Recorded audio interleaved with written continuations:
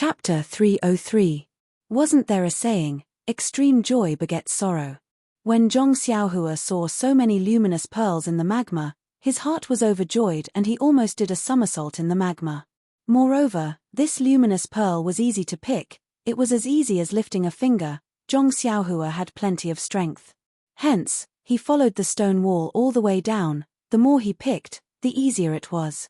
Not knowing how long he had been going down, suddenly, Zhong Xiaohua's released divine sense encountered a strange yet familiar thing, divine sense. Another kind of divine sense. This divine sense was like a solidified rock, transmitting an incomparably majestic solemnity. Once Zhong Xiaohua's divine sense came into contact with it, a kind of throbbing came from the bottom of his heart. Although his divine sense hadn't seen anything, but a kind of feeling like an ant under a huge mountain immediately arose from his heart. Zhong Xiaohua's body trembled, the essential qi light shield on his body also rippled, almost bursting. Zhong Xiaohua didn't care about the luminous pearl that slipped from his hand, he immediately suppressed the throbbing in his heart and immediately withdrew his divine sense. His right hand hurriedly changed a spell, repairing the light shield before it collapsed. Because he withdrew his divine sense, the throbbing from the bottom of his heart seemed to have disappeared. Zhong Xiaohua didn't dare to go down again. That kind of feeling just now was really an indescribable feeling. It seems like a kind of fear and surrender from the bottom of my heart, a kind of instinctive bowing of head, or the feeling of seeing an absolutely powerful natural enemy. Yes, it must be, it's like when I was young, I was bitten by a snake in the field and then saw a snake again. But, this feeling is 10,000 times stronger than before. Don't tell me there's a giant snake that eats people in here. Zhong Xiaohua's heart was somewhat hesitant, not hesitating whether to go back to the shore, but hesitating whether to release his divine sense again to see what exactly was outside. After pondering for a while, Zhong Xiaohua clenched her teeth and cast a spell. First, she flew upwards. Then, in a split second, she used all the essence of elixir in her Niwen palace and released her divine sense to scan the area below. In an instant, boundless throbbing arose from the bottom of his heart, and even his path of retreat was changed. It was also in this instant that Zhong Xiaohua's consciousness forcibly passed through a large expanse of magma. He vaguely saw that it was a huge eye, an upright eye that was tightly shut. Zhong Xiaohua couldn't believe it. If the eye was so huge, how big would the body be? Moreover, this monster is obviously in a deep slumber and doesn't have any obvious consciousness. However, his unconscious and unintentional divine sense is so huge that it feels as heavy as a mountain. But that wasn't the crux of the matter. The crux of the matter was that as soon as I came into contact with this divine sense, I felt a sense of worship, helplessness, and fear. What exactly is this thing? Who cares, who cares? It seems like Venerable Fiery Dragon's jade bamboo slip didn't mention this monster. I think he probably didn't meet it before. Since it didn't wake up 10,000 years ago, it definitely wouldn't wake up now. Venerable Fiery Dragon cultivated in the sea of magma for such a long time without disturbing it. I don't think I'll wake it up. My character isn't that bad. Sigh, Venerable Fiery Dragon didn't go into the magma and naturally wouldn't disturb it. In the future, I won't go down too. Ayo, why did I go down so deep? Why didn't I reach the end after such a long time? Zhong Xiaohua didn't know that when he took the risk to observe, he had already deviated from his original path. However, he wasn't too anxious at this moment. After all, he was thinking of getting as far away from the monster as possible. As for where he was, as long as he was still on this island, no matter how deep he went, he still had the earth escape technique. Sure enough, when he really popped his head out of the sea of fire, the luminous pearls on his head clearly told him that he was lost. Zhong Xiaohua looked at the luminous pearl and grinned. His white teeth also revealed a trace of radiance. He didn't panic. First, he sat down cross-legged and slightly recovered his vital energy. After calming his heart, he released his divine sense. Indeed, he was already far away from Venerable Fiery Dragon's cave. His divine sense wasn't restricted and he easily found the cave above his head. Then, Zhong Xiaohua rubbed his hands and laughed as he stood up from the ground. He walked to the edge of the magma and at this moment, his eyes were attracted by something above the magma. What is that? It's black and it's actually floating in the air between the magma and the flames. Zhong Xiaohua first walked closer and took a closer look. It turned out to be a long sword, floating quietly in the air. If it was the previous Zhong Xiaohua, although he knew that this long sword was floating strangely, he might just raise his hand and grab it. However, ever since he saw Venerable Fiery Dragon's restriction, he felt a little respectful towards such things that went against common sense. Hence, he carefully released his divine sense and checked again. Indeed, the long sword was covered by a small restriction and it didn't block out his divine sense. Zhong Xiaohua looked at the long sword and felt a little strange. How is this a long sword? It's more like a thick stick. It just has the appearance of a crude sword. This is strange. Why can't my divine sense enter it? If it was an ordinary item, there would be a restriction that can't be entered. However, this long sword doesn't have any restriction and can't be entered. What is this strange thing? However, today, Zhong Xiaohua had seen many things that he had never seen before. He was already numb to it. This was just an inanimate object that couldn't be entered with his divine sense. He would just take a look at it later. After studying this restriction, Zhong Xiaohua was a little enlightened. This seems to be a simple array. It uses the fire elemental energy in the magma to refine this long sword. It doesn't have any restriction on being taken away. It must have been refined by someone in the past. However, I don't know the reason why it was left like this and no longer cared about.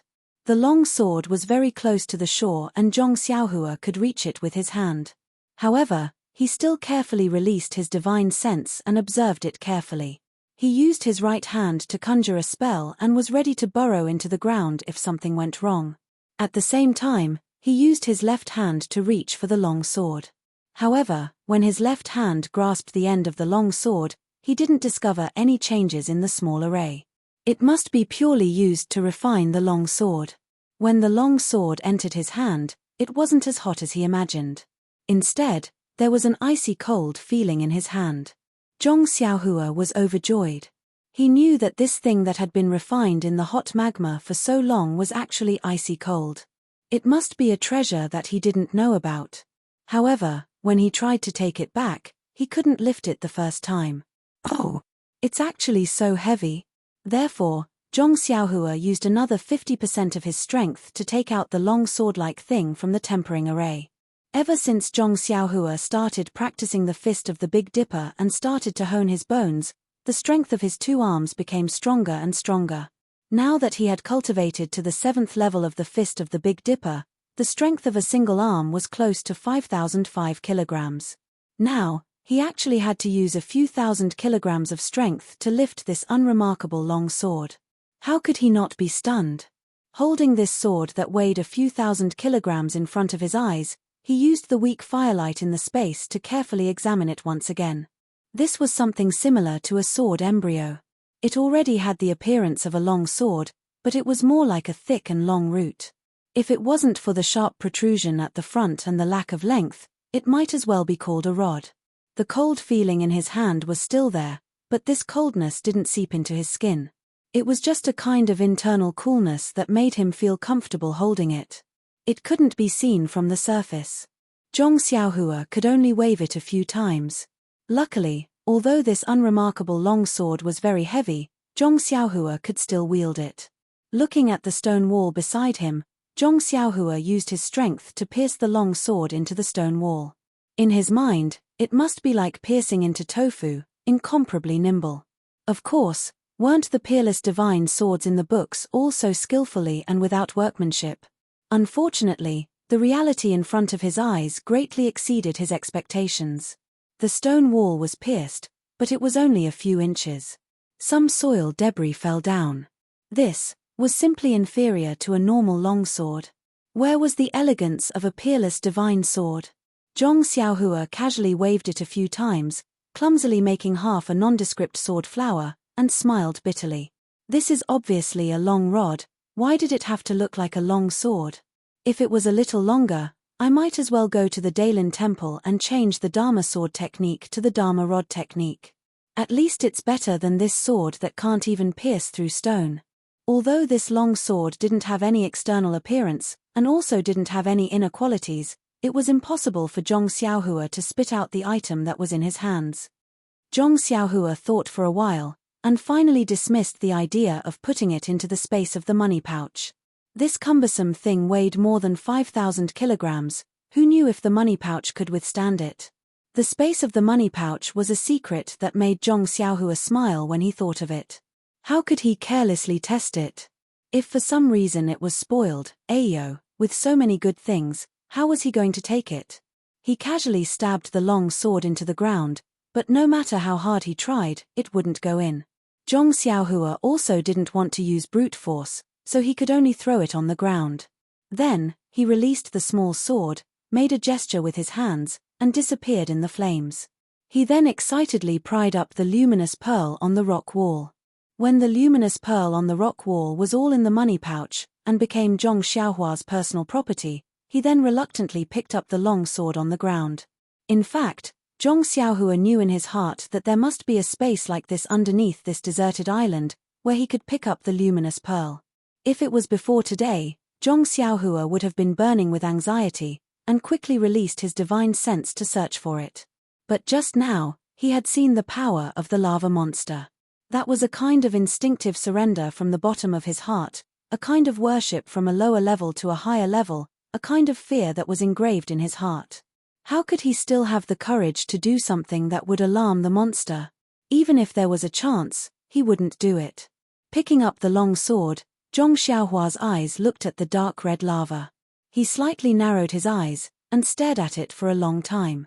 The throbbing that made his hair stand on end, although it stopped him from doing anything, at the same time, it also aroused a trace of unyielding in the bottom of his heart. A thought spontaneously rose from the bottom of his heart: maybe, we will meet again. -3. Chapter 304. Zhong Xiaohua returned to the mountaintop of the deserted island with the long sword. Breathing in the salty sea breeze, Zhong Xiaohua sighed with emotion. No wonder there were so few people who practiced the escape art. They spent their days digging holes in the ground. How could it compare to flying? He had only stayed below the island for less than a day. Even breathing in the sea breeze felt comfortable, not to mention constantly moving around underground. Sitting down with his legs crossed, Zhong Xiaohua checked his meridians. He realized that using the long sword to perform the earth escape technique required a few times more vital energy than using the earth escape technique alone. This was a huge price to pay. Forget it, forget it. I shall just keep it. Maybe when I get old, I can use it as a crutch. Zhong Xiaohua tried his best to convince himself not to throw it into the sea. Although the trip to the lava was not dangerous, it also proved that Venerable Fire Dragon was right about the special effects of the escape technique. Hence, in the next few days, other than practicing the earth escape technique and the fire escape technique, he would also perform the earth escape technique and the fire escape technique on the surface of the lava. Of course, this was only limited to the surface of the lava. He had no interest in disturbing the rest of the monsters. Even though he knew that there were many luminous pearls in the lava, he was not interested in them. Silver was not omnipotent. Without silver, one would not be able to do anything. However, for the sake of one's life, silver could be given up. After he had mastered the earth escape technique and the fire escape technique, Zhong Xiaohua focused on the cultivation of the prohibition technique and the formation. He still had 3 mysterious jade letters to unlock. Furthermore, he had already mastered the Worry-Free Heart Sutra, the Fist of the North Star, the Elixir Heart of Emerald Blood, the Sword Art, the Fire Escape Technique and the Earth Escape Technique to a certain extent. There would not be much improvement in the short term. Only the Prohibition Technique and the Formation seemed to be more useful as he mastered the Elixir Heart. He felt that there were many things that he needed to cultivate. Just like that, he chased the seabirds with the small sword when he was free. When he was busy, he used the lightning escape technique to train his muscles and bones. When he was bored, he used the earth escape technique to make fire. When he was in the mood, he used the elixir concoction technique. In the blink of an eye, a year had passed. At this time, it has grown wings. We can't catch up to it no matter how hard we try. That's homesickness.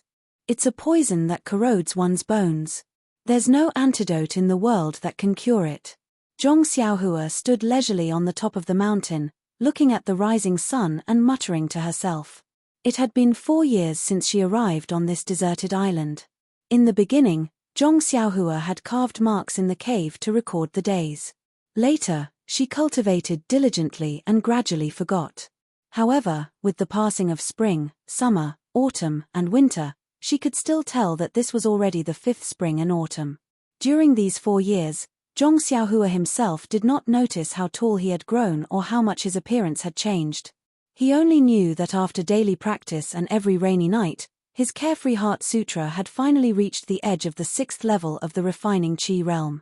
However, it was this edge that he could not break through. His progress in the Fist of the North Star also slowed down. Now he had reached the 8th level.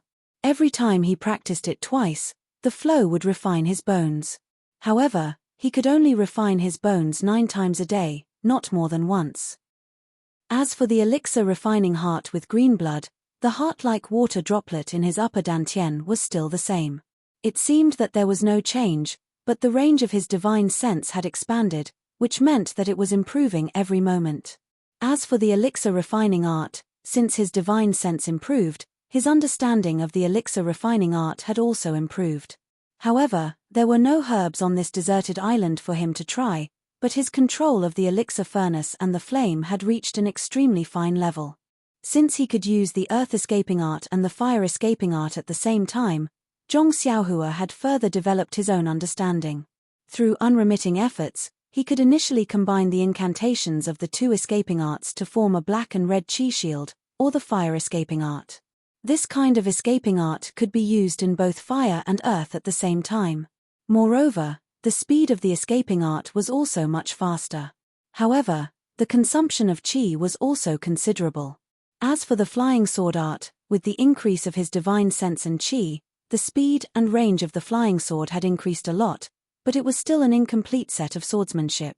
What Zhong Xiaohua was most proud of was the Tao of restriction and formation. Normally, one would have to spend a lot of effort and time under the guidance of a master before they could achieve something. However, Zhong Xiaohua had achieved something in just 2 years. Now, he could set up simple restriction. Although he did not have any formation flag as a medium, he could roughly set up some small formation. Of course, it was the kind that could only be seen but not used. Furthermore, Zhong Xiaohua could already use the restriction incantation to set up some restriction incantation into the jade slip. In order to practice this, Zhong Xiaohua specially took out some jade slips that had already lost their vitality. Once these restriction incantations were set up, the jade slip would emit a fluctuation of vitality. However, this fluctuation was the fluctuation of the formation and not the original fluctuation of the jade slip. Of course, in these 4 years, Zhong Xiaohua had read the first jade slip that Fire Dragon Immortal had left behind. There were some spells that he could also use. For example, there was the fireball technique. He could easily release an egg-sized fireball in a cave or in a sea of fire. However, on this mountaintop, he could only release a small flame that would be extinguished immediately. In short, Zhong Xiaohua had achieved something that ordinary people would not be able to achieve in 10 years on this deserted island. This was not only because he was alone on this deserted island and could only focus on practicing, but also because he had cultivated an incredible elixir core which strengthened his divine sense as much as possible. It was also because he practiced day and night. Moreover, a night of practice or a rainy night of practice was equivalent to a few days of practice. Just based on this reason, 4 years of practice was equivalent to 8 years of practice for others.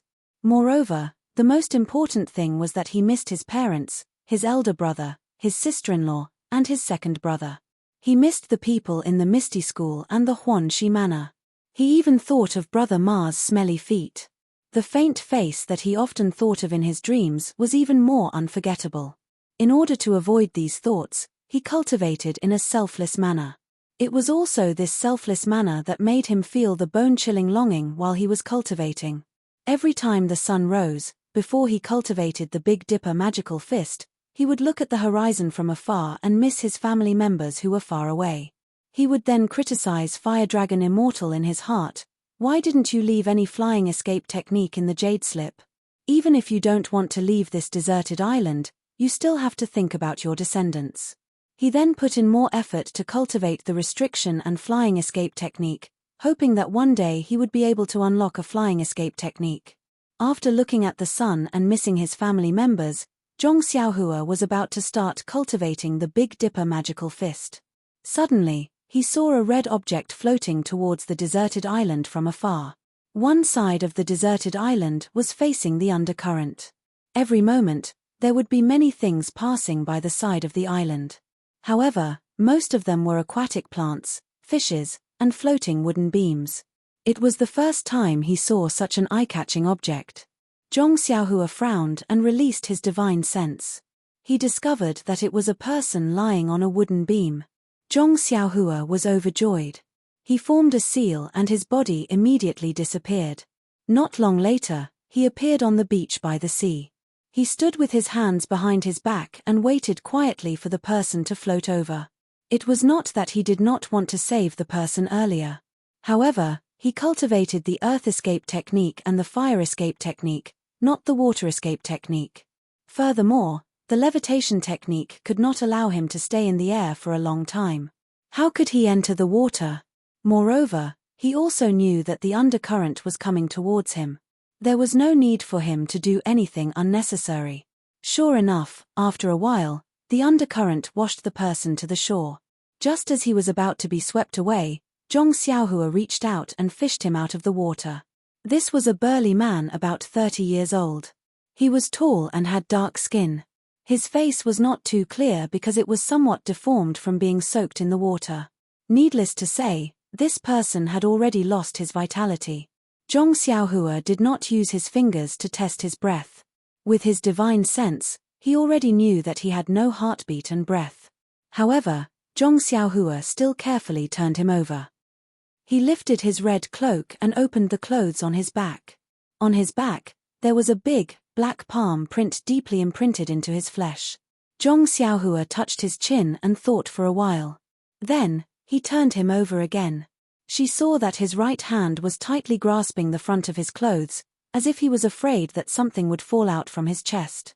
After thinking for a while, Zhong Xiaohua reached into the man's chest and took out a money bag and a small metal box. She opened the money bag and looked at the things inside. Then, she put it back. Then, she carefully looked at the metal box in her hand. This was a very simple-looking metal box. There were some patterns engraved on it. There was a lot of rust on the edges of the metal box. It must be very old.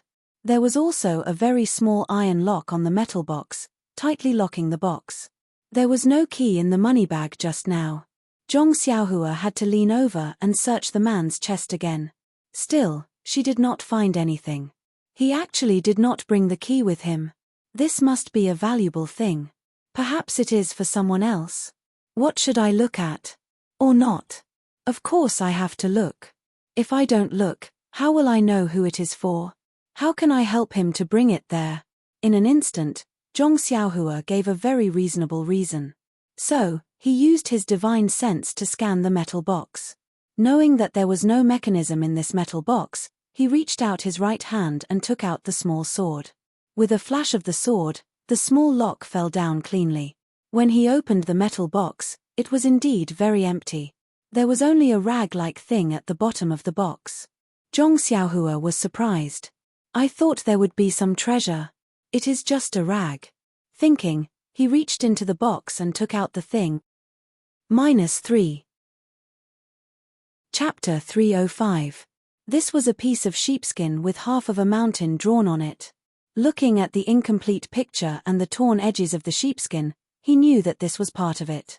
Zhong Xiaohua first carefully looked at the picture in front of him, but did not find any clues.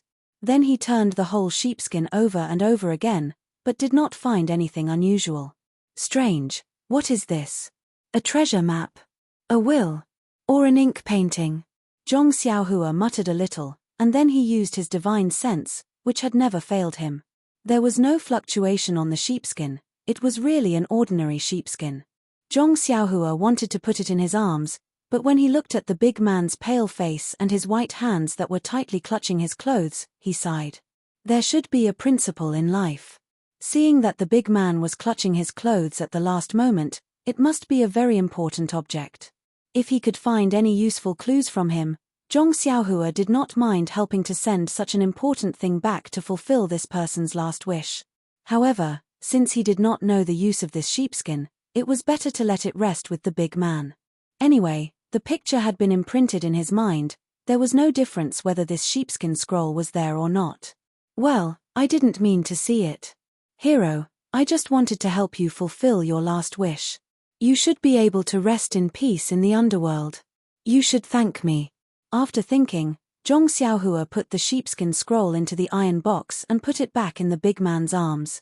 Looking left and right, he dragged the big man to a flat ground and said to himself, Hero, this place is surrounded by mountains and rivers. It can be considered a place with good feng shui. Although I don't know your last wishes, I think you are willing to be buried in peace. If you don't say anything, I will take it that you agree. Okay, I will bury you here. After that, he took out a small sword and was about to dig a hole in the ground. Suddenly, he patted his head. Didn't he have a long sword that he could use as a crutch in the future? Wouldn't it be better to use it to dig a hole? However, the long sword was indeed too heavy. Although Zhong Xiaohua was not afraid of its weight, he found it troublesome and had been throwing it in the cave.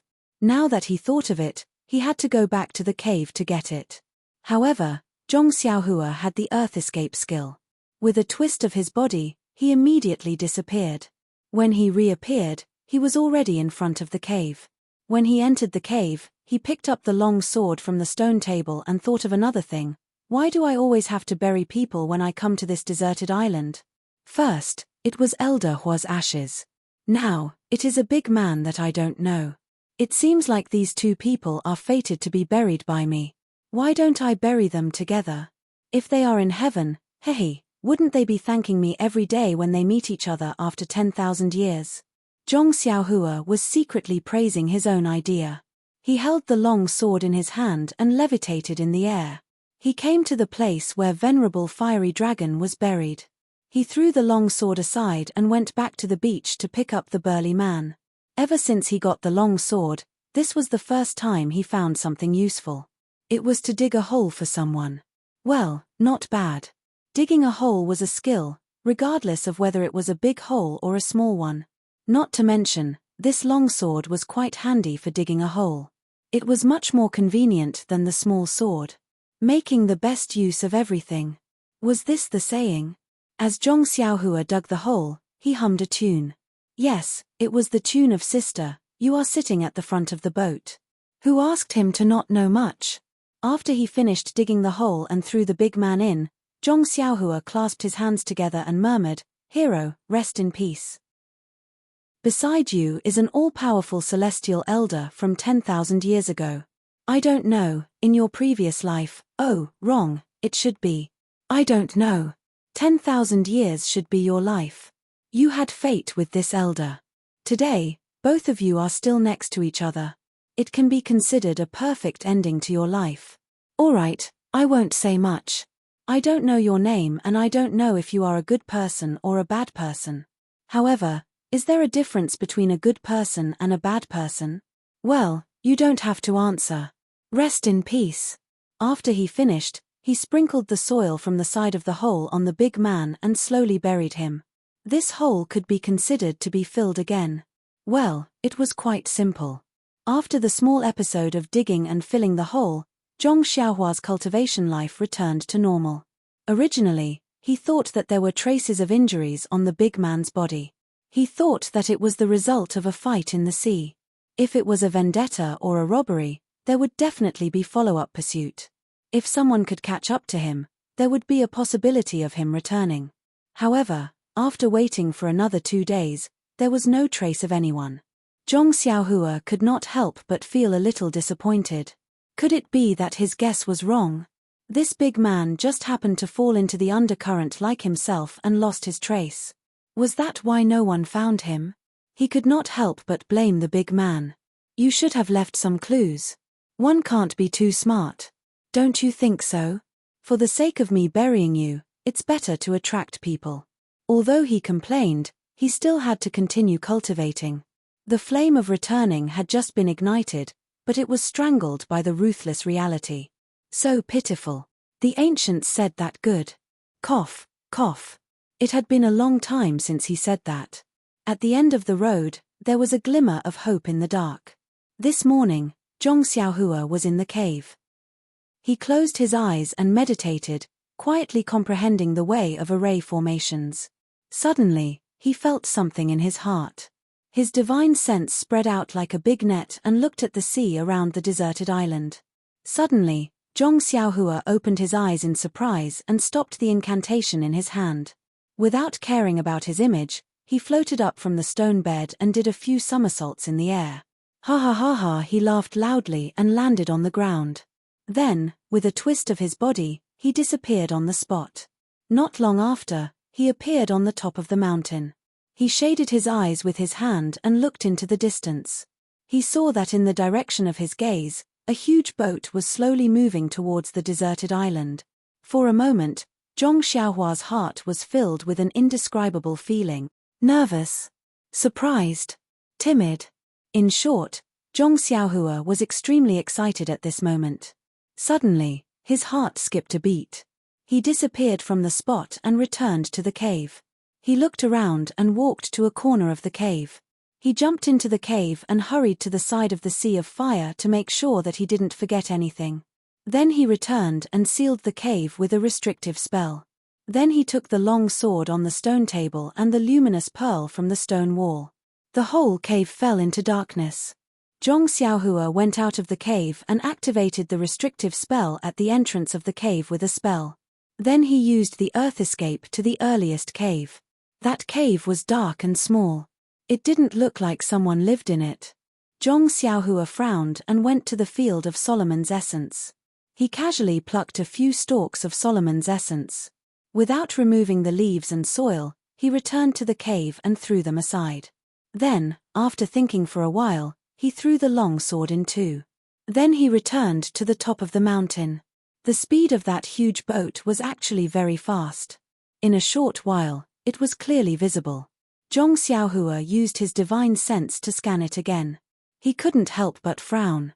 This huge boat was one size smaller than the one in the Southern Sea Serpent Palace. There were no flags on the mast and there weren't as many people below the deck as there were in the Southern Sea Serpent Palace. However, there were many martial arts experts in the cabin. This was obviously not an ordinary boat. It was very likely that it was looking for the burly man who drifted over a few days ago. However, he didn't know if it was for revenge or for him. Zhong Xiaohua narrowed his eyes and rubbed his chin. He was thinking. If it was for him, it would be easy. He would bury him and they would be deeply grateful. If it was for revenge, it would be for the burly man's belongings. He didn't know if they would find out that he had opened it rashly. He still had to think of a way to deal with it. Forget it. What's there to think about? I'll just pretend that I don't know. These people won't believe me no matter what I say. Why should I think too much? After making up his mind, Zhong Xiaohua didn't think too much about it. He just wanted to take the boat back. What did their grudges have to do with him? After a long while, the boat was nearing.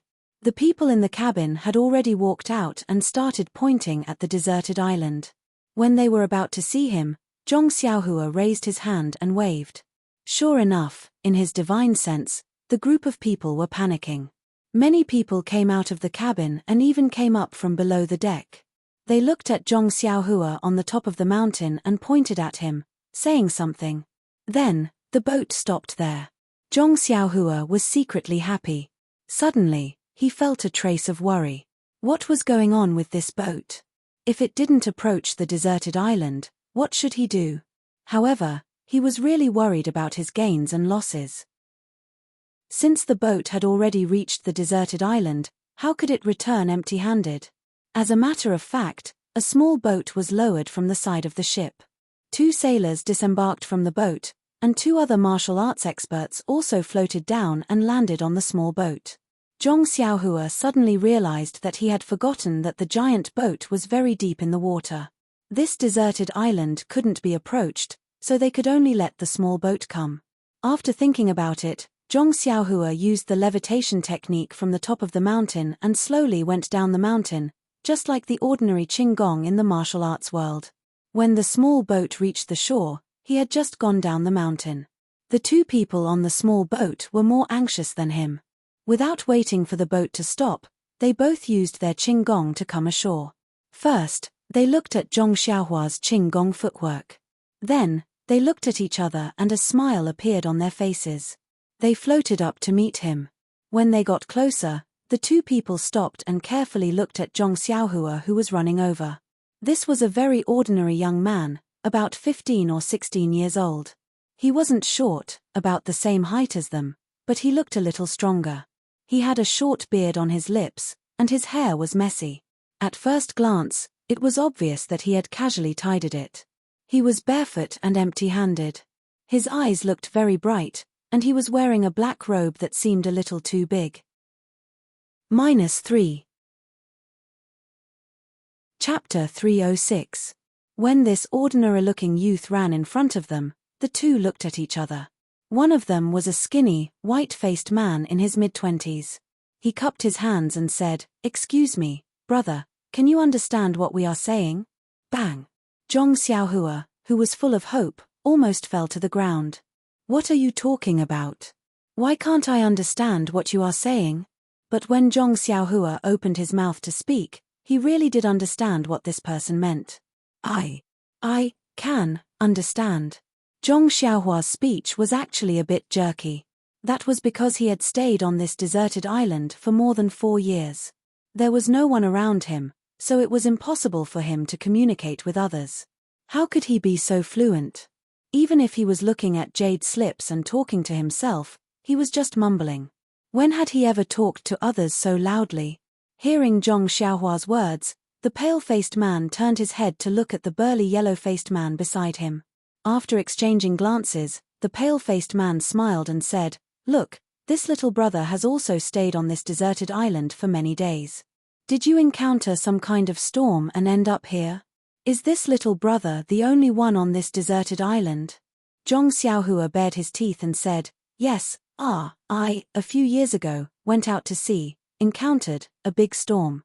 The ship sank. I also fainted. When I woke up, I drifted to this deserted island." After saying a few words, Zhong Xiaohua's speech gradually became fluent. The yellow-faced man beside him looked very honest. He asked in a low, muffled voice, "Is this little brother the only one on this deserted island? What is this little brother's name? Where are you from?" Zhong Xiaohua said, "I am from Jingyu City. Big brother, you can call me Ren Xiaoyao. I have followed my family out to sea since I was young to make a living. Last time, unfortunately, the storm was really bad. I guess I am the only one who escaped. I am the only one who ended up on this deserted island. May I know who these two big brothers are?" The white-faced man said, "Little brother is really lucky. I am Chai Feng of Shinrong Gang's Luo River Hall. This is my senior brother, Bai Yonggui." Zhong Xiaohua smiled and cupped her hands. "Greetings to the two heroes of Jianghu." Bai Yonggui glanced at him and said with a smile, "Brother Ren also has good martial arts. Why did you go out to sea when you were young?"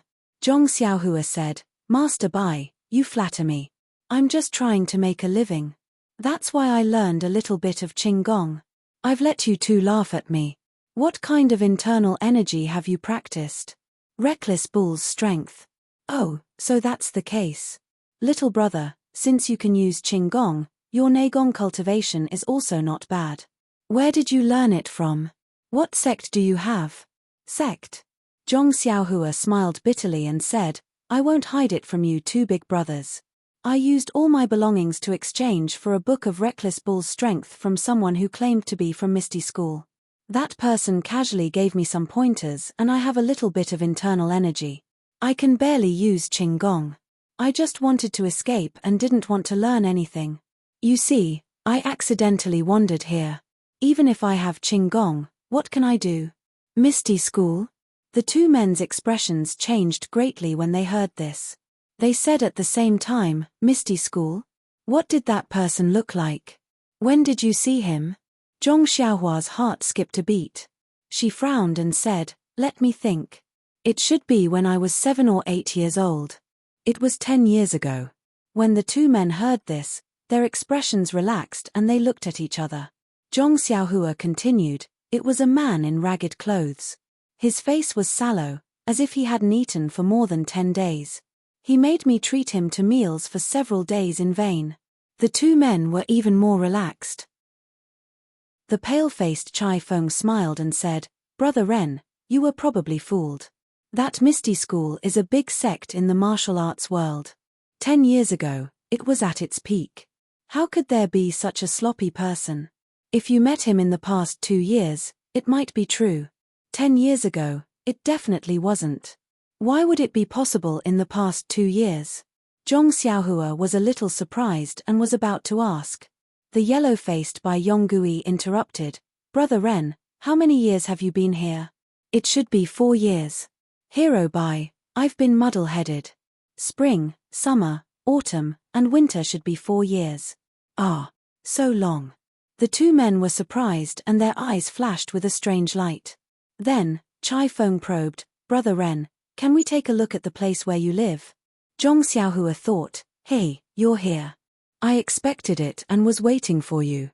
On the surface, he looked uneasy and said, "Heroes, I live in a very simple and crude place. There's no need to look." Chai Feng smiled and said, "Brother Ren, don't worry. We just admire you for staying on this deserted island for so long. We just want to see how you live." Zhong Xiaohua nodded and said, "Then, please follow me." After he finished speaking, he led the way using his qinggong. Looking at the somewhat clumsy Zhong Xiaohua in front, the two men smiled and followed behind. Zhong Xiaohua released his divine sense and saw the two men's expressions clearly. His heart was even more nervous. Sure enough, after the two men saw the simple and uninhabited cave, they asked, "It seems that you live here alone. However, how do you fill your stomach?" Zhong Xiaohua pointed to the sealwort by the lake and said, "There's a field of sweet potatoes over there. They are very delicious. I often went to the countryside to play in Jingyu City and saw others planting them. That's how I saved my life." Since they knew it was sweet potatoes, the two men were too lazy to look. After all, they had only heard of it and knew that it was a wild animal that the villagers often ate. Then, Chai Feng looked at Bai Yonggui and asked softly, "Brother Ren, I want to ask you something. If you know, please tell me truthfully. If this matter can be fulfilled by you, we will definitely thank you. Of course, if you don't know, it's okay. We will also bring you back to the colorful world of the land." "Really? Hero Chai, please say it. I will tell you everything I know." At this time, Bai Yonggui's voice was trembling as he asked, "During this period, did you see anyone or a corpse drifting to the deserted island?" After that, Bai Yonggui and Chai Feng stared nervously at Zhong Xiaohua, looking forward to his answer. "Yes." Zhong Xiaohua answered firmly. The two men were overjoyed. Chai Feng asked, "Brother Ren, where is that person? What does he look like?" "What does he look like? He was wearing a red cloak. I don't remember what he looked like. His face was soaked in water, so I didn't look carefully." "Ah. Then where is where is his body? Where is it?" "He's already dead. Why would I keep him? He drifted away with the current." "What?" the two men shouted at the same time. "You let him go." Bai Yonggui took a step forward, grabbed Zhong Xiaohua's arm and said, "When did this happen? Why didn't you fish him out?" Zhong Xiaohua pretended to be in pain and said, "Hero Bai, can you be a little less forceful?" Chai Feng hurried forward and pulled Bai Yonggui away. He advised with some regret, "Senior Bai, Brother Ren didn't know the importance of this person. It's just a corpse. You don't have to blame him." Bai Yonggui said angrily, but. After a while, he couldn't say anything. At this time, Zhong Xiaohua rolled his eyes and said, "Is this person very important?" Chai Feng smiled bitterly and said, "Of course he's important. Otherwise, us brothers and the brothers on the ship behind us wouldn't have come to this deserted island." Zhong Xiaohua smiled and said, "That's good. Hero Chai, since this person is so important to you, I'm relieved. In fact, if I didn't say anything, you would have brought me on the ship. Of course, you might not have let me on the ship. This little one is alone and doesn't have the ability to let you two heroes bring me." When these words came out, the two were surprised and happy. They were happy because the situation seemed to have taken a turn for the better. The youth in front of them seemed to know the whereabouts of the red-clothed man. They were surprised because this youth was so sophisticated and didn't trust people as easily as other young men. Of course, this surprise immediately dispelled the last of their doubts. Of course, which of the youths who lived on the sea for years wasn't a sly person? How could they be so easily fooled by their promise? Ren Xiaoyaro, being so careful, explained his identity. He was a youth from Jingyu City who lived on the sea. After making up his mind, Chai Feng smiled and said, "Brother Ren, it seems that you still don't trust us. We brothers will swear an oath. If we don't bring Brother Ren to land, we will die under Brother Ren's sword. What do you think?" Zhong Xiaohua looked at Bai Yonggui. The seemingly honest and considerate Bai Yonggui immediately nodded his head. Zhong Xiaohua pondered for a moment and laughed inwardly. It seems that these two still have a trick up their sleeves. They obviously know that I know Qinggong, but who knows if I know swordsmanship or not. They are very crafty and slippery. However, he nodded his head and sincerely said, "Since the two great heroes have said so, this little one also knows that the great heroes of Jianghu are all true to their words. They certainly won't be willing to go back on their words. This little one naturally believes you." Then, he pointed to a place not far away and said, "That red-clothed man was buried by this little one there." When Bai Yonggui heard this, he was overjoyed and said, "That's great. Brother Ren, this is one of this little one's martial brothers. You have preserved his corpse. Our Luo River Hall is endlessly grateful." Zhong Xiaohua modestly said, "In the eyes of great hero Bai, it was just a small matter. Let's go, I will take you there." Finished speaking, he picked up his long sword from the ground and brought the two people to the place where the red-clothed man was buried. Zhong Xiaohua pointed to the slightly raised ground and said with a smile, "Great hero Bai, do you think I should dig up your martial brother's corpse?" Bai Yonggui looked at the stick in Zhong Xiaohua's hand and cupped his hands. "Then I will have to trouble you, little brother." "You are welcome, great hero Bai." Finished speaking, Zhong Xiaohua stuck out his butt and began to work hard at digging a hole. He was the one who buried the corpse, so he was naturally aware of it. His skillful farming methods once again dispelled the two people's doubts. That's right, which Jianghu person had such a level of digging?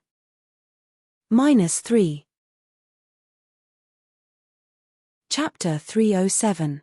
When the burly man's body was dug out, even though it had been buried for a few days and there was a stench, the two's eyes lit up, just like Zhong Xiaohua's expression when she saw the luminous pearl. Bai Yonggui glanced at Chai Feng and said to Zhong Xiaohua with a smile, "Brother Ren, the two of us will tidy up the remains of my senior brother. You can go to the cave and tidy it up. When you're done, we'll return to the ship and send you back to land." Zhong Xiaohua smiled and said, "Okay, hero Bai. This little one has the same idea. I was in a hurry just now and there are things in the cave that I haven't tidied up." After she finished speaking, she cupped her hands and walked towards the cave with her long sword in hand. Bai Yonggui and Chai Feng were able to endure it. When Zhong Xiaohua's figure disappeared from their sight, they quickly turned the burly man over and covered their noses. They found the money pouch and iron box from his chest and searched the burly man's body for a long time. After making sure that they didn't miss anything, they checked the money pouch. When they saw the iron box without the iron lock, they were stunned and nervous. It wasn't until they opened the iron box and saw the sheepskin scroll inside that they were wild with joy. Bai Yonggui took it and looked at it carefully. He said to Chai Feng, "Junior brother Chai, it seems that this is the real thing. However, why is this box open? I heard from Tan Chi that this iron box and key were held by Tan Wen and Tan Wu respectively. Where did the iron lock go?" Chai Feng smiled and said, "Maybe Tan Chi heard wrongly. He's just a servant. How could he know so much? Anyway, this thing is already in our hands and we brothers have done a meritorious deed. We just have to wait for our reward when we return. It's better to leave this troublesome matter to gang leader." Bai Yonggui also grinned and said, "That's how it should be." Then, he frowned and said, "Junior brother, how do you think we should deal with this Ren Xiaoyaro? This Tan Wen was fished out from the sea by him. Maybe he has already seen this thing. That's right, maybe he was the one who removed the iron lock." Chai Feng laughed involuntarily and said, "Didn't you see that he looks like a brat running around the sea? This kind of narrow-mindedness can't be faked. Moreover, he had stayed on this island for 4 years. How would he know about the matters of the Jianghu? Even if he did, he wouldn't be able to understand the meaning of the parchment. Besides, he helped us find this sheepskin scroll. We owe him a debt of gratitude. We can't be ungrateful. But what if he leaks the news? If this news were to spread to the Jianghu, it would set off a huge wave. Well, let's bring him to land first. Our brothers are all on the ship. Let's hear their opinions." "Well, I'm still not at ease. What if the sect leader blames me? Wouldn't you blame us for being incompetent? Senior brother Bai, I think it's best if you keep these things first. Take them with you. I think that kid will be back soon." When Bai Yonggui heard this, he hurriedly put the iron box and the money pouch into his bosom. Sure enough, at this moment, Zhong Xiaohua's figure came down from the hillside. Chai Feng raised his voice and laughed. "Brother Ren, are you done packing?" "I'm done packing. Are we leaving now?" Let's go now." After that, the two of them lifted their legs and were about to leave. Zhong Xiaohua curiously asked, "Two heroes? Don't you want the remains of your senior brother?" Both of them looked embarrassed. Chai Feng hesitated and said, "Well, we want to go to the ship to find something so that we can carry his body to the ship." Zhong Xiaohua smiled and said, "It's not that troublesome. Let me do it. I think the two of you have never done such a thing before." After that, he walked to the front of the big man and wrapped the big man's body in his own cloak. He lifted his hand and carried it on his shoulder. Then he picked up his sword from the ground and said, "Two heroes, let's go." After that, he lifted his leg and walked in front, leading the way to the seaside. The two of them looked at each other in dismay and hurriedly caught up from behind. After walking for a while, Bai Yonggui gently pulled Chai Feng and made a chopping hand gesture. Chai Feng shook his head. Bai Yonggui gritted his teeth and made a strange hand gesture to Chai Feng. Chai Feng looked at it and frowned. He sighed softly and seemed to have compromised. Seeing this, Bai Yonggui gently pulled out his sword from his waist. Chai Feng also helplessly took out his sword. Bai Yonggui gestured and called out to them. From behind Zhong Xiaohua, he straightened his body and stabbed at Zhong Xiaohua's back. Chai Feng's sword also helplessly stabbed at Zhong Xiaohua's shoulder. Seeing that the sword was about to stab, Zhong Xiaohua's body tilted and the big man's body happened to block Bai Yonggui's sword. Bai Yonggui was shocked and quickly withdrew his sword. Seeing this, Chai Feng also took the opportunity to withdraw his sword. They heard Zhong Xiaohua say without turning her head, "Two heroes, be careful. There are a lot of stones on the ground here. Don't be like me. You must pay attention to your feet and don't sprain your ankle." Saying this, she didn't relax her feet and quickly walked to the top of the mountain. Bai Yonggui and Chai Feng were bewildered and stopped in place. They didn't know what to do as they watched Zhong Xiaohua's figure gradually pull away. Then, Bai Yonggui clenched his teeth and narrowed his eyes. He was about to rush forward when Chai Feng saw this and quickly pulled him back. He whispered, "Senior brother Bai, it's too late. That brat has already reached the top of the mountain. If we launch a sneak attack from behind, we'll be ridiculed by the other brothers." Bai Yonggui was shocked. When he looked up, he saw that the youth had already reached the top of the mountain. They could see him from the boat. If he launched a sneak attack, he would be able to claim credit in front of the gang leader. However, he would lose all face. If he and Chai Feng had just left the youth here, no one would know. Chai Feng had also attacked from behind, so he naturally wouldn't reveal it. However, if he were to do this now, it would definitely not work. Alas, that stone on the road just now was really a coincidence. Bai Yonggui fiercely glared at Zhong Xiaohua's back and quickly followed Chai Feng to catch up. How could he know that the unremarkable country youth in front of him had already seen everything through his divine sense and was secretly sneering in his heart? The three of them arrived at the seaside. The small boat was still waiting for them. On the large boat in the distance, everyone saw a youth carrying a red object on his shoulder. It was very strange and they all pointed at him. Zhong Xiaohua stood beside the small boat and carefully sized it up. She secretly muttered to herself, "Although this is a small boat used to ferry people, it's not much smaller than the riverboat used by the Southern Sea Dragon Palace in Jingyu City. It must be specially used at sea. It should be able to withstand the weight of a long sword." Presumably, she exerted force with her feet and jumped up from the ground onto the small boat. As Zhong Xiaohua's figure landed, the entire small boat sank into the water with a whoosh. The two people on the boat were shocked. They were sailors on the boat and were used to seeing things on the water. A strange thought emerged in their hearts. What the hell? This youth is so thin, but why is he so heavy? It feels like even an elephant isn't this heavy. Bai Yonggui and Chai Feng were also stunned when they saw this. However, they didn't have the same intuition as the two sailors. They only thought that it was caused by Zhong Xiaohua carrying the large man's corpse. At the same time, they thought, this youth's qinggong is really ordinary. Moreover, he looks quite thin, but there's quite a lot of meat on his body. Thinking about this, the two also floated onto the boat. The small boat didn't move at all. When they returned to the boat, the two sailors were exhausted. How could they not be tired when there were only two people on this small boat that weighed 5,000 to 6,000 kilograms? As a result, the time taken to return was actually several times longer than before.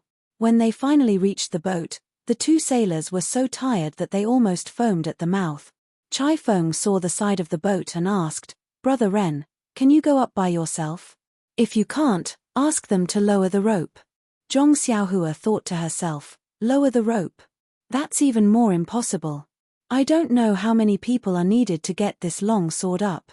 She said, "I'll try, Hero Chai. If I can't get up, it won't be too late to use the rope." After that, she exerted force with her feet. The small boat swayed again and sank a lot. Then, Zhong Xiaohua's figure shot straight towards the boat like a bullet. Seeing Zhong Xiaohua move forward, the two didn't hesitate and quickly followed. Zhong Xiaohua stood steadily on the boat with the big man's corpse on her back. Even the boat was slightly tilted to one side. At this time, there were about a dozen people surrounding them. When Zhong Xiaohua saw this, she was about to speak. Bai Yonggui jumped up and said, "Junior brother Li, come here. Quickly help to carry senior brother's corpse back to the cabin." Senior brother? Corpse? A dark-skinned fatty who was half a head shorter than Zhong Xiaohua scratched his head and said. Then, he saw Bai Yonggui's eyes and immediately understood.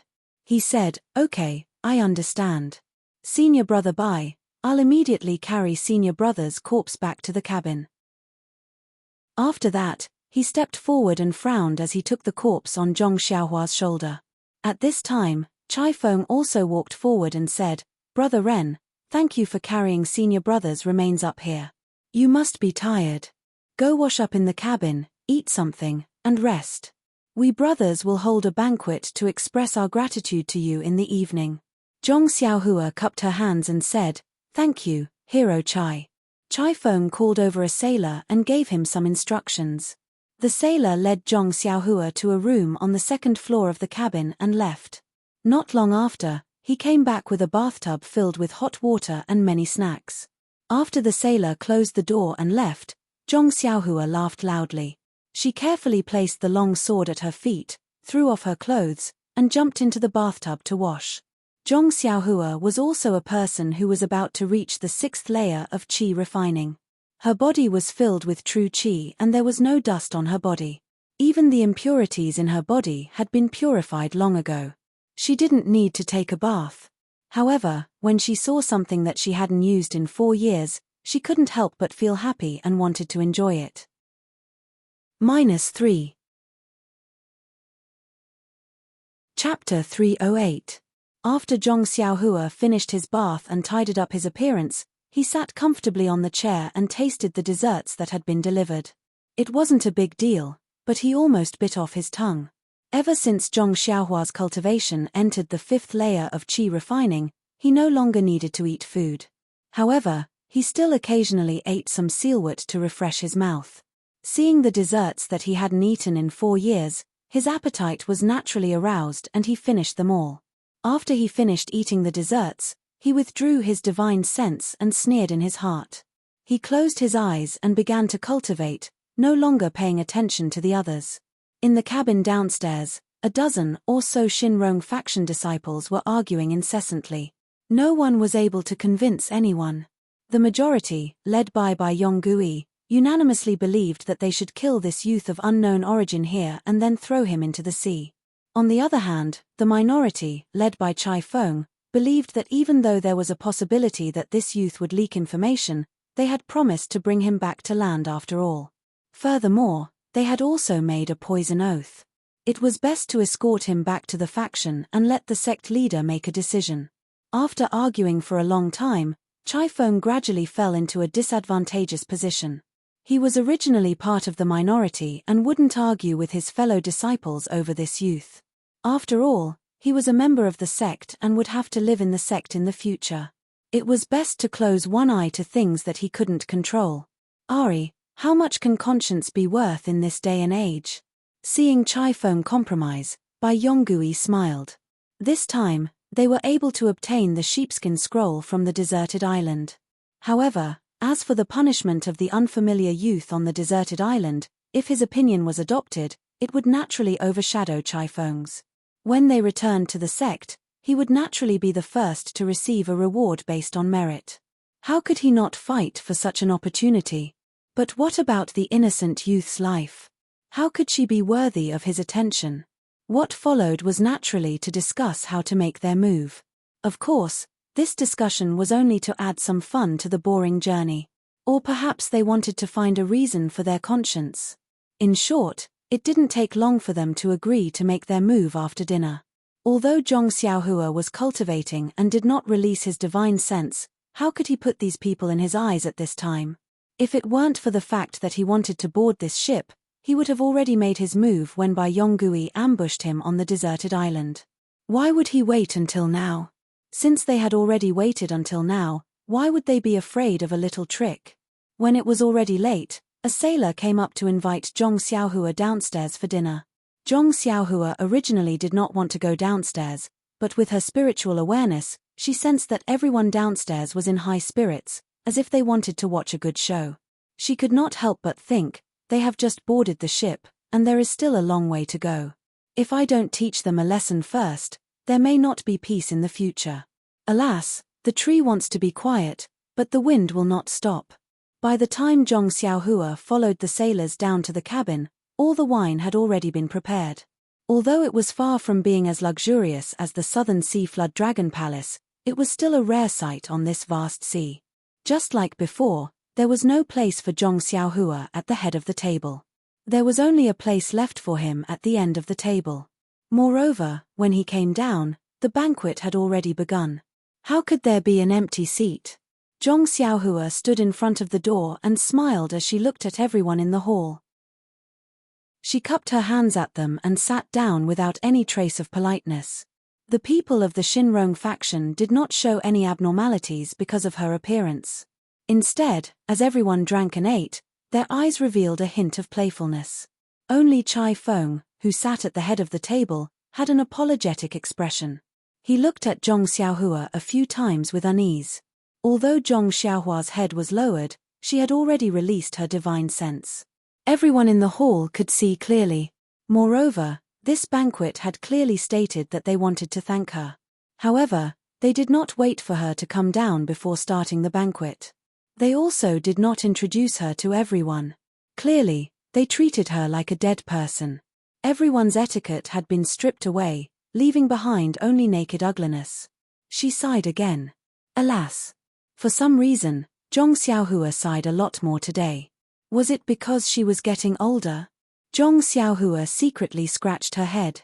Of course, after freshening up and taking a closer look, she realized that she was no longer the childish youth from 4 years ago.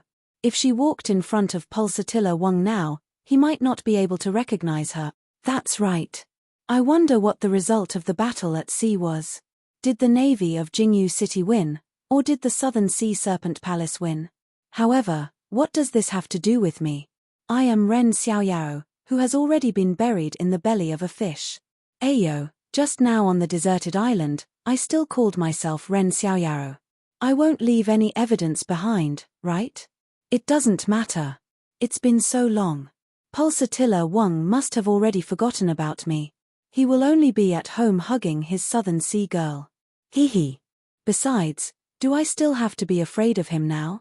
Although Zhong Xiaohua was not too interested in the food and wine in front of him, he had not eaten for many years after all.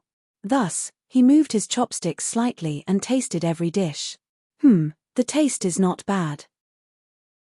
This group of people actually didn't put poison in the food. After eating 2 more mouthfuls, Zhong Xiaohua felt bored. However, she knew that there was still a good show to be performed. She could not leave early. Sure enough, Bai Yonggui's eyes never left Zhong Xiaohua. From the moment Zhong Xiaohua entered the cabin to her interest in eating, he saw everything. Seeing that she stopped eating, he thought that she had not eaten hot food for a long time and was not used to it. When he was about to leave, he hurriedly said, "Fellow brothers, it was all thanks to Brother Ren that we were able to find the corpse of our senior brother in this vast sea. Everyone, let's toast to this little brother." Seeing everyone raise their cups, Zhong Xiaohua also smiled, raised her cup, and took a sip. Everyone drank it in one gulp and saw that Zhong Xiaohua was ignoring them. Bai Yonggui said again, "Brother Ren, you fished out my senior brother's corpse from the sea and buried him. I admire you very much. I'll take this opportunity to toast you on behalf of my senior brother." After speaking, he drank it in one gulp. Zhong Xiaohua nodded and still put the cup to her mouth. Bai Yonggui poured the wine and was about to speak again when Chai Feng spoke first. "That, Brother Ren, I'll also toast to you. The sea is vast, and there are still many days. If there is anything that I did not take care of you well, please forgive me." After speaking, he raised his cup and drank it. He's not a bad man. Zhong Xiaohua thought for a moment and raised his glass to taste it again. Bai Yonggui looked at Chai Feng with dissatisfaction and said to Zhong Xiaohua with a smile, "Brother Ren, if you are full, I have something to tell you." After hearing this, Zhong Xiaohua stood up and said with a smile, "Hero Bai and Hero Chai have already toasted me a few times. I'll also return the favor and toast to Hero Bai." After speaking, she floated up and exerted force on her feet. Her body shot out like an arrow, and in the blink of an eye, she was in front of Bai Yonggui. Before Bai Yonggui could react, she raised her cup and said, "Come, Hero Bai, please drink this cup." In an instant, everyone was shocked. Bai Yonggui was not the only one who was stunned.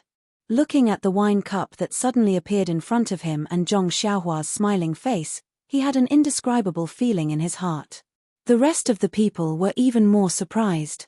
A few of them lost their composure and suddenly stood up, wanting to draw their swords from their waists. Chai Feng was surprised but reacted quickly.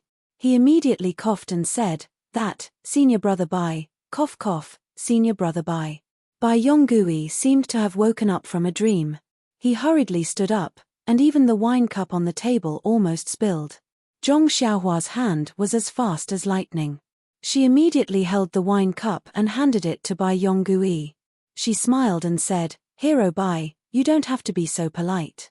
You can sit down." Bai Yonggui said awkwardly, This, there's no need. Since Brother Ren came to propose a toast, of course I have to stand up." Zhong Xiaohua smiled and said, "Hero Bai, you are too polite. Please." After speaking, she raised her cup to her lips and returned to her seat with a smile. Bai Yonggui looked at the wine cup in his hand. After thinking for a while, he raised his head and drank it. After that, the atmosphere in the cabin immediately became oppressive. The rest of the people looked at Bai Yonggui and Zhong Xiaohua with uncertain expressions. They didn't know what to do next. Zhong Xiaohua looked and asked, "Hero Bai, didn't you have something to tell me just now? May I ask what it is?" Bai Yonggui seemed to be infected.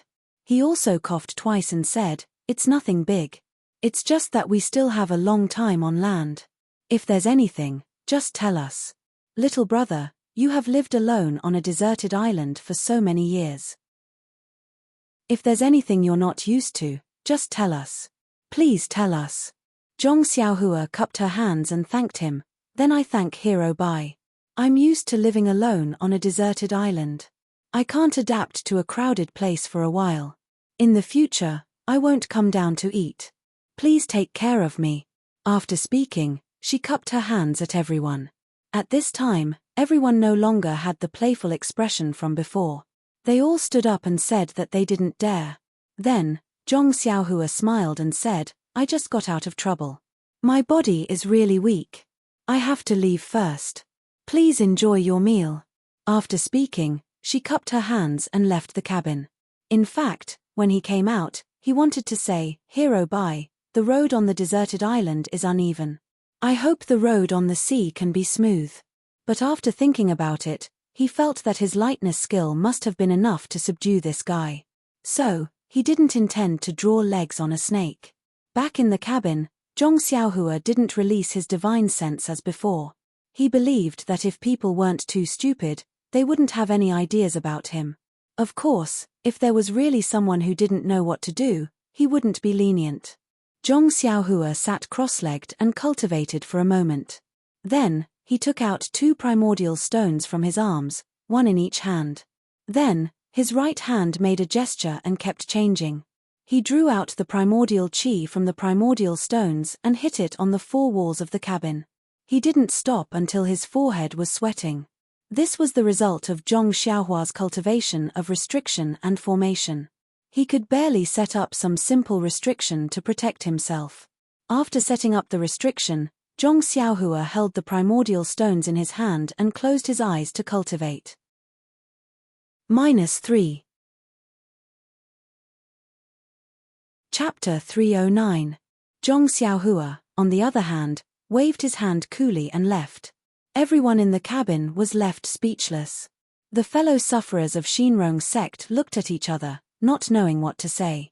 That's right, in their eyes, this was just an ordinary boatman, an ant-like thing that they could crush with just a stretch of their hands. However, when they stretched out their hands, they suddenly realized that what was revealed in front of them was only a small toe, and what they saw was only a blurry leg. As for his entire strength, please, they didn't even have the time to see it clearly. At this time, junior brother Li opened his mouth and said, Senior brother Bai, I see that this youth is only about 15 years old. Even if he is a disciple of a famous sect, he would start practicing Neigong at the age of 4 or 5. At most, it would take 10 years.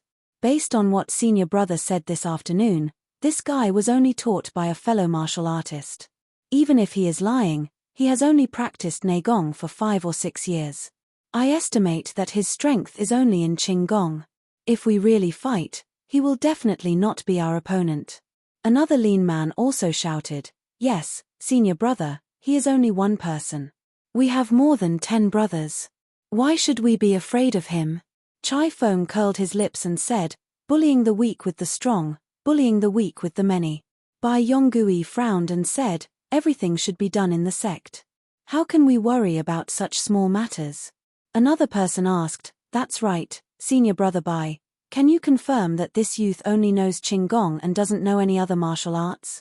Hearing this, Zhong Xiaohua's words on the deserted island suddenly appeared in Bai Yonggui's mind. 2 heroes, be careful. There are a lot of stones on the ground. Don't be like me. You must pay attention to your feet. Don't sprain your ankle. When he said this, wasn't he going to sneak attack him from behind? Could it be that he already knew? He purposely used the corpse to block my sword. In an instant, a layer of sweat appeared on Bai Yonggui's forehead. His heart felt weak and he felt cold. If that's the case, then isn't this youth very scary? Seeing that Bai Yonggui's expression was not right, the lean man said, Senior brother Bai, what's wrong? Are you scared? You were just careless just now. If you were really facing an enemy, how could you let him get close to you? Bai Yonggui looked at everyone in the hall and rolled his eyes. He smiled and said, It's fine. Brothers, I was just careless just now. What junior brother you said makes sense. How about this, we'll hand this difficult task to junior brother Yu. He then rubbed his chin and said, Junior Marshal Brother Yu, if you can handle this matter well, I will definitely tell the truth in front of the sect leader and give you the greatest credit. What do you think? When the lean man heard this, he was overjoyed. He immediately stood up and said, Senior Bai, are you telling the truth? Bai Yonggui smiled and said, We're brothers, why would I lie to you? Junior Marshal Brother Yu said, Well said. Since it's like this, I'll go and bring that guy's head over to accompany Senior Marshal Brother Bai's wine. As he spoke, he was about to leave his seat. At this time, a short and fat man beside him hurriedly tugged at his clothes and gave him a look. Junior Brother Yu was not an impulsive person. Seeing the junior brother who was close to him give him a hint, his heart trembled. He then looked at the other senior brothers and found that they all had an indifferent look on their faces. Some of them even had ridicule in their eyes. He immediately understood what was going on. He stopped walking and smiled apologetically. Senior Brother Bai, I think it's better to forget about it. This little brother came out this time only to help senior brother. You can eat the meat, but you can give this little brother some soup to drink. This merit should be decided by senior brother. This little brother will just wave the flag and shout from the side to support you. Bai Yonggui said unhappily, Junior Marshal Brother Yu's words are wrong. The sect leader has said that no matter if it's a white cat or a black cat, as long as it can catch mice, it's a good cat. It doesn't matter if you're a senior marshal brother or a junior marshal brother, as long as you can contribute to the sect, you're a good disciple. I'm only bringing you out. The reward will still depend on your performance. I won't block your path for myself. I think I'll leave this matter to you. Junior Marshal Brother Yu hurriedly said, Senior Marshal Brother Bai is too modest. I've always followed Senior Marshal Brother's lead. This time, I won't steal Senior Marshal Brother's glory. Right, if Senior Marshal Brother isn't willing to lower yourself to do it, I think Junior Marshal Brother Li should do it. He's already seen through this youth's strength and must have a card up his sleeve. When Junior Marshal Brother Li heard this, he was greatly angered and thought to himself, this bastard is really hateful. I was just casually flattering Senior Marshal Brother Bai. You're the one who stood up to take credit, but when you see that the wind is blowing in the wrong direction, you push it to me. Who doesn't know that the youth's Qinggong is powerful and that he can easily get close to us? If he has a long sword in his hand, his swings and thrusts will catch us off guard. Even Senior Marshal Brother Bai, with his high martial arts, fell for it, let alone us. If he really gets angry and wants to fight to the death, he'll definitely be able to drag a few of us down with him. This is still a situation where we're surrounded. If it's one-on-one, wouldn't the situation be even worse? Who would be stupid to be a bird that sticks its head out like this? Then, he immediately stood up and said, Senior Marshal Brother Yu, I'm only making a logical judgment. Senior Marshal Brother doesn't need to take it seriously. Just treat it as a fart. Moreover, Senior Marshal Brother Yu is my Senior Marshal Brother and Senior Marshal Brother Bai is my Senior Marshal Brother. If Senior Marshal Brother Yu isn't willing to steal Senior Marshal Brother Bai's credit, how could I dare to steal Senior Marshal Brother Yu's credit? In my opinion, it's better for Senior Marshal Brother Yu to go. How could Junior Marshal Brother Yu go? He had no choice but to brace himself and recommend a few more people. As for those who were recommended, they were angry that they were recommended and all of them were pushed back.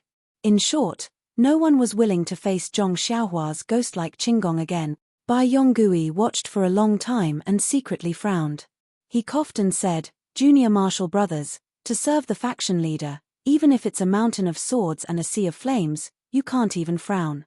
How can you shirk your responsibilities like this? Hearing this, all the Junior Marshal Brothers were overjoyed and said in unison, if that's the case, then Senior Marshal Brother Bai must personally take action. Bai Yonggui's face reddened and said, this is an important matter. It's better for us to discuss it again. We must have a foolproof plan before we can take action. What do you think, brothers? Everyone laughed and said, that's how it should be. Chai Feng also watched for a long time before he opened his mouth and said, Senior Marshal Brother Bai, Junior Marshal Brothers, although this matter is important, we still have a long journey ahead of us. There's no need to rush. It's already late, so everyone should rest early and discuss it again tomorrow. What do you think? Hearing this, Everyone stood up and cupped their hands before returning to their cabins. After the sailors finished cleaning up, they served fragrant tea.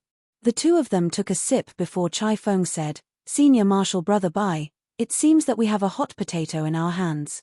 Bai Yonggui felt the same and nodded. "Junior Marshal Brother, did you also think of the words Ren Xiaoyaro said on the deserted island?" "Yes, Senior Marshal Brother. Now that I think about it, there was a hidden meaning in those words. If it's really as we guessed, then this youngster's martial arts are far from what we can compare to.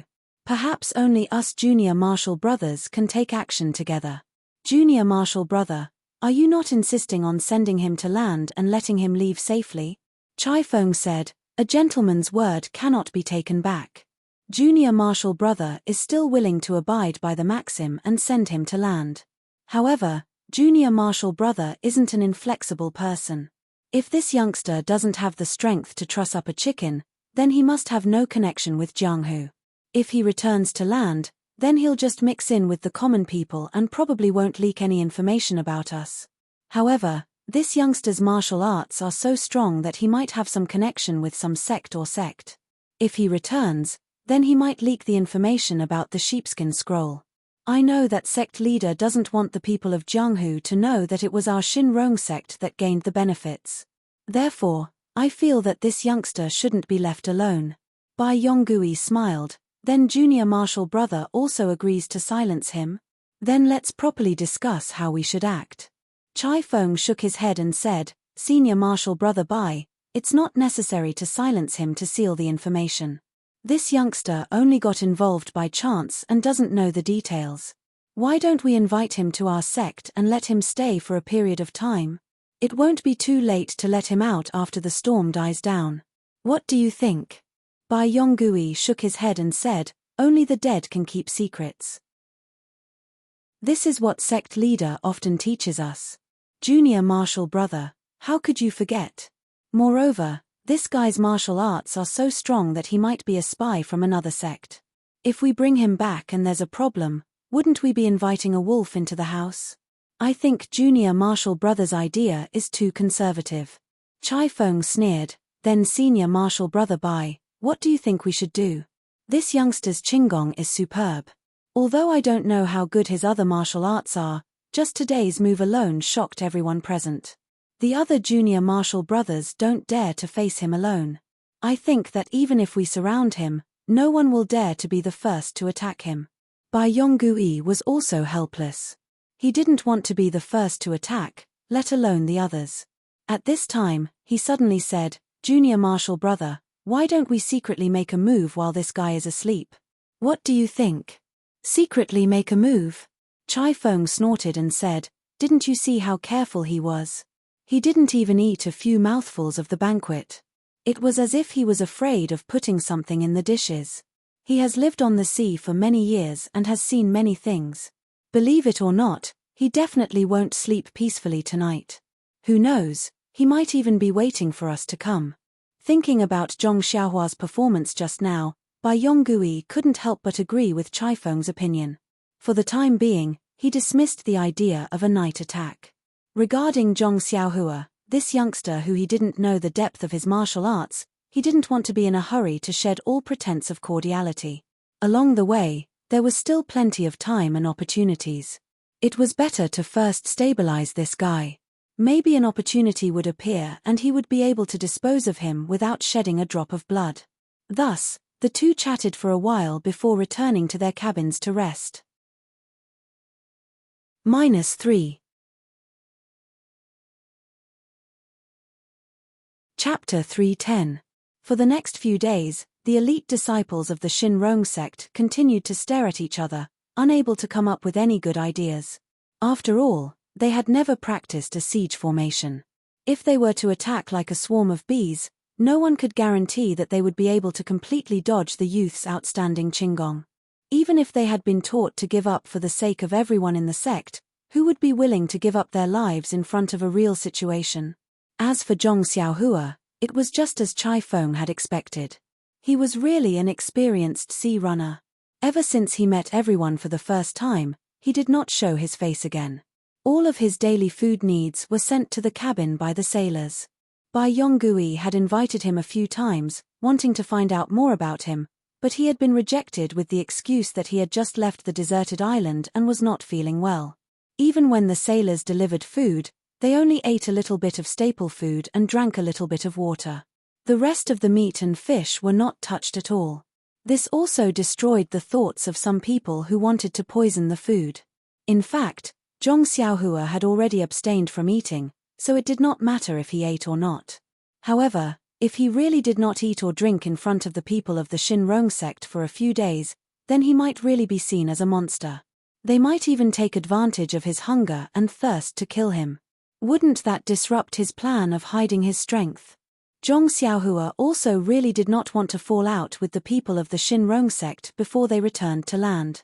The more Zhong Xiaohua acted like a hedgehog that no one could bite, the more Chai Feng felt that his judgment was correct. He was just an innocent sea runner. On the other hand, Bai Yonggui was even more anxious. The supplies on the ship were limited, so he could not delay the ship from docking. Once the ship docked, he would have no reason to force the ship to stay. When that time came, they could only fight. Therefore, on this vast sea, on this ship, a very delicate balance was formed. However, the two sides of this balance were exceptionally passive and proactive. The reason why the Shinrong sect was passive was because they could not come up with an effective method that would not harm themselves. On the other hand, they had two different voices. One was to silence the other, and the other was to send him to the sect. Although these two businesses were to prevent information from leaking out, the process and results of the implementation were completely different. The reason why Zhong Xiaohua took the initiative was that although he knew that the Shinrong sect had evil intentions towards him, he only wanted to take the ship back to land. Just as Zhong Xiaohua thought, as long as I am careful and don't give you a chance, I don't believe that you will never reach land. And when you reach land, heh. Of course, the main reason why Zhong Xiaohua took the initiative was because of his powerful martial art. The people of the Shinrong sect had only seen his superb qinggong and did not know the depth of his martial arts. However, Zhong Xiaohua knew clearly that even if he used his qinggong to fight with them with a small sword in his hand, these people would definitely not be able to harm a single hair on his body. Not to mention, as long as he stayed in the cabin and used his divine sense to drive the small sword, he would be able to kill people like a ghost. Since the balance of power was in his hands, Zhong Xiaohua naturally led a carefree life. His cultivation was similar to when he was on the deserted island. However, in order to maintain an abundance of essential qi and deal with any unexpected situations, he temporarily stopped cultivating the blood of jade elixir core. When he cultivated at night, he placed restrictions all over his body to prevent himself from being ambushed when he was unconscious at midnight. In addition to comprehending the restrictions and formations, Zhong Xiaohua also took out a large amount of time to carefully read the first jade slip that Fire Dragon Zhenren had left behind. This jade slip contained a lot of common knowledge about cultivation and a large amount of basic spells. When he was on the deserted island, Zhong Xiaohua was too lazy to waste time on these things. After all, it had nothing to do with cultivation. However, now that he was about to step into the pugilistic world, where martial arts reigned supreme, if he only had an unparalleled essential qi but did not know how to use it, wouldn't he be as stupid as a rich man who had a treasure house but did not know how to use it? After another 10 days, although he still did not see the shadow of land, he could often see the shadow of some ships in the distance. In his heart, Zhong Xiaohua knew that the land was not far away. This day, when it was close to noon, Zhong Xiaohua once again politely declined Bai Yonggui's invitation. He simply drank some water and ate some food. Then, he released his divine sense and covered the entire ship. In the cabin, seeing Bai Yonggui walking in, junior brother Li went forward and asked, "Senior brother Bai, is that guy still not coming down?" "Yes, he seems to have sensed something. No matter what, he does not even take half a step out. Could it be that our actions have made him suspicious?" "Nonsense, what actions have we taken? We are just discussing countermeasures together. He does not have clairvoyance and clairvoyance, how could he know what we are doing? Senior brother Bai is right. This guy is a cunning little fox, a coward. He immediately hid when he sensed the slightest movement and did not dare to come out again. He only ate so little. Even if we poisoned him, It would not work.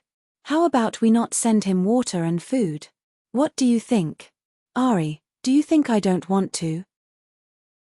But even if we don't send him water, do you think he does not know where we put it? He does not step out of his room. How would he know? If I say you are stupid, then you are stupid. If you had such a high chingong, wouldn't you take advantage of the night to observe below the deck? This youth was born as a sea runner. In this aspect, he is more proficient than us. So, even if we don't send him food, won't he find it himself? So, after thinking about it, there are only two paths. Bai Yonggui said with a gloomy face. Two paths. Senior brother Bai is truly brilliant. This lowly one is full of admiration. Even after racking my brains, I could not come up with even half an idea. Look at you, you're giving us two paths in one go. This lowly one is all ears. One of them flattered Bai Yonggui with a charming smile. Bai Yonggui was not in the mood to be flattered. He looked at the person angrily and said, if you can't think of anything, don't be anxious. As long as you follow my plan, you will also be a good disciple of our Shinrong sect. The person shrunk his neck and felt that something was wrong. However, he still smiled apologetically and said, Senior brother Bai, please tell me. Let's see if I have the ability. Bai Yonggui looked around at everyone and said, the first option is for us to surround his cabin and find two people to rush in through the door and window to attract his attention. Then, the others will rush in from these two places. Isn't this bastard's Qinggong powerful? Let's just stay in that cabin and make sure he doesn't have any space to move. I don't believe that we can't kill him. After he finished speaking, he pointed at the person who had just flattered him and said, you, go in through the door. If you can successfully kill him, I will give you the merit. When that person heard this, his expression changed. He smiled and said, Senior brother Bai, you must be joking. This little brother's martial arts are low, so it's better for me to help from the back. It's better to give this important opportunity to someone else. Bai Yonggui laughed coldly. He looked at the people who did not dare to look him in the eyes. He said angrily, soldiers are trained for 1,000 days to be used in a single moment. Now is the time when the Shinrong sect needs you. At this time, someone whispered, Senior brother Bai, why don't you be the first to rush in? Bai Yonggui asked loudly, who said that? Seeing that no one responded, he said, of course I am willing to be the first to rush in. However, as the saying goes, an army cannot be without a general. I still have to stay in the middle to ensure the successful completion of this operation. This young man is just an insignificant ripple. There are more and more important things that I need to do. What about the second option? Someone asked. Bai Yonggui smiled and looked at the person. This second option is something that I have discussed with your senior brother Chai for a long time. It can be considered a foolproof plan. Hey! Everyone's eyes lit up. They were all very surprised. Our main purpose for going out to sea this time was to find this sheepskin scroll. Now that we have successfully completed our mission, I believe that the rewards from the sect will not be small. This young man who ran out to sea was just an accident. Preventing him from leaking information is a very professional job, and should be left to the experts. I think, should we send the news back to the sect and let the sect leader send a specialist to solve this problem? When everyone heard this, they all clapped and said, good, very good. Bai Yonggui seemed to have expected this result and said, since everyone has agreed, then let's take it as a collective decision made by the dozen of us. Junior brother Li, I'll leave this matter to you. Time is ticking by and we should only be a few days away from Songluo City, right? Junior brother Yu hurriedly replied, reporting to senior brother Bai, it is only 2 or 3 days away. Good, then tell the sailors to slow down the ship. If necessary, we can take a detour. But senior brother Bai, the supplies on our ship are not enough. If we encounter a storm, we may not be able to safely reach the shore. Bai Yonggui glared at him and said, no matter what, we have to hold on until we receive a reply from the sect. Otherwise, we may have made this trip in vain. Junior brother Li saw this and said, okay, senior brother Bai. I will immediately send a message to the sect. Bai Yonggui nodded, indicating that he should quickly go and do it. Not long after Junior Marshal Brother Lee entered the deck, a bird that was a lot bigger than a pigeon but a bit smaller than a falcon flew out from a small window. That bird circled above the ship a few times, and after determining the direction, it flew in a certain direction. Junior Brother Lee watched with satisfaction as the bird flew away. Only then did he close the window and return to the cabin to report. However, just as he closed the window, a black light flew out from the cabin on the second floor. It flew like lightning towards the bird in the distance. -3. Chapter 3:11. That black light was the small sword driven by Zhong Xiaohua. Although the bird flew very quickly, the small sword was even faster, and in a short while, it had caught up. The bird seemed to have sensed its pursuers and immediately increased its speed. As if it had been trained for a long time, it flew up, down, left and right as if it was trying to shake off the small sword. Unfortunately, the small sword had been through a battle with a wild seabird, and how could it be shaken off by this bird? In a short moment, the small sword was pressed against the bird's neck, and if it exerted a little more force, it would be stabbed to death. At this moment, the small sword suddenly shook off the bird, and with a turn, it flew back like a bolt of lightning. The bird had just escaped death and gave a loud cry. Once it had identified the direction, it flapped its wings and hurriedly escaped from this sad place. Zhong Xiaohua's divine sense had been enveloping the entire ship, and he had seen Bai Yonggui and the others discussing how to deal with him.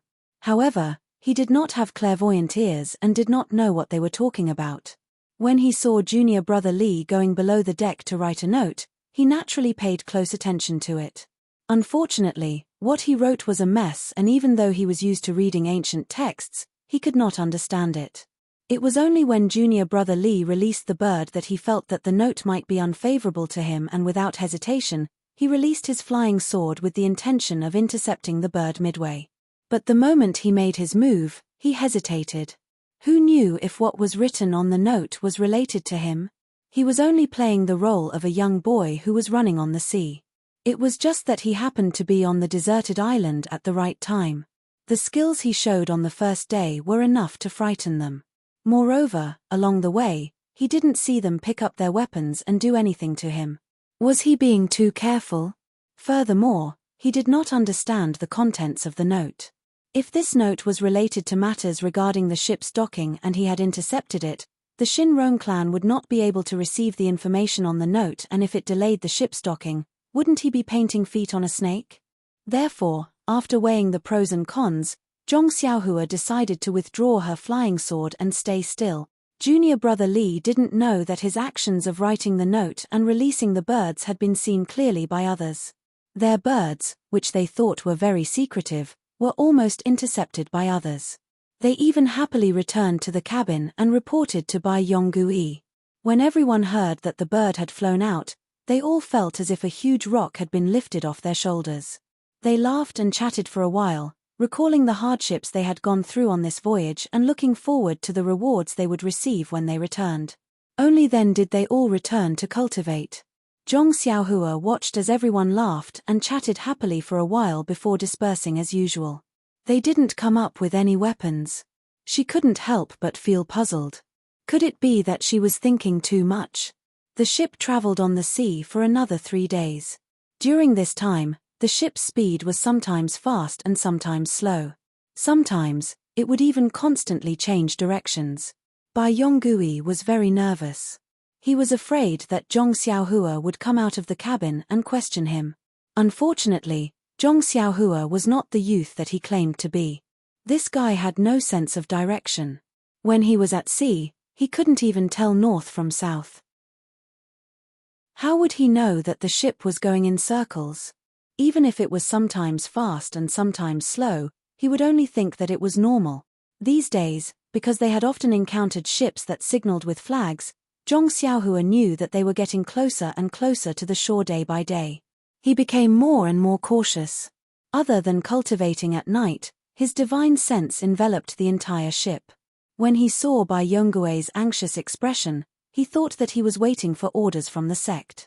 He was secretly glad that he didn't hunt down the bird that was sending the message. Sure enough, on this day, Zhong Xiaohua's divine sense moved, and the bird returned safely. After receiving Junior Marshal Brother Lee's report, Bai Yonggui's face revealed a smile. Then, he called all his fellow disciples to the cabin for a meeting. Seeing this situation, Zhong Xiaohua didn't hesitate. Her body floated out of the window and along the outside wall of the ship. She slid down to the side of the cabin. She straightened her ears and listened attentively. The cabin where the disciples of Shinrong sect discussed matters was in the middle of the deck. Usually, many sailors would pass by here. Zhong Xiaohua had the idea of eavesdropping before, but she gave up when she saw that it was easy to be discovered. Today, however, was different. First, the sailors were tired from the journey, so there weren't many people passing by. Zhong Xiaohua could monitor with her divine sense, so she could discover them in time and have time to hide. Second, Zhong Xiaohua wanted to know what was written on the note and whether it was related to her. Sure enough, when all the senior and junior brothers had gathered in the cabin, Bai Yonggui smiled and waved the slip of paper in his hand. Junior brothers, I just received a message from the sect today. The sect leader is very pleased that we were able to find the things we wanted. He has decided that when we return to the sect, he will reward us heavily. Hehe, from the sect leader's words, this reward seems to be beyond our expectations. Moreover, the sect leader didn't complain that we brought someone back. He even followed our suggestion and, just as he said this, Zhong Xiaohua's divine sense moved. Two sailors turned around from the back of the ship. Zhong Xiaohua quickly jumped up and disappeared from her window. She waited for the two sailors to pass by before she came back down. At this time, Bai Yonggui said, when the ship docks, we will cooperate with the two masters to take down this guy. Hehe, the sect leader said that in order to ensure that nothing goes wrong, he specially invited a master with outstanding qinggong. There will definitely be no problem. Fellow junior marshal brothers, when the time comes, we will just surround him. As for the rest, the two masters will take care of it. We just need to take the credit. Everyone said, Senior Marshal Brother Bai's plan is good. Little brother admires it. Bai Yonggui waited for everyone to finish speaking before he said, Fellow junior marshal brothers, we will soon arrive at Pingning port. The sect leader instructed us to dock at an abandoned pier. The two masters will probably arrive on time. Everyone should go back for the time being. Have a good rest and recuperate your true qi. When the time comes, we will do our best for the foundation of the sect. Everyone stood up and said, it is our duty to dedicate ourselves to the cause of the sect. Only then did everyone go back. Bai Yonggui called out to Junior Marshal Brother Yu and said, Junior Marshal Brother Yu, inform the sailors that there is no need to take a detour or slow down. From now on, speed up to Pingning port. Junior Marshal Brother Yu complied and left. When there was no one in the cabin, Zhong Xiaohua sneered. Just as she was about to return to the cabin, she heard someone talking inside. She heard Chai Feng say worriedly, Senior Marshal Brother Bai, did the sect leader say how to deal with this Ren Xiaoyaro? Will we capture him and bring him back to the sect or kill him on the spot?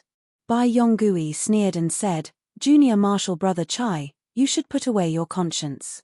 Although you and I made a poison oath on the deserted island, the oath only said that we will safely send this guy to land.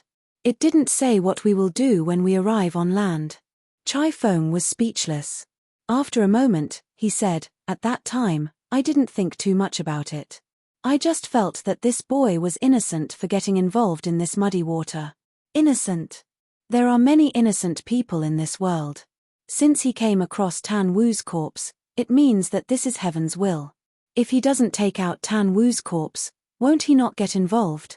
But if he doesn't dig out the corpse, will Senior Marshal Brother Bai let him on the ship? Hehe, about that. Who knows? If that's the case, won't he end up the same way whether he hands over the corpse or not? Bai Yonggui seemed to tacitly agree with Chai Feng's words. He didn't refute them, but his voice was a little loud as he said, aren't I doing this for the sake of the Shinrong sect?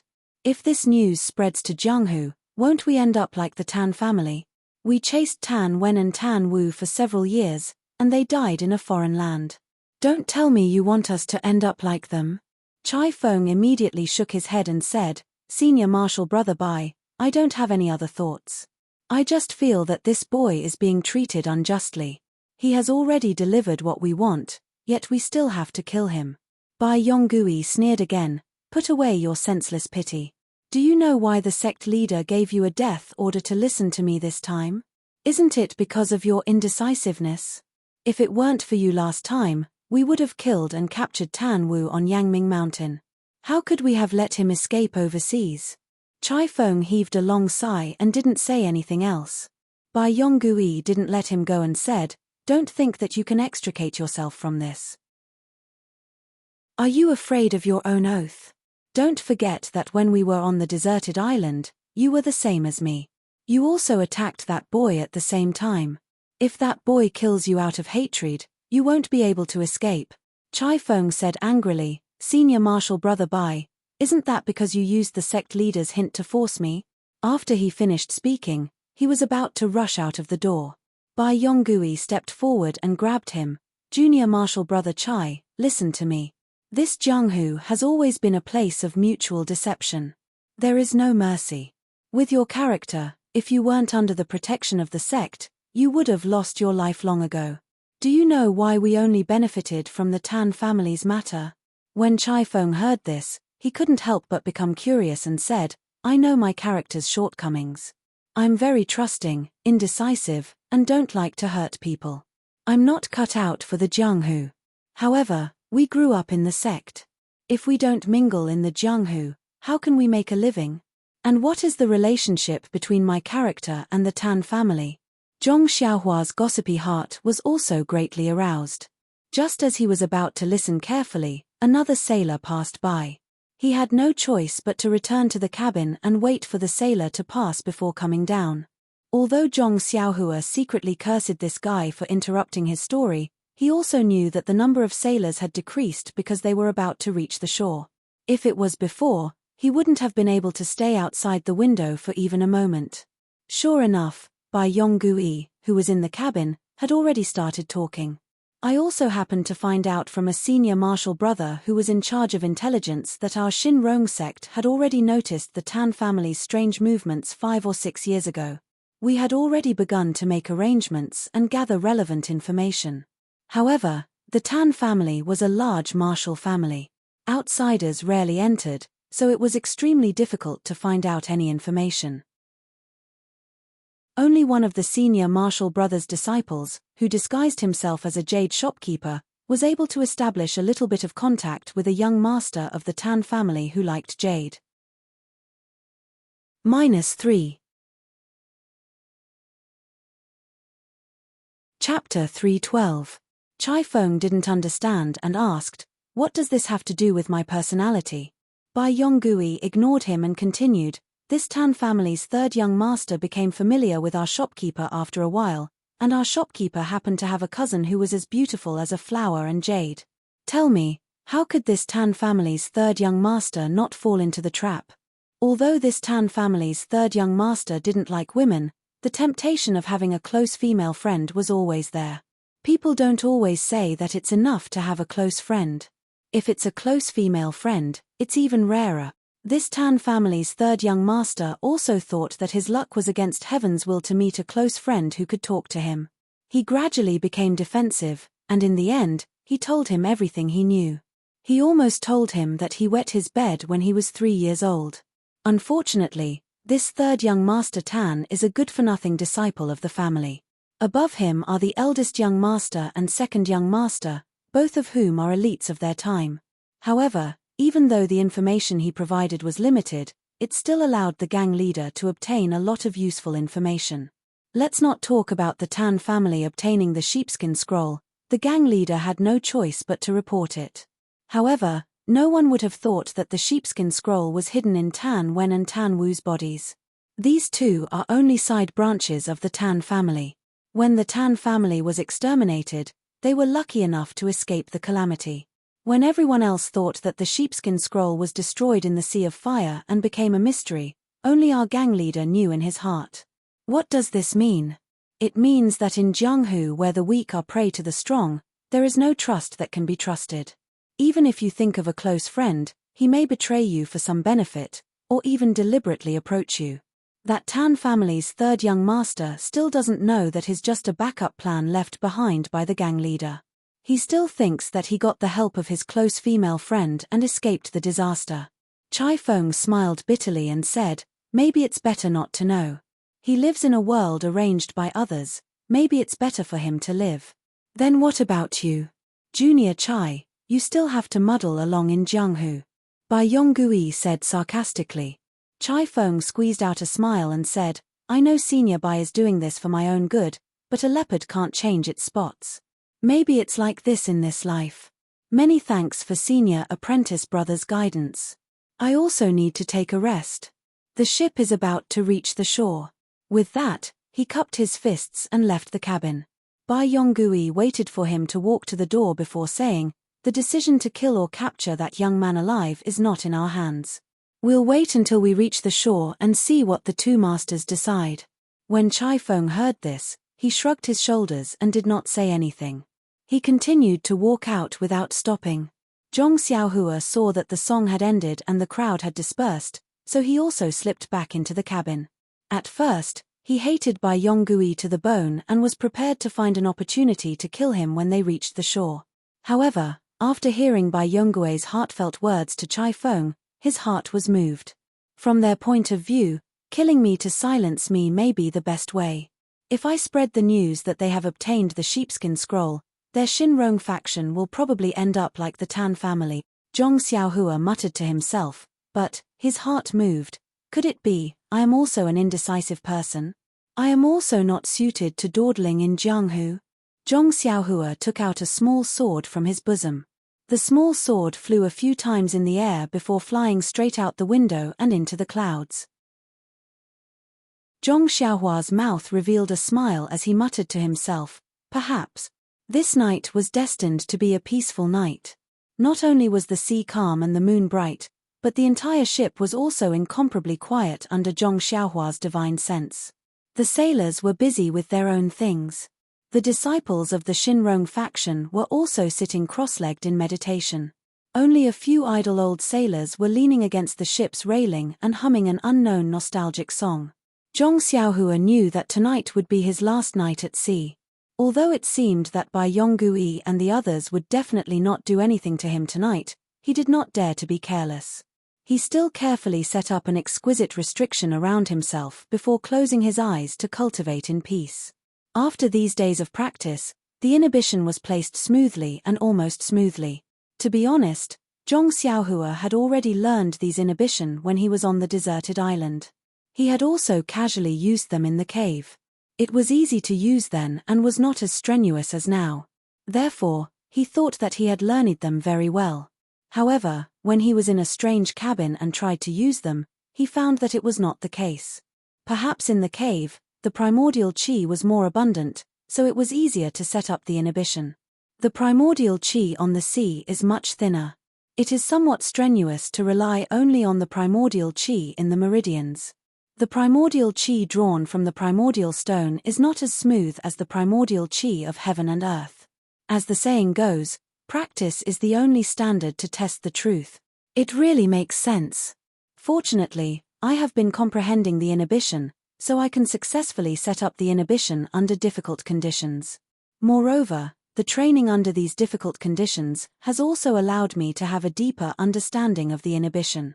One's sweat, one's harvest. The ancients did not lie. Before falling asleep, Zhong Xiaohua was quite gratified. With Bai Yonggui's instructions, the ship went directly to the shore. When the sky was bright, the shadow of the coastline could already be seen in the distance. Of course, it was only a shadow. In Zhong Xiaohua's cognition, this shadow represented hope. This shadow meant that he was one step closer to his family. Of course, Zhong Xiaohua, who already had sailing experience, also knew that although the coastline looked very close, it was hard to say how long it would take to reach the shore. Perhaps Zhong Xiaohua was the only one who was eager to return home. In his divine sense, the people of the Shinrong faction were meditating with their eyes closed. They were accumulating their primordial qi. They probably knew that once the ship reached the shore, there would be a fierce battle. A fierce battle that they were not confident of protecting themselves.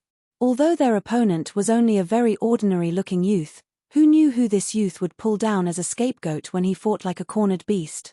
Zhong Xiaohua looked at their serious expressions and suddenly felt a trace of amusement in his heart.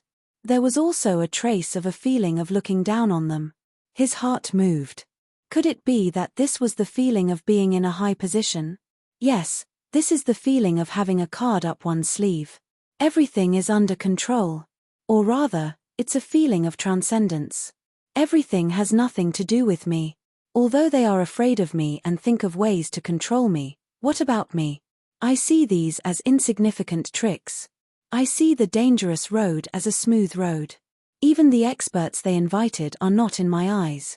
This feeling of being in the situation but floating outside is really strange. After thinking about it, Zhong Xiaohua understood.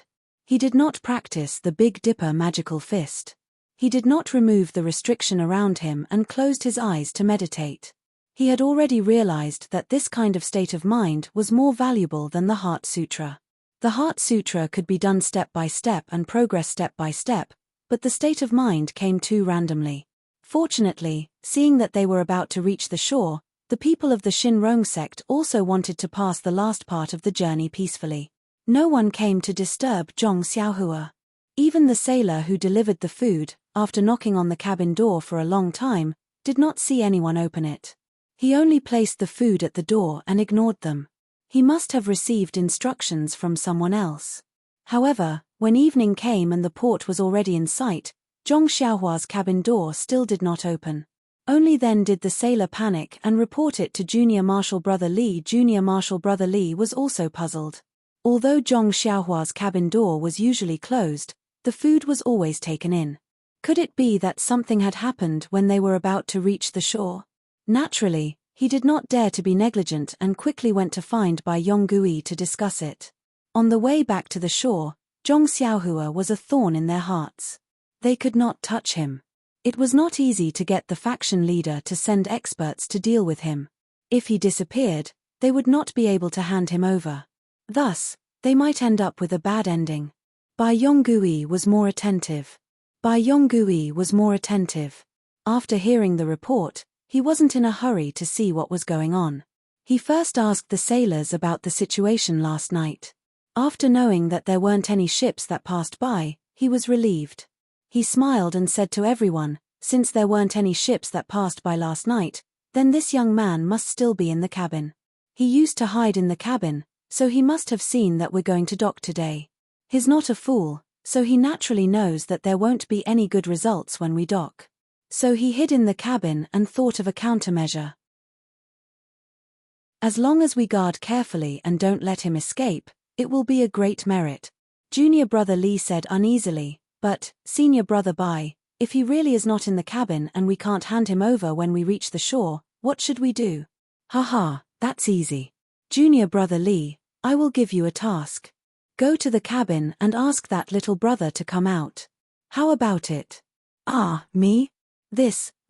Oh, I also agree with Senior Brother Bai's opinion. The sea is vast and there are no ships passing by. No matter how good his Qinggong is, he can't be in the water and not sink.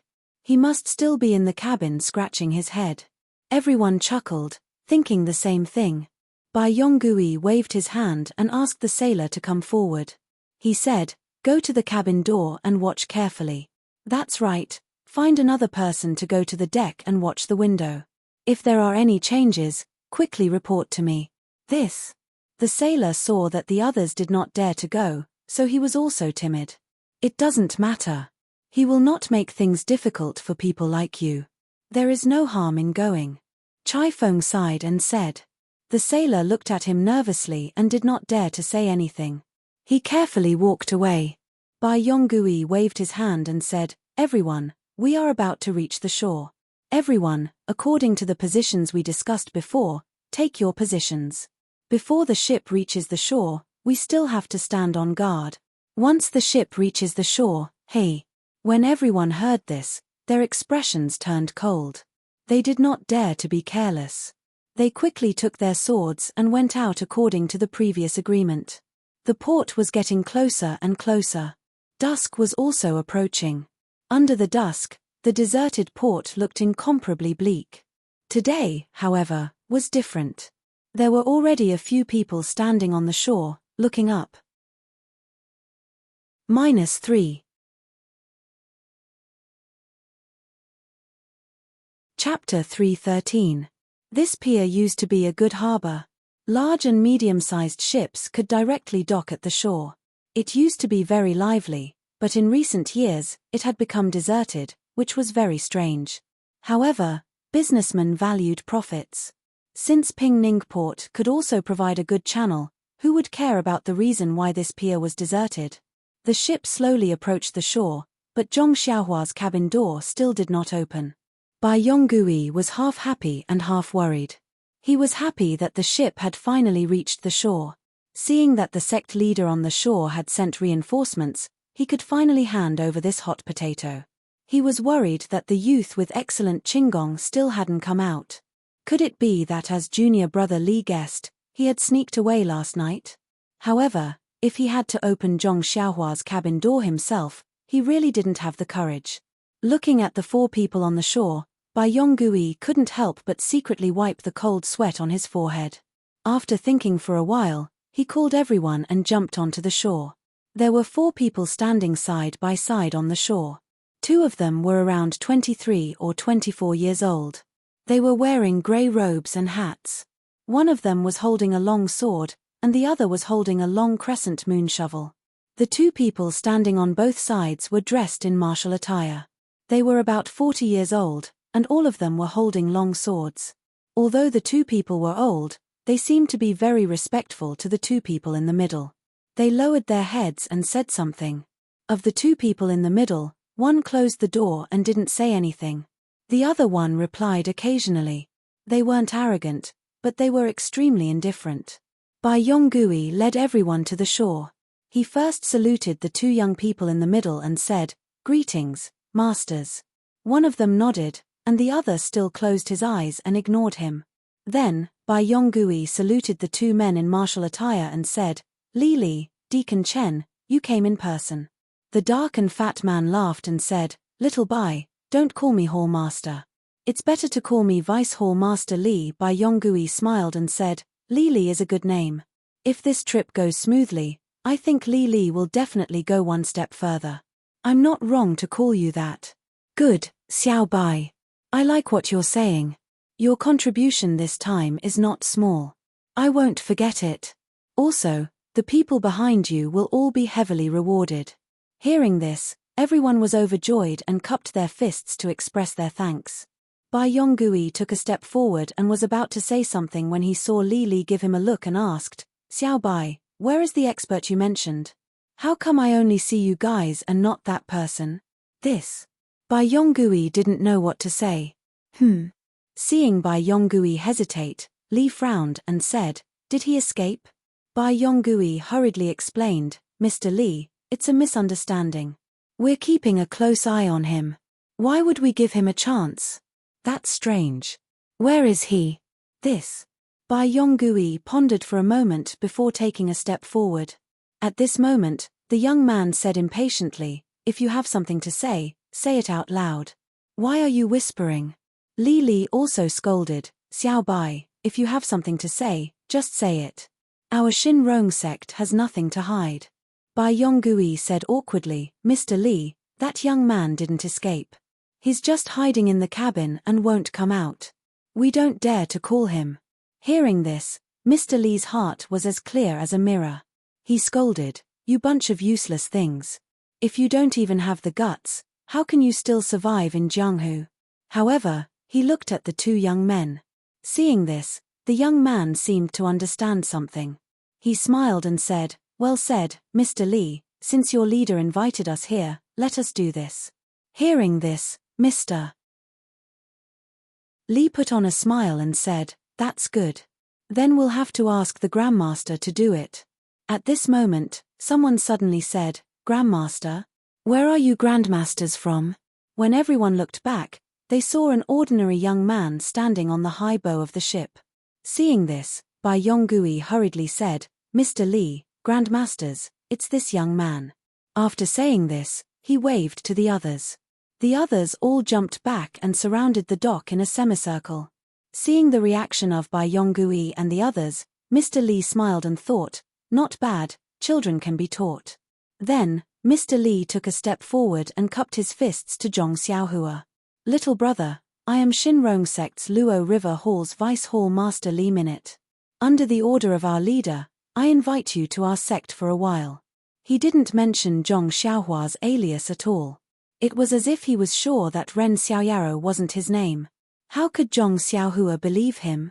He said in a clear voice, "Vice Hall Master Li, many thanks for your sect leader's kind intentions.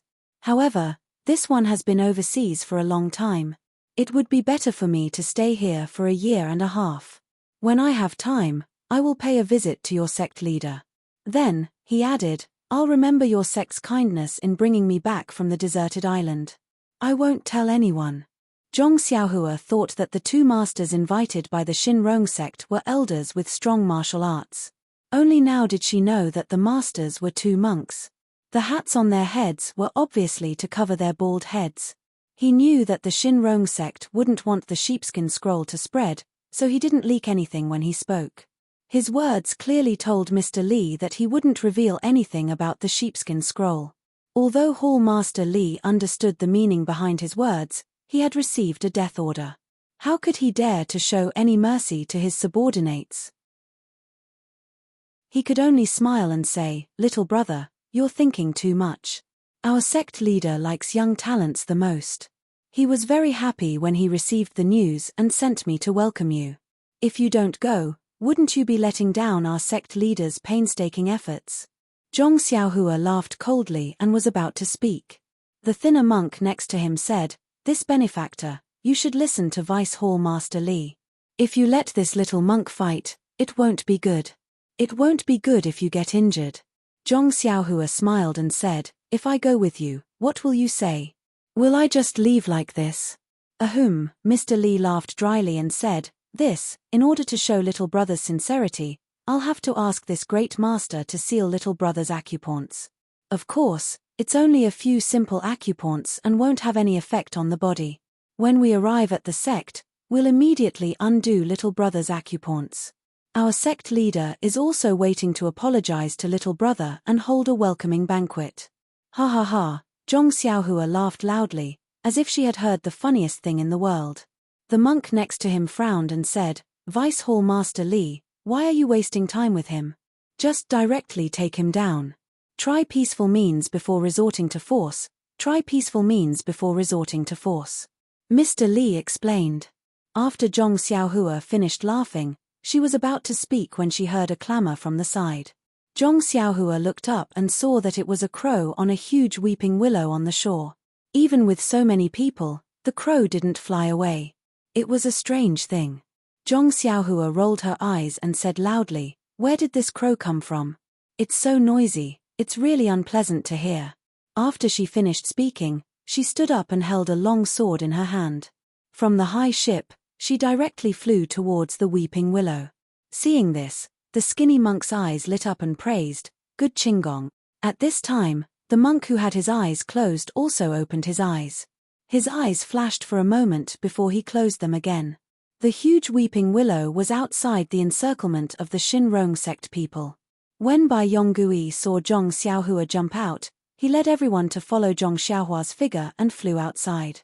When Zhong Xiaohua landed, she was right next to the weeping willow, but she was still surrounded by people.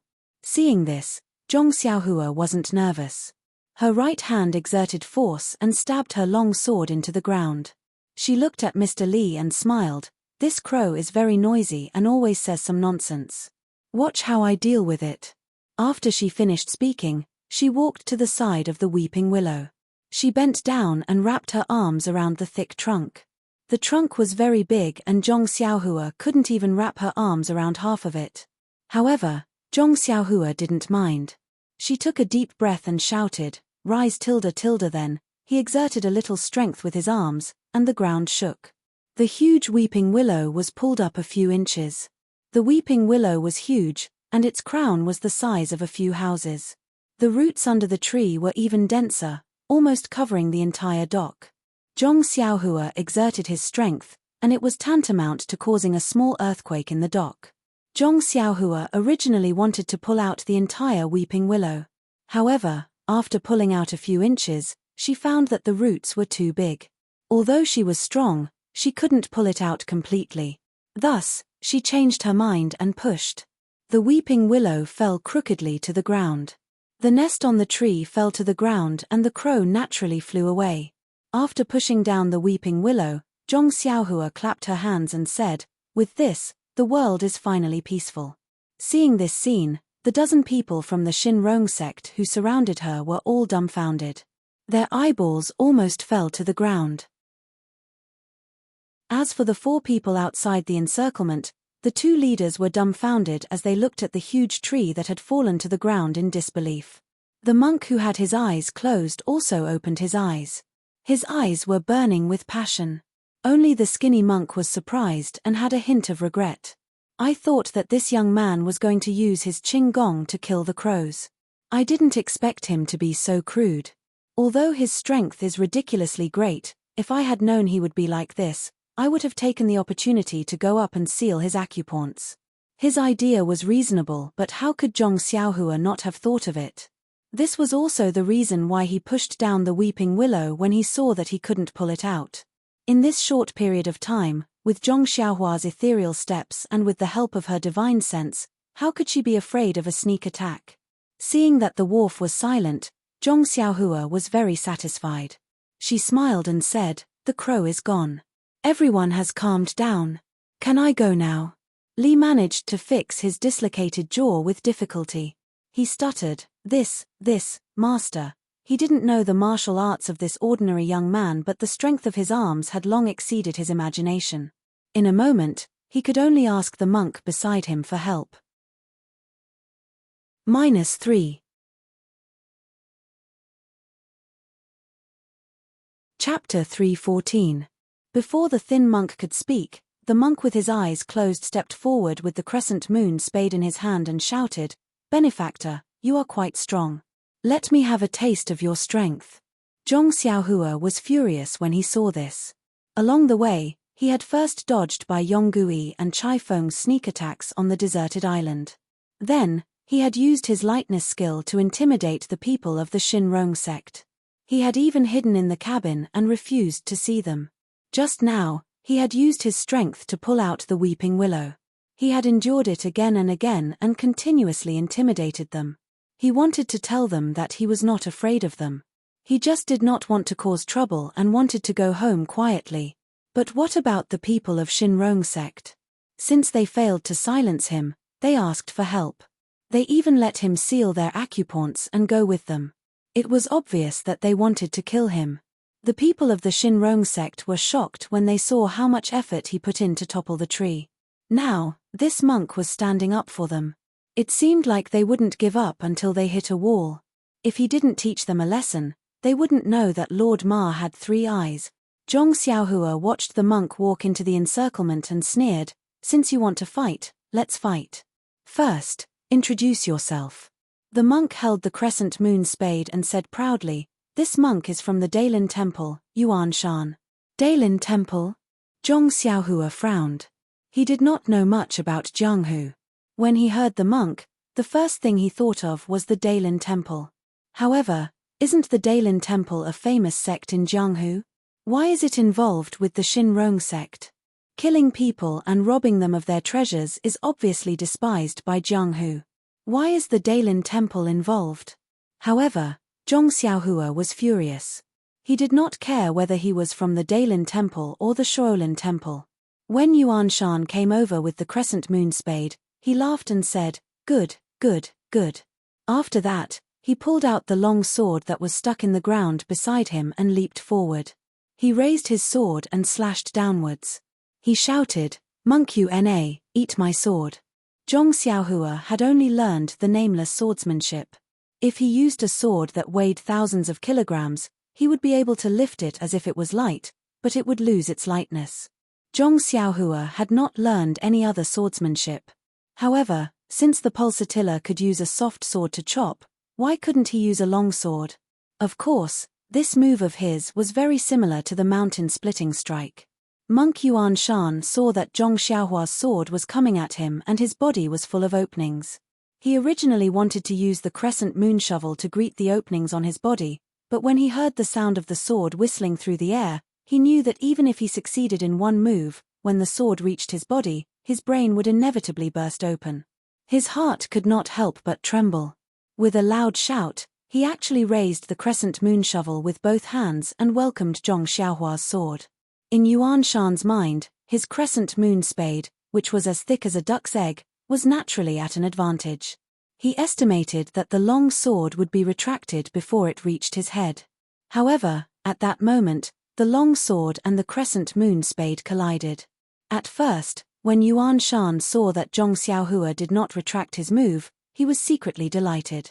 Although the long sword was still a sword embryo and had not been sharpened, how could it be compared with his crescent moon spade? Wouldn't it be knocked away by him?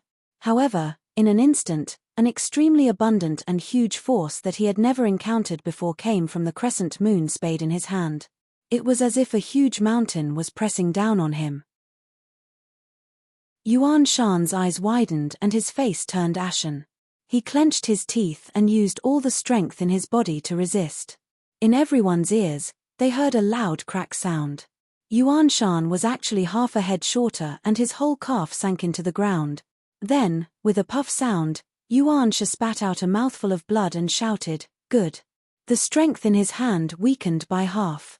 Then, with another puff sound, he spat out another mouthful of blood and said, "Good." The crescent moon spade became a little shorter again. Yuan Sha's arm trembled slightly. Then, with another puff sound, he spat out another mouthful of blood and said, "Good." The crescent moon spade also fell to the ground with a clang sound. Yuan Sha spat out 3 mouthfuls of blood and his body collapsed. Unfortunately, his whole calf had sunk into the ground and he could not fall down even if he wanted to. Zhong Xiaohua's long sword fell on the top of Yuan Shan's head. When the thin monk not far away saw this, he was shocked and shouted, "Don't take my senior brother's life." Before he finished speaking, the monk had already stabbed the long sword in his hand towards Zhong Xiaohua's glabella. His lightness skill was like an arrow leaving the bowstring. Even Zhong Xiaohua was shocked when she saw it. Unfortunately, with Zhong Xiaohua's divine sense, she had already seen the long sword's momentum. When the long sword reached her body, she slightly tilted her head and dodged. The long sword missed. The thin monk was also outstanding. When he saw the long sword miss, he first used a sword flower to protect his body. Then, he flipped in the air and faced Zhong Xiaohua, continuing to stab. Zhong Xiaohua had no intention of harming Monk Yuan Sha's life. The long sword in his hand only touched Monk Yuan Shan's head. Soon after, he did a somersault and floated high into the air, dodging the long sword once again. He casually threw his long sword at Chai Feng, who was surrounding him. When Chai Feng saw the long sword flying towards him while the two of them were in a heated battle, he was already scared witless. He bent over, and the long sword flew past his head, stabbing into the ground behind him. After throwing the long sword away, Zhong Xiaohua took out a small sword from her bosom. "Hey, hey!" She laughed coldly and flew towards the thin monk. When the thin monk saw Zhong Xiaohua throw the long sword away, he was puzzled at first. But when he saw Zhong Xiaohua take out a toy small sword from her bosom, he did not know what she meant. But he did not dare to be careless. He pointed his long sword and attacked again. When Zhong Xiaohua saw the long sword coming, she did not retreat but advanced. She dodged, her body strangely dodged half an inch, avoiding the tip of the sword. The small sword in her hand also quickly stabbed towards the thin monk's throat. The monk was shocked. He moved his body sideways and kicked towards Zhong Xiaohua's waist. Zhong Xiaohua was in the air, she also bent her leg and kicked. With a muffled sound, the two people kicked together. The thin monk used the momentum to stand up, but Zhong Xiaohua was like a wisp of smoke, flying towards the encirclement. The thin monk thought she was going to escape, so he shouted, "Don't go." He chased after her again, but Zhong Xiaohua used the momentum to fly. How fast was she? When he chased after her, Zhong Xiaohua had already swept into the encirclement. But Zhong Xiaohua did not fly over the encirclement as the thin monk thought. Instead, She stuck out the small sword in her hand and directly stabbed towards one of the people in the encirclement. It was none other than Bai Yonggui. Like Chai Feng, Bai Yonggui was scared witless by Zhong Xiaohua's bravery. He hurriedly raised his sword to meet the attack. His martial arts were not as good as Zhong Xiaohua's, so he had already lost his sense of propriety. Zhong Xiaohua sneered. The small sword touched his throat and a trace of blood had already seeped out. Then, she stopped exerting force and turned her hand back. The small sword swept past Bai Yonggui's right hand that was holding the sword and cut off his thumb. The 10 fingers were connected to the heart. Bai Yonggui felt a piercing pain and his long sword fell to the ground with a clang. At this moment, the thin monk had also rushed over. Zhong Xiaohua turned her head and grinned. She did not break out of the encirclement. Instead, she turned around and flashed past. She stretched out her small sword again and stabbed towards the thin monk's throat from a strange angle. The thin monk did not dare to be negligent. He changed the move of the long sword in his hand and protected the front of his body. However, Zhong Xiaohua suddenly rose up in the air and swept over his head. Then, she casually stabbed back with her long sword, leaving a trace of blood on the back of the thin monk's neck. Before the skinny monk could turn around, he felt a chill at the back of his neck. He knew that something was wrong and stabbed his sword back, wanting to perish together. However, Zhong Xiaohua had already flown back into the encirclement. She no longer looked at the crowd and laughed. "Don't bother me again. Otherwise, I won't be as relaxed as I am today." After she finished speaking, she flew in the direction of Chai Feng. Chai Feng had just gotten up when he saw Zhong Xiaohua flying towards him. He couldn't help but lie down again. Zhong Xiaohua ignored him and flew straight to her sword. She pulled out her sword and floated up again. With a few leaps, she disappeared into the dusky wilderness. From the moment Zhong Xiaohua made her move to flying out of the encirclement, only a short time had passed. The 2 leaders of the Shinrong sect outside the encirclement did not have time to make their move. At this moment, they also quickly flew over and wanted to chase after her. However, they did not dare and looked hesitant. The skinny monk stood there with a pale face. He stared blankly at his hand. There was only a faint trace of blood in his palm. After a while, he regained his senses. He looked at Li Li, who was standing in the middle of the encirclement and did not move even half a step forward. He said with great frustration, "Don't chase after him. You are not his match. Moreover, you can't catch up to him." Li Li immediately said, "Yes, great master." The skinny monk said again, "Let's go and check on my senior brother's injuries." In fact, he already knew that this young man did not have any killing intent. He had just reincarnated under his sword. Presumably, his senior brother's life was not in danger. Sure enough, Monk Yuan Shan's internal organs were severely shaken and his whole body was weak. After taking the Daylin Temple's secret elixir, he woke up after half an incense stick's worth of time. Zhong Xiaohua had already gone far away. The people of the Shinrong sect did not need to surround her. Now, they were all standing at the side in a daze. Thinking that they had actually been on the same ship as such a great expert for so many days, they could not help but feel a lingering fear. However, they were also quite glad that their decision was correct and did not provoke him. Otherwise, they did not know where their lives would have been lost. When Chai Feng saw Bai Yonggui's injuries, his heart was in turmoil. He knew that the seemingly ordinary young man did not have any intention to hurt him. The sword that was thrown at him was only a warning. As for Bai Yonggui, he had sneak attacked him on the deserted island and wanted to kill him on the ship. Although he was not killed by him, the thumb on his right hand was cut off by the young man. He would never be able to use a sword again. Fortunately, this young man seemed to remember the benefits of bringing him back to land and spared his life. Only then could Bai Yonggui struggle at death's door and end his life. The skinny monk originally wanted to ask about Zhong Xiaohua's situation in detail. However, when he saw Monk Yuan Shan's dispirited and listless appearance, he said, "Senior brother's injuries are serious. I have to bring him back to the temple for treatment. You guys deal with the aftermath here. When I return to the temple, I will report this matter to the elders. You guys should also hurry back to the temple." After he finished speaking, he did not stay any longer. He carried Monk Yuan Shi on his back and used his qinggong to immediately leave. -3. Chapter 315. The skinny monk didn't reveal his name from the beginning to the end. Hall Master Li's expression was uncertain as he watched the figure gradually disappear into the distance. He had originally thought that it would be a good job, but all he had to do was capture a young man of unknown origin. With the help of 2 monks from the Yuan generation of the Dailin Temple, wouldn't it be a piece of cake? But reality played a joke on him. This was not an easy job, it was a job that took their lives. Looking at the situation, if it wasn't for the fact that the other party didn't want to kill them, none of them would have been able to survive. How am I going to explain this to the sect? Li regretted messing up the job. He wanted to use this job to win the faction leader's favor. But then, he smiled. Since he couldn't even capture the senior monks from the Dailin Temple, one of them almost lost his life, how could the faction leader blame him? After thinking, he called Bai Yonggui, who had just finished bandaging his wound, over and asked gently, "Little Bai, how are your injuries?"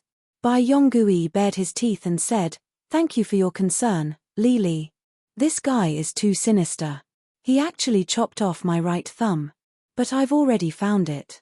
When I go back and find the faction's doctor, he should be able to reattach it." Li frowned and said with a smile, "It's okay, little Bai. As long as you don't lose your life, everything is fine. Don't worry. Even if your thumb can't be reattached, I will find you a stable position in the hall." Bai Yonggui was moved to tears. He clasped his hands and said, Li treats me like this. How can I not serve you?" Li muttered in his heart, "You're already crippled. What service are you talking about? You have to have some value." But he still said fervently, "You don't have to be like this. Our Shinrong faction doesn't differentiate between high and low. We only have different jobs. We are all stones of the faction's great cause. We will move wherever we are needed. No matter where we are, we must shine for the faction's great cause. Little Bai, the faction leader has seen everything you have done. He will not let you have any worries. Moreover, although your position will be different in the future, I still hope that you can make extraordinary contributions in your ordinary position and prove that you are the outstanding backbone of our Shinrong faction." Hearing Li's words from the bottom of his heart, Bai Yonggui's heart was about to break. He hadn't even returned to the faction, hadn't even been treated by the faction's doctor, and his fate was already decided. Sigh, if I had known this would happen, I wouldn't have done it in the first place, Bai Yonggui thought. Looking at Hall Master Li's eyes and his attempt to comfort Bai Yonggui, how could Bai Yonggui not know what he was thinking? Bai Yonggui helplessly took out the iron box from his bosom and presented it to Hall Master Li. He forced a smile and said, "Hall Master Li, this is something that Junior Marshal Brother Chai and I found overseas. Please accept it on our behalf. Please be careful on the way. When we arrive at the sect and hand it over to the faction leader, I hope Hall Master can put in a good word for us." Li narrowed his eyes and looked at it. He wasn't in a hurry to accept it. He said, "Little Bai, this is your and Chai Feng's work. It's better for you to take it with you. Those who know will know that you are injured and can't protect it. Those who don't know will say that I stole your credit." He enunciated the word injured very clearly. Bai Yonggui said helplessly, "Hall Master Li is wise. This matter is of great importance. Now that I'm injured, I can't protect it well. If anything happens, I'll be the sinner of Shinrong faction. I hope that Hall Master can understand my difficulties and keep it for me." When Li heard this, he smiled and said, "If that's the case, then I will reluctantly do it. If the credit is yours, then it is yours. Others can't take it even if they want to. Don't you think so, little Bai?" Bai Yonggui smiled and said, "Li is right." Li carefully took the iron box and opened it under the cover of dusk. After confirming that there was no problem, he carefully put it away. He looked at the dozen or so disciples around him and waved his hand. "Everyone, you are all meritorious members of the Shinrong faction. When you return to the faction, you will be greatly rewarded. Let's go, We will return to the faction and receive the reward for your Qinggong. Okay. When the others heard this, they were all happy. The fear from being beaten up just now disappeared. They followed Li Li in a certain direction under the cover of dusk. Killing one person in 10 steps, unstoppable for 1,000 miles. Awesome. At this moment, Zhong Xiaohua only wanted to scream. He really liked the feeling of being in control of his own fate. He used his Qinggong to leave the pier, but his divine sense did not leave. He understood the reactions of the people around him. When he was far away, he retracted his divine sense. His body flashed and disappeared. He actually burrowed into the ground and moved stealthily. Then, he jumped out from somewhere and randomly found a direction. He used his Qinggong to run in all directions. After that, he used his Qinggong to move stealthily for a long time.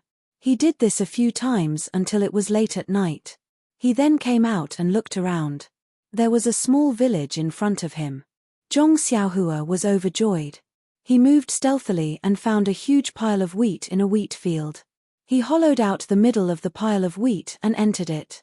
He closed his eyes and began to cultivate. After coming out from the pleasure of being in control of the situation, Zhong Xiaohua had a trace of vigilance in his heart. He was just in the initial stage of qi refining. There was still a long way to go before Venerable Fiery Dragon, who was in the Foundation establishment stage. With Venerable Fiery Dragon's strength, he could not help but turn into dust. How could he let go of any opportunity to cultivate? Moreover, the people he had just fought were just some small fries. Zhong Xiaohua was not arrogant enough to compete with Oyu Peng and Monk Chang'eng. Who were those people? They were old monsters who had been immersed in martial arts for decades. They were the leaders of martial arts. Although he was cultivating the way of immortality and had a higher starting point than them, he had not been cultivating for long. It was impossible for him to compete with them now. Therefore, he had to work hard to cultivate. The next day, Zhong Xiaohua scurried out of a pile of wheat straw and struggled to get some information from a farmer's auntie. It wasn't that he didn't look friendly, and the auntie didn't dare to say it. It wasn't that he was dressed in a retro style that scared the auntie. The key was that this auntie was just like Zhong Xiaohua in the past. She had only been to the nearest town, Songning Town, and didn't know anything else. Zhong Xiaohua wanted to ask other people for advice. However, educated people always woke up late and were probably still sleeping. He could not drag them out of their warm beds. Fortunately, this auntie was still clear about the direction of Songning Town and pointed it to Zhong Xiaohua. Zhong Xiaohua thanked her and turned around the haystack. He disappeared with a turn of his body. The enthusiastic auntie who followed behind him shouted, "Young man, that's the way to the pigsty." How could Zhong Xiaohua, who was using Earth Escape, hear her? He only wanted to rush to Songning Town and find the way home. However, after walking for a while, when he felt that it was about time, he released his divine sense but did not see many people. He found a secluded place to jump out and asked someone. Only then did he know that he had gone the wrong way. Alas, he was a directionally challenged idiot, regardless of whether he was above ground or underground. Zhong Xiaohua was helpless. He thanked the person again and continued on his way. Yes, it was the bottom path. This time, although Zhong Xiaohua was very careful to identify the direction, it was all grey underground. How could he see clearly? Before long, Zhong Xiaohua was already annoyed and impatient. He still found a secluded place to come out. Zhong Xiaohua was vexed when he asked someone about it. Earth Escape was fast, but he couldn't grasp the direction. Wasn't this bullshit? The faster he escaped, the more he would deviate. This wasn't a long-term solution. However, looking around, he was in the wilderness. Even the passers-by he had just met were looking at his crutches in panic. Oh, no, his long sword. They thought that he was going to rob them. Where would he find a horse or a carriage? Alas, it was better to use lightness skill. Although he would still be seen, there were people in Jianghu after all. He might not get into trouble. After thinking about it, Zhong Xiaohua used the levitation technique according to the direction pointed by the passers-by and flew straight over. He opened a path when he met a mountain and built a bridge when he met a river. In just the time it took to eat a meal, an extremely lively town appeared in front of him. This was a town about the same size as Lu Town. Zhong Xiaohua was on the main road into the town. Just like any other ordinary town, there were some tea sheds a few miles away from the town entrance for pedestrians and merchants to rest. Zhong Xiaohua picked a slightly larger one and walked in. There was a waiter in this tea shed. He looked at Zhong Xiaohua's appearance with surprise. It was not until the tea shop owner slapped him on the head that he understood. He hurriedly greeted, "Young master, please take a seat." "What kind of tea would you like?" Zhong Xiaohua did not want to drink any tea, but looking at the waiter's respectful manner, he felt embarrassed. He could only find a place to sit and said, "Anything will do. I have something to ask." The waiter was somewhat embarrassed. This small shop only has Longjing tea before the rain. "I don't know if young master is used to it." Zhong Xiaohua was surprised and said, "I am not a young master. You can just get me some water." The waiter looked at his robe and said with a smile, "Yes, young master is not a young master. I will serve you Longjing tea right away." With that, he left with a smile. At this moment, the people in the tea shed who saw Zhong Xiaohua walking in also came back to their senses.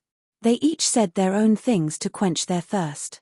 A quiet conversation entered Zhong Xiaohua's ears. "I don't know which family this young man is from, but he's also wearing vintage clothes to show off. I don't know what's wrong with him these past few years, but he likes to wear vintage clothes. I really don't know what's so good about this robe. Old Tang, that's because you can't stand it. I've seen many learned people in Hu City wearing clothes like this. At first, it's really awkward, but after looking at it for a long time, I actually feel that it's very impressive. Don't you see this young master? He's obviously a playboy, but when he wears this set of clothes, he actually looks cultured and refined, like a learned scholar. It's just that he looks too ordinary. His eyes are a little small, his nose is a little flat, and his ears are small too. He doesn't have good fortune. Otherwise, he could be considered a romantic and elegant person." Zhong Xiaohua almost laughed out loud. He looked at his robe, not knowing whether to laugh or cry, and was speechless. -3.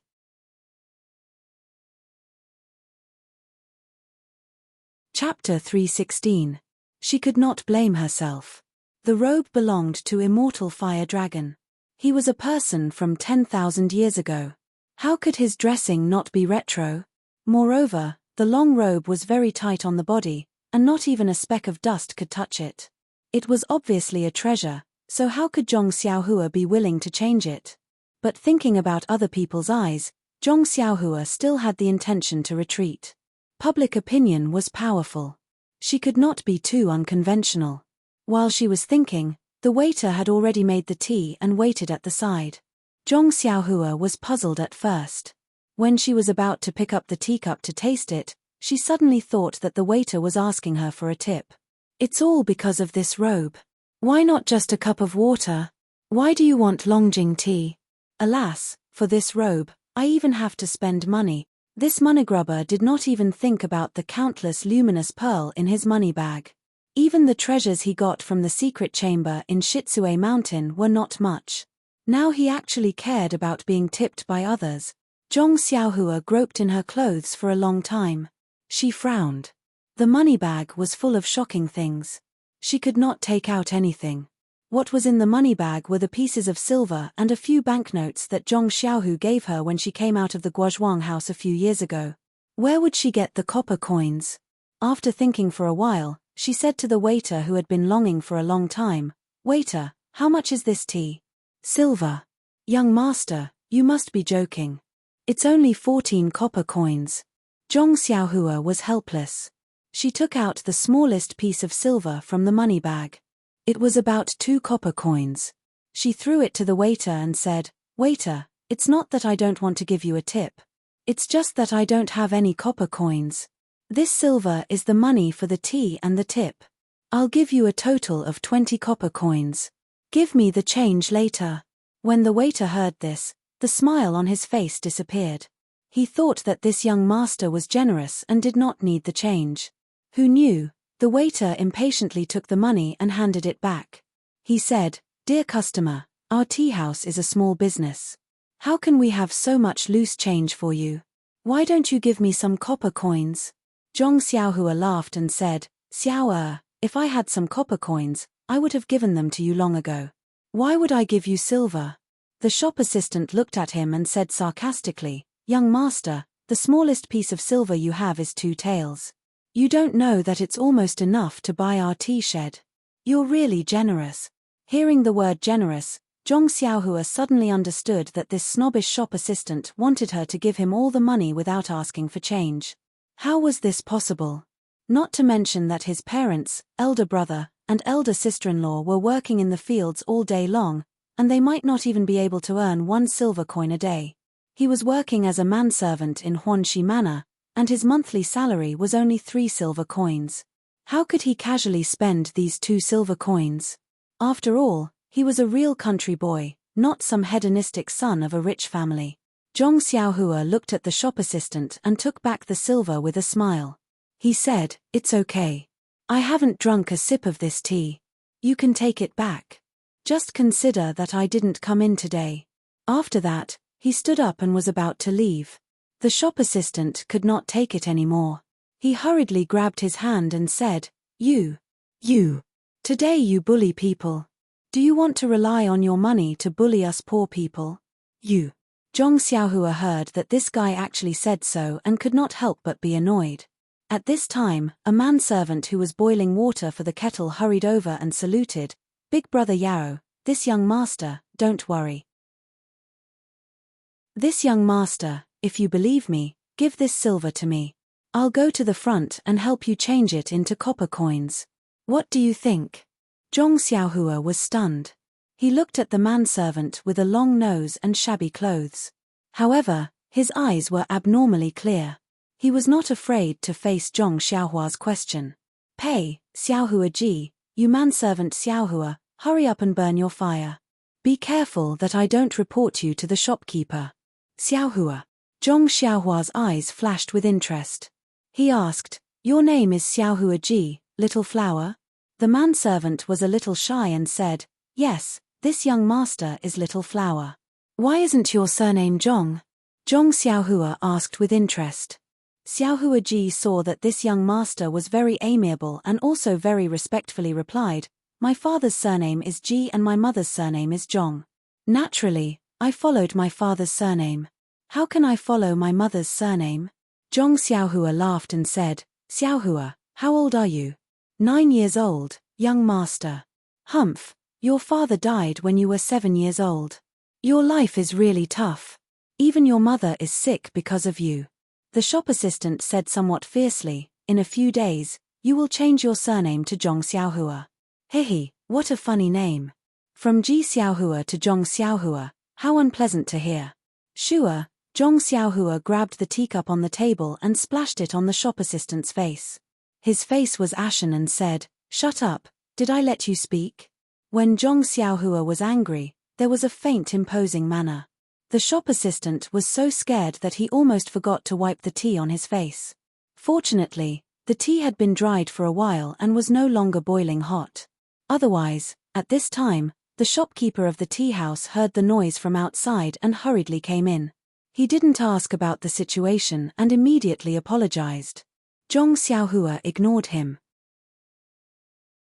He smiled and handed the silver to Xiaohua ji and said, "Okay, this silver is for you. Help me exchange it." The shopkeeper hurriedly persuaded, "This young master, no need. This tea is on me. You don't have to pay." How could Zhong Xiaohua take advantage of him like this? He smiled and said, "It's not easy for you to do business here. Naturally, you should take money. However, my silver didn't grow on trees. I can't give it to you for free." After he finished speaking, he waved his hand at Xiaohua ji and let him go. At this time, a man at the table next to them stood up and said, "This young master, perhaps you rarely go out." Zhong Xiaohua saw and smiled, "Yes, I've always been studying at home. I rarely go out." The man walked over and said, "There's a saying in the pugilistic world. Rely on your parents at home and rely on your friends when you go out. Since we can meet in such a remote place, it can be considered fate. Little brother, I'll pay for the tea for you. Come over and have a chat. Zhong Xiaohua looked at the man and didn't want to pay much attention to him.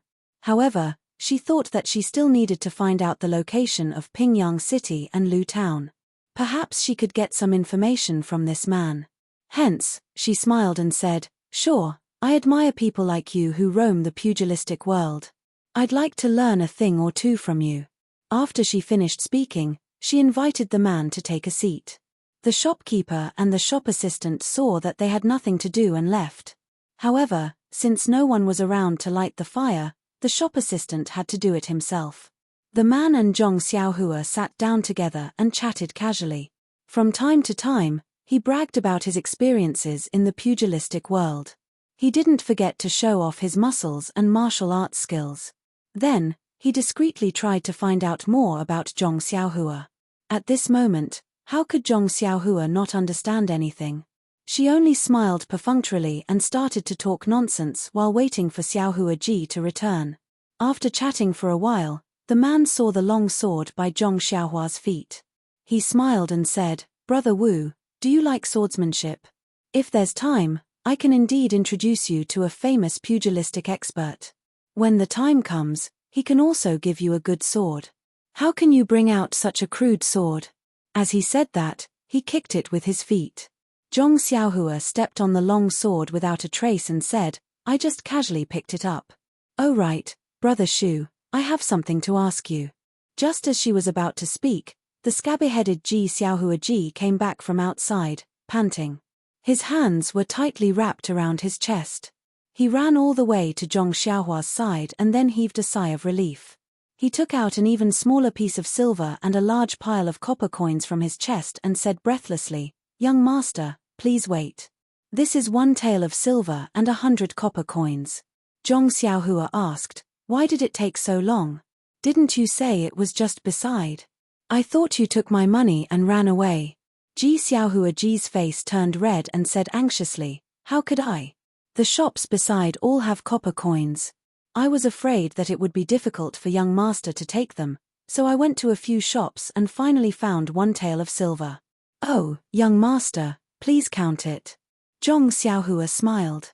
He had already used his divine senses to scan the whole pile of copper coins. Not a single one was missing. He said, "No need, I believe you." Ji Xiaohua Ji's face turned even redder. He smiled embarrassedly and continued to walk to the fire to boil water. Zhong Xiaohua kept all the copper coins on the table and did not take out a single copper coin. He then asked the man, "I want to ask Brother Shu something. Do you know Pingyang City?" "Pingyang City?" The man was stunned and immediately said, I know. "A few years ago, when I was running darts, I always went to Pingyang City. I'm very familiar with it." "I see. I heard that there's a scenery called Calm Lake and Autumn Moon in Pingyang City. I've admired it for a long time and really want to take a look. But I don't know how to get there." "Oh, I see. The scenery you mentioned is in the south of Pingyang City. It's really not bad. My martial brothers in Pingyang City often invited me there to admire it. As for how to get to Pingyang City, you see, from this road to the west, pass through Songning Town, walk for another day, then head north. Walk for another 17 or 18 days and you should reach there."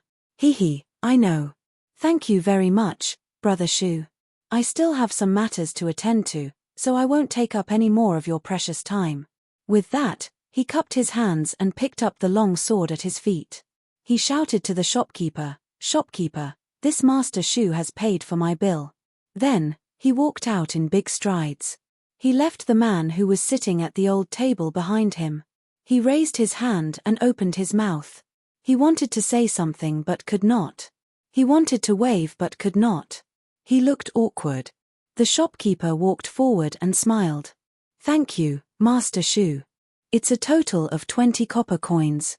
The man shouted, "What nonsense is this Longjing? It's no different from drinking plain water. Do you think I'm that white sheep? Here, it's 10 copper coins. Take it or leave it." With that, he threw out a large sum of money from his pocket. Just as the shopkeeper was collecting the money, the The mangy-headed page boy who was boiling water also rubbed his hands and gritted his teeth. He seemed to have made a decision. When he saw that the shopkeeper was not paying attention, he ran out in a flash. -3.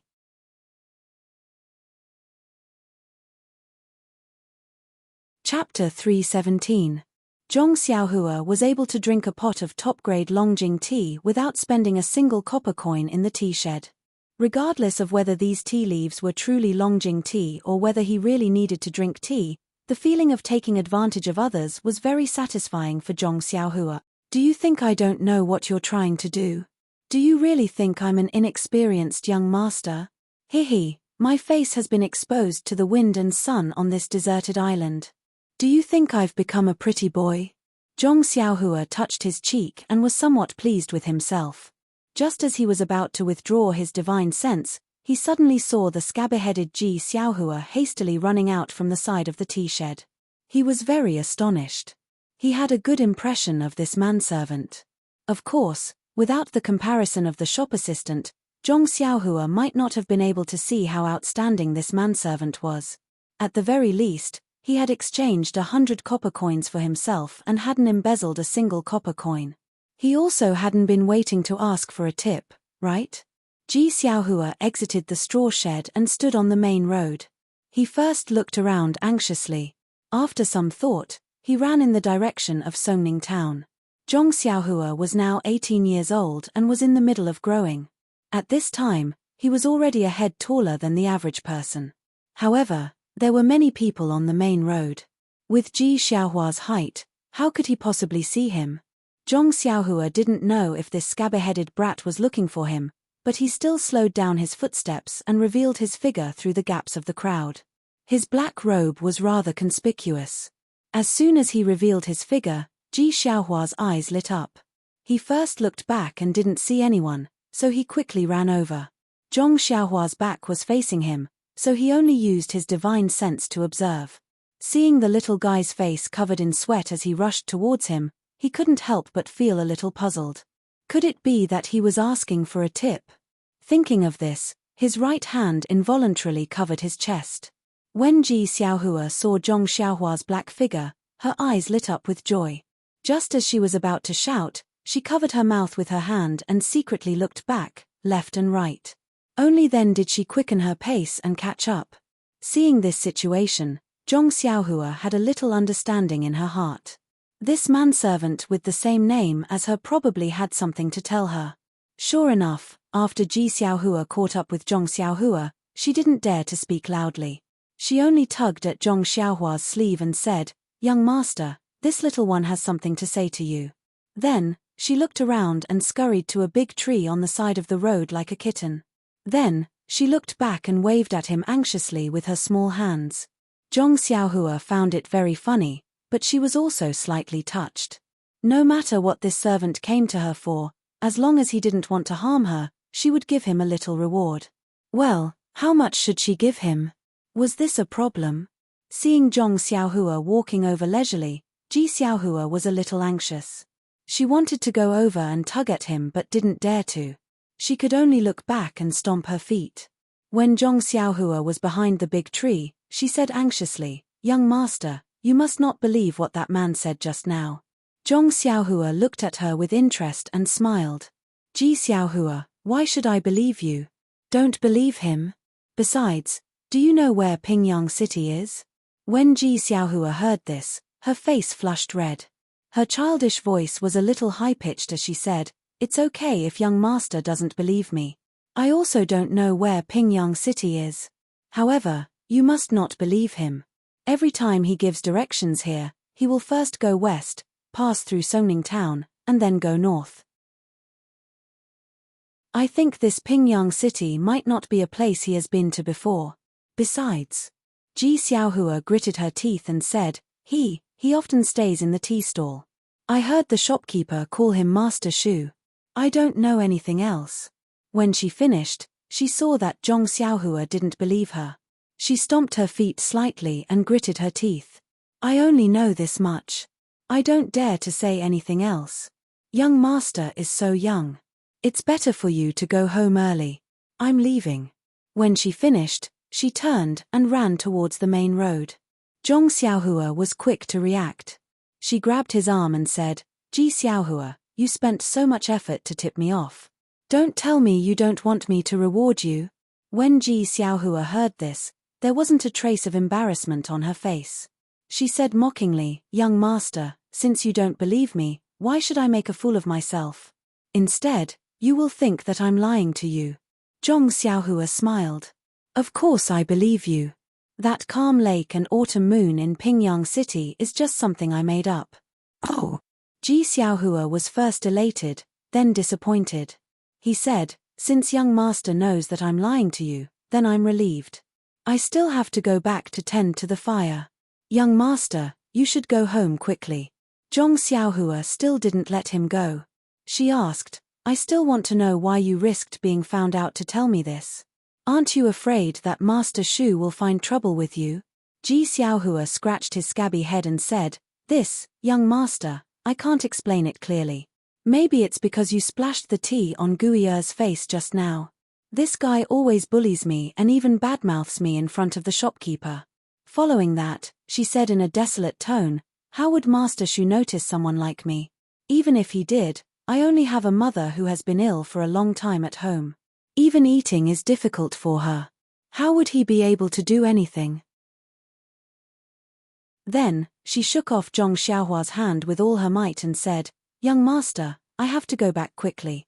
The shopkeeper already said that if he finds out that I did anything wrong, I won't be allowed to boil water in the tea shed. Hold on to me. I'm sure the shopkeeper has already found out by now."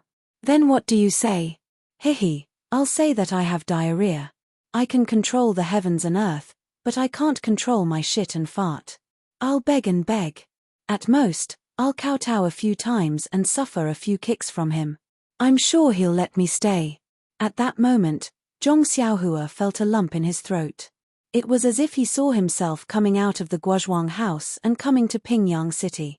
He thought that he had suffered enough at Huanxi Mountain Villa, Lotus Escort Agency, and Misty School. However, looking at this kind-hearted Ji Xiaohua who wanted to earn some money to buy food for himself and his sick mother, he was really too blessed. At least, he had his second brother Zhong Xiaohu to take care of him. At least, he had a warm and happy home in a distant village. Following that, Zhong Xiaohua asked gently, "Ji Xiaohua, how many copper coins do you get for boiling water in the tea shed for a day?" Ji Xiaohua smiled bitterly and said, "This tea shed manager is more stingy. It's only 3 copper coins. All right, young master, I'll go out quickly. If I'm any later, I won't be able to cover up this lie." After saying that, he wanted to run again. Zhong Xiaohua quickly grabbed him and said, "Don't panic, don't panic. It's been hard on you to come here. How about this?" Hearing this, Ji Xiaohua's eyes were filled with anticipation and shyness. Zhong Xiaohua looked at the child's round and clear eyes and said, "You go back to the tea shed first. Tell the tea shed manager that you want to take a few days off. As for me, there's something that I want you to help me with. I'll give you 10 copper coins a day. What do you think?" When Ji Xiaohua heard that he wanted him to go back to the tea shed first, his heart immediately sank. However, the words that followed made him extremely happy. He said, "Really? Young master, what do you want? You actually want to give me 10 copper coins a day? Yen, you don't have to worry about this. Anyway, it's a very important matter. You go and take a leave first. This, young master, I won't do things like murder and arson. Do I look like that kind of person to you? Besides, can you do things like murder and arson?" Ji Xiaohua grinned and said, "Young master, please wait for a moment. I'll be back soon." Then, he ran out like a wisp of smoke. Not long after, he came back with a small cloth bag. Zhong Xiaohua smiled and said, "You took a leave so easily." Ji Xiaohua said, "That Guiyer has been watching me for a long time. Before I could say anything about taking a leave, I was chased out. I didn't even have to say the words that I thought of just now." After saying that, he opened the small cloth bag and took out a half-eaten thing that was the size of a fist. He took a hard bite and swallowed it with difficulty. He said vaguely, "It's a pity that I can't drink the boiled water in the tea shed." When he said that, Zhong Xiaohua's tears almost fell down. He chuckled and said, Ji Xiaohua, I'm also hungry. Can you give me some to eat? Ji Xiaohua said in surprise, Young master, this thing, you can eat so much. Zhong Xiaohua reached out and took a bite. Even though he grew up in the countryside and was used to living a hard life, he had never eaten food that was so hard to swallow. It was astringent and somewhat painful to the teeth. With Zhong Xiaohua's more than 10 years of farming experience, this was made with several kinds of grains and vegetables, as well as chaff and the like. Zhong Xiaohua slowly ate one bite at a time. Ji Xiaohua was stunned at the sight. This was his ration for the day, and it was actually eaten by a young master who lived in luxury. Although he said to eat one bite at a time, in fact, that thing was less than half a fist. Zhong Xiaohua finished it in 2 or 3 bites, but it was very hard to swallow. Even an immortal like Zhong Xiaohua also swallowed his saliva and carefully swallowed it. He really didn't know how this child usually ate. Seeing Zhong Xiaohua finish eating, Ji Xiaohua still hadn't woken up from his shock. Zhong Xiaohua walked over and patted his scabby head without any trace of politeness. He said, Let's go, kid. Follow me to the city to do something. Ji Xiaohua was just 9 years old. His body hadn't grown up yet, and his height was only below Zhong Xiaohua's chest. This head patting was very easy. No wonder second brother always likes to pat my head. It's really interesting. Zhong Xiaohua thought so. Ji Xiaohua hurriedly put away the small package and hung it on his small arm. He said with a smile, Young master, I wonder what you're doing in the city. Tell me about it first. I've already thought of a place to bring you. Oh, right. Young master, I'll help you carry this crutch. After he finished speaking, he reached out to take the long sword in Zhong Xiaohua's hand. Zhong Xiaohua waved his hand and stopped him. He said, You can't carry this thing. Let me carry it. Young master, don't look at my young age. I've been very strong since I was young. I'm also a little famous in the South City. Otherwise, why would that tea shop owner hire me? I even help them gather firewood. -3.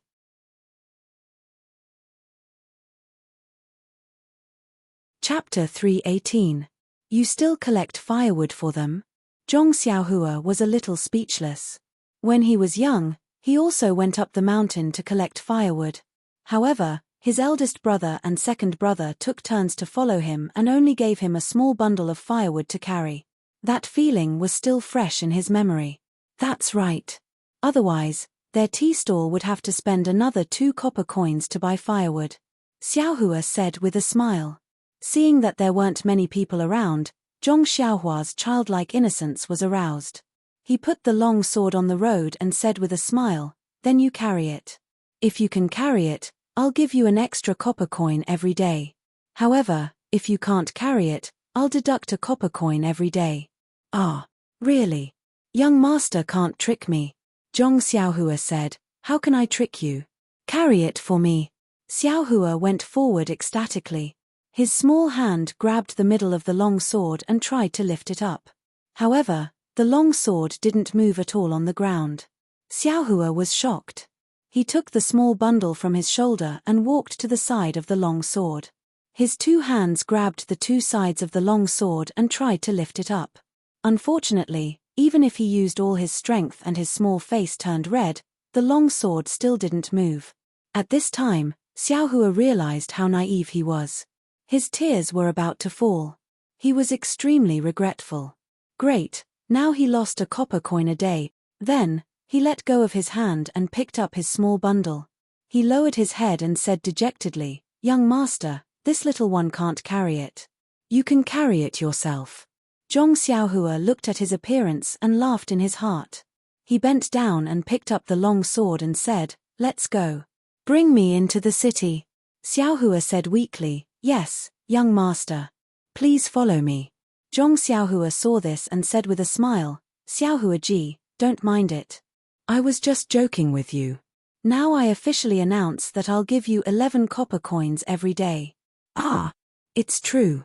Ji Xiaohua beamed with joy and said, Young master is such a good person.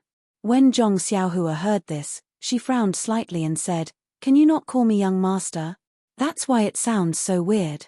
Xiaohua asked curiously, "Young master, if I don't call you young master, what should I call you?" Zhong Xiaohua scratched her head and felt depressed. That's right. What should Ji Xiaohua call her? Forget it. Call me if you want. Zhong Xiaohua waved his hand helplessly. All right, young master, please come with me. With that, Ji Xiaohua happily led Zhong Xiaohua along the main road towards Songning town. However, just as they entered the town, Zhong Xiaohua keenly noticed the sweat on Ji Xiaohua's forehead. Zhong Xiaohua found it very strange. They had just walked for a while. Logically speaking, this child often walked, so how could he be so tired? While she was puzzled, Xiaohua Ji stopped and wiped the sweat on her forehead. She turned around and asked, "Young master, we're already in the city. What do you want to do?" As she spoke, the fragrance of a steamed bun wafted over from a nearby store. The child couldn't help but look over and secretly spit. Ayo! Zhong Xiaohua instantly understood and couldn't help but secretly want to hit herself. That thing just now must be Xiaohua Ji's ration for today. He hasn't eaten yet, but I ate it first. I wanted to let him have a good meal at noon, but I didn't expect that he hasn't eaten in the morning. The sweat on his forehead is probably from hunger. With this thought, Zhong Xiaohua smiled and said, "The first thing to do after entering the city is of course to eat. This young master hasn't eaten breakfast yet. Let's go, I'll treat you to some steamed buns." With that, she walked towards the steamed bun store first. Although Xiaohua Ji was young, she had been outside for a few years. How could she not know Zhong Xiaohua's thoughts at this time? Looking at Zhong Xiaohua's back, she gratefully followed. Unfortunately, she didn't know that the young master in front of her was just a fake. Otherwise, she would have dragged him to a restaurant long ago. The vendor selling steamed buns was also a perceptive person. Seeing Zhong Xiaohua's dress, she hurriedly shouted, "This young master, do you want to eat some steamed buns? Come and have a taste. You're used to eating fish and meat. Eat some of our vegetable buns. It's good for the body." After that, she looked at the dirty little table awkwardly. She didn't know if she should let Zhong Xiaohua sit down. Zhong Xiaohua didn't mind and sat down. Xiaohua Ji followed and stood beside Zhong Xiaohua. She didn't know whether she should sit or stand. Zhong Xiaohua smiled and said, "Sit down, Ji Xiaohua. Don't be polite. Thank you for calling me young master several times.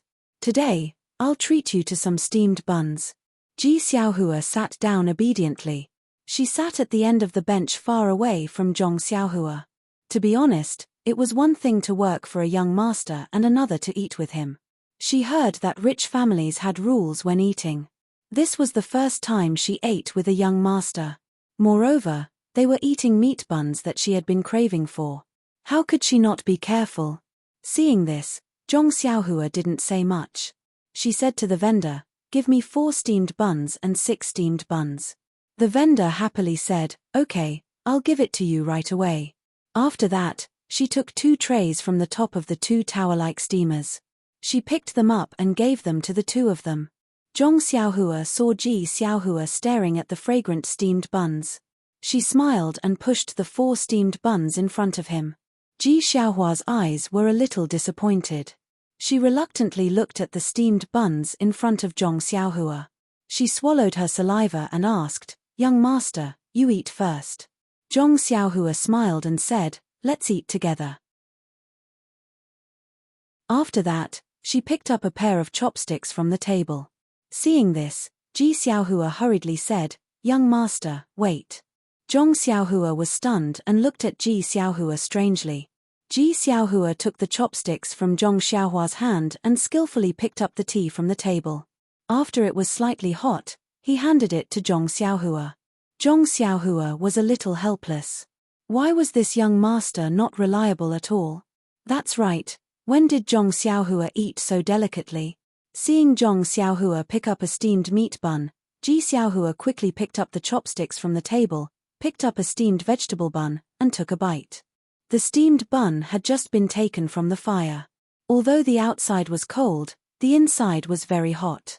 Ji Xiaohua had very little experience in eating steamed buns. How could he know that it was so hot that his mouth kept sucking in cold air?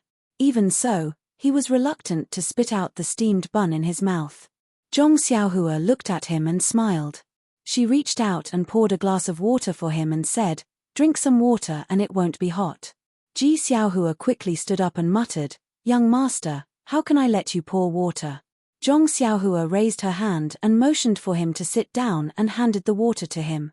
Ji Xiaohua took it and quickly drank it, then drank it in one gulp. Although he was boiling water in the tea shed, he didn't dare to casually drink the water. He had been busy from morning until now and hadn't had a sip of water. How could he not be thirsty? Ji Xiaohua blew on the steamed vegetable bun while eating it. He was about to eat the second one when Zhong Xiaohua smiled and pushed the steamed meat bun beside her to him and said, "Eat the meat bun now." Ji Xiaohua was stunned and didn't understand what was going on. Zhong Xiaohua smiled and said, "You eat first. We'll talk while eating." After receiving the order to eat, how could Ji Xiaohua still be reserved? He picked up the meat bun and began to eat. Fortunately, he had the experience of eating the steamed vegetable bun just now, so his mouth wasn't scalded by the meat bun. Zhong Xiaohua saw that he was eating happily and said, "When I was young, the first time I ate a meat bun, I scalded my mouth and had diarrhea.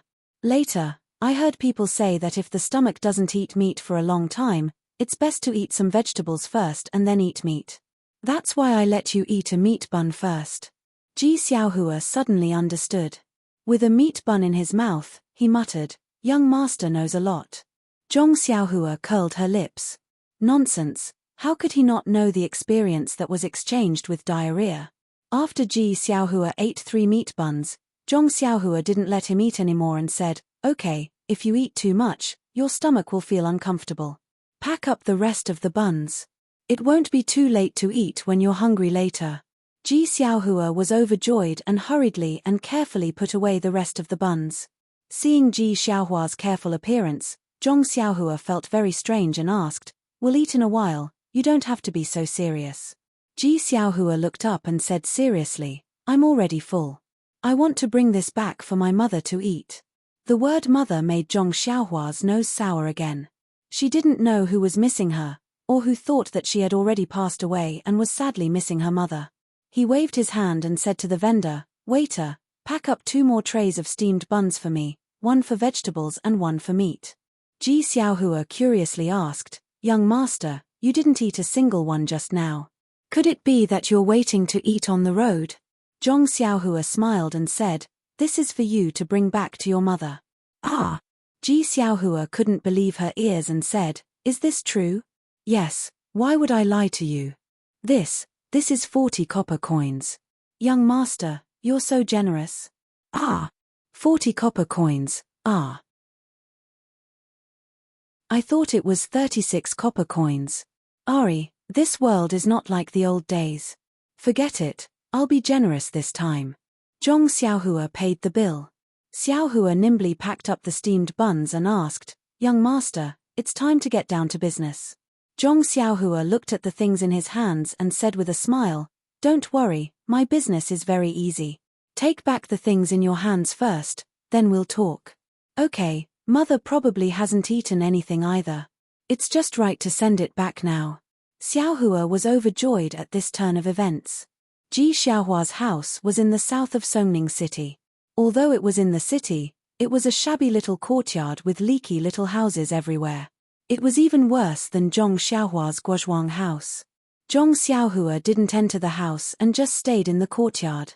He didn't feel any discomfort, but Ji Xiaohua wouldn't let him in no matter what, saying that it would be too slow to treat Zhong Xiaohua. Zhong Xiaohua's divine sense had already swept through the shabby house. There was only a middle-aged woman with grizzled hair inside. She was curled up on the bed and coughed from time to time. Although she tried her best to endure, how could she endure it? In Zhong Xiaohua's divine sense, he seemed to see that woman spit out traces of blood. Zhong Xiaohua sighed and thought of his grandmother. Wasn't she like this in the past? Therefore, the peak of martial arts should be comparable to the 5th or 6th layer of the Immortal Path's Qi refining stage. Moreover, The qi of heaven and earth was insufficient now, so magic could not display its power. Of course, it was inferior to martial arts. Of course, Zhong Xiaohua now felt that he couldn't compare with Ou Peng, Chang Gang, and the others, but he was belittling himself. He already had the earth escape, the fire escape, and the flying sword. He was already in an invincible position. If he couldn't beat them, he could escape. There was also a tourist who said that Zhong Xiaohua's strength was amazing. It should be the effect of the wrist guard. Why didn't I mention it in the book? Hehe, I think that other books write it so clearly. It's obvious that it's like some TV dramas nowadays, treating the audience as everything needs to be explained or narrated. I'm afraid that the audience doesn't understand or know, so I didn't write it. Actually, the readers are very smart. Even if I didn't mention it, wouldn't the tourists know? Oh right, I also forgot the martial arts moves. First, it highlighted that Zhong Xiaohua's martial arts practice was different. Second, if a few words could explain the moves, then there would be no need for a master to teach. Especially, if the men's football team was given a training manual, they would have dominated the World Cup. It seems that the so-called training in the country should be world-class. -3.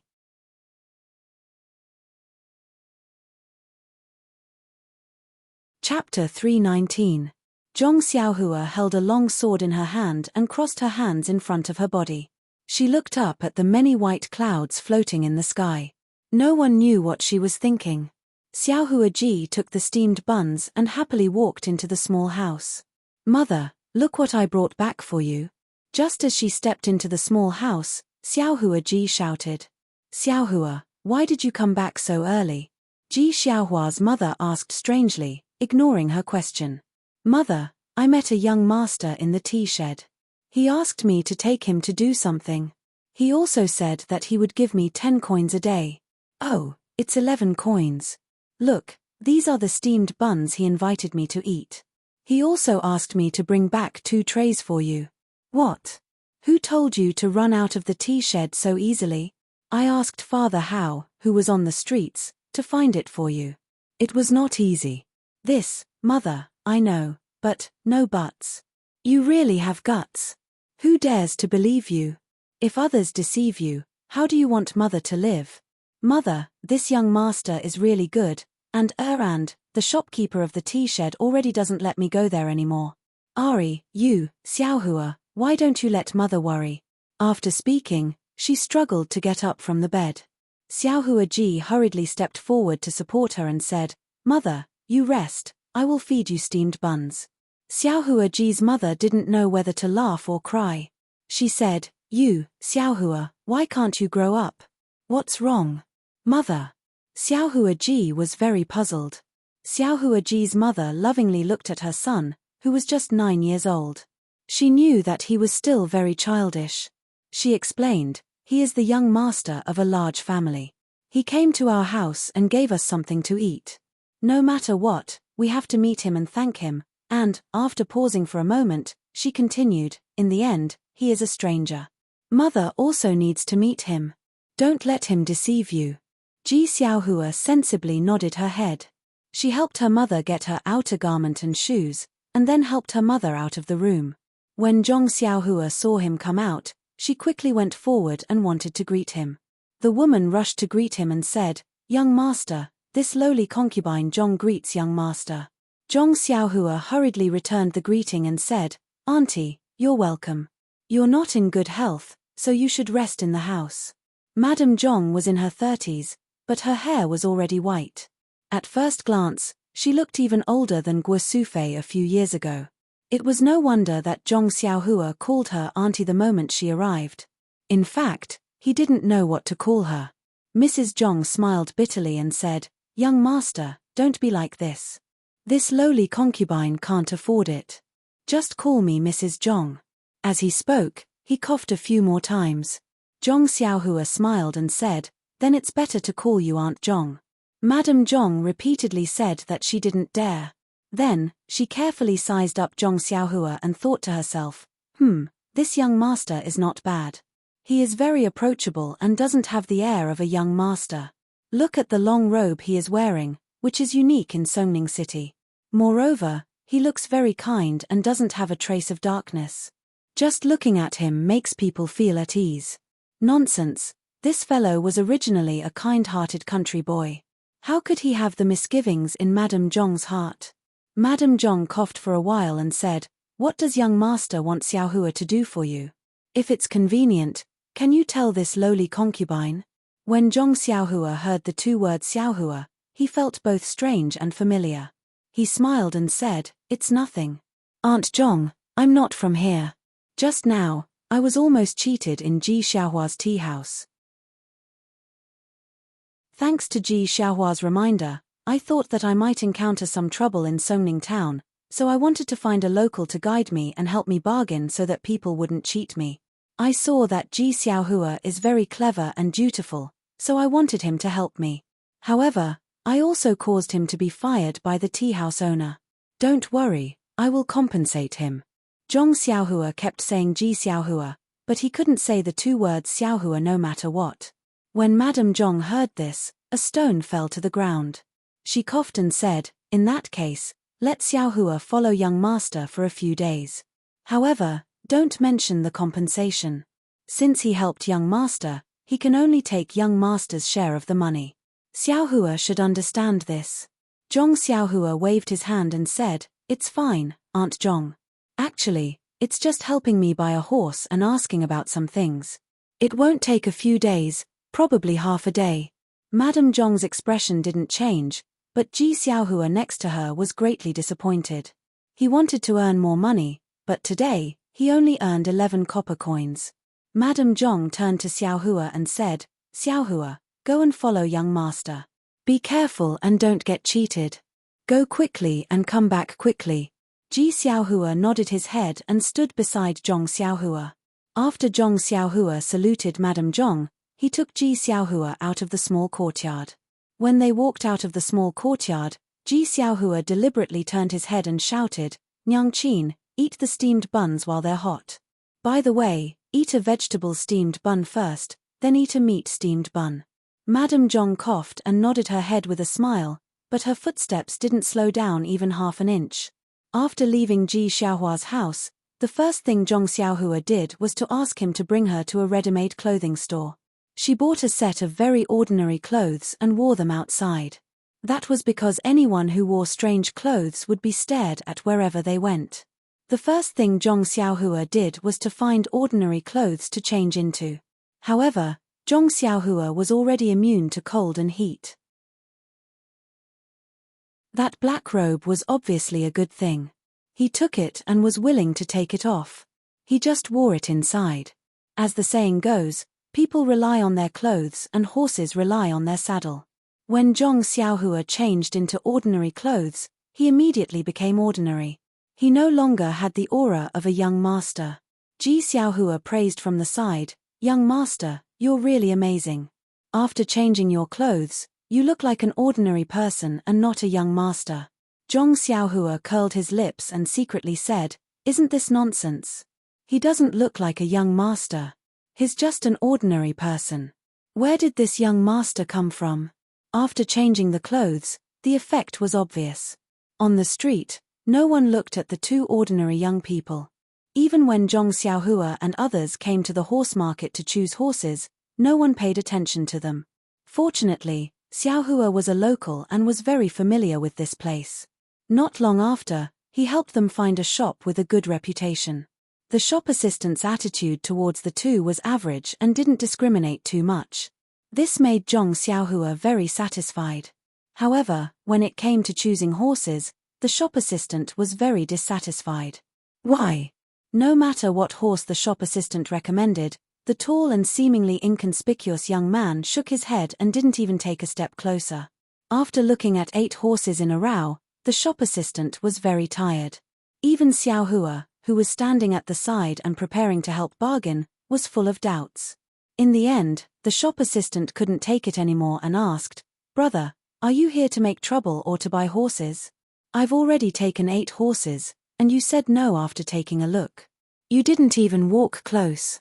How do you know that it's not to your liking?" Zhong Xiaohua smiled and said, It's not that I can't forget you, but these horses are not suitable. The horses I want are not ordinary horses. The shop assistant was surprised and said, if it's not an ordinary flattery, then what should it be like? After thinking, Zhong Xiaohua said, it should be the kind that can carry heavy loads. Heavy loads? The shop assistant was stunned and said, how heavy should it be? Oh, 3 to 4,000 catties. What? 3 to 4,000 catties, not 3 to 400 catties? The shop assistant said in disbelief, are you sure? Zhong Xiaohua smiled bitterly and said, yes, it's 1,000 catties, not 100 catties. The shop assistant shook his head like a rattledrum and said, that's impossible. I've never heard of a horse that can carry 3 to 4,000 catties. You want a cow, right? Oh, no, the legendary camel. Ji Xiaohua, who was standing at the side, seemed to understand at this time. She looked thoughtfully at the long sword in Zhong Xiaohua's hand. The shop assistant only thought that Zhong Xiaohua was tricking him and didn't take it to heart. He was about to greet the other customers when Xiaohua hurried forward and said with a smile, Big brother, don't misunderstand. My family's young master has some special requirements. Otherwise, he wouldn't have come to your shop.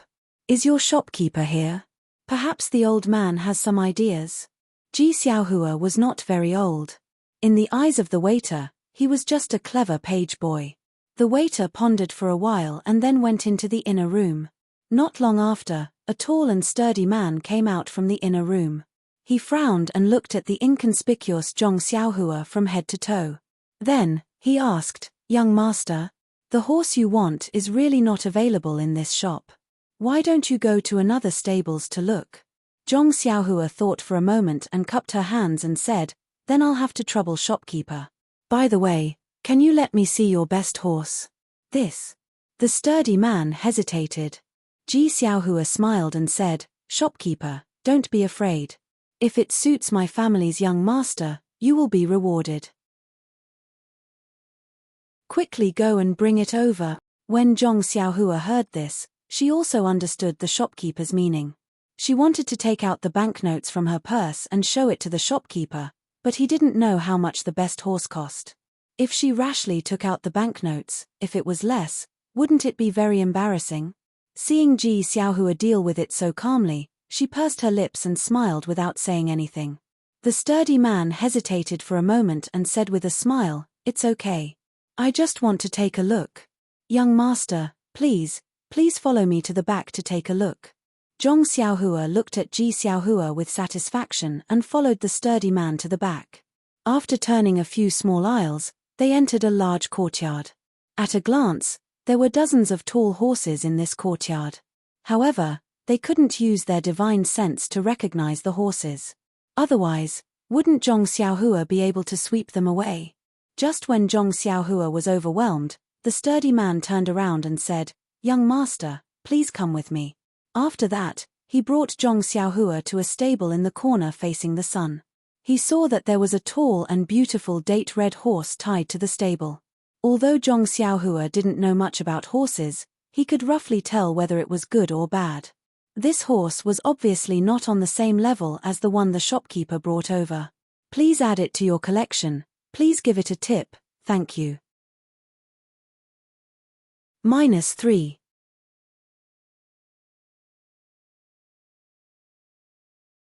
Chapter 320. Zhong Xiaohua smiled and said, shopkeeper is really hiding something. Compared to what I saw just now, it's much better.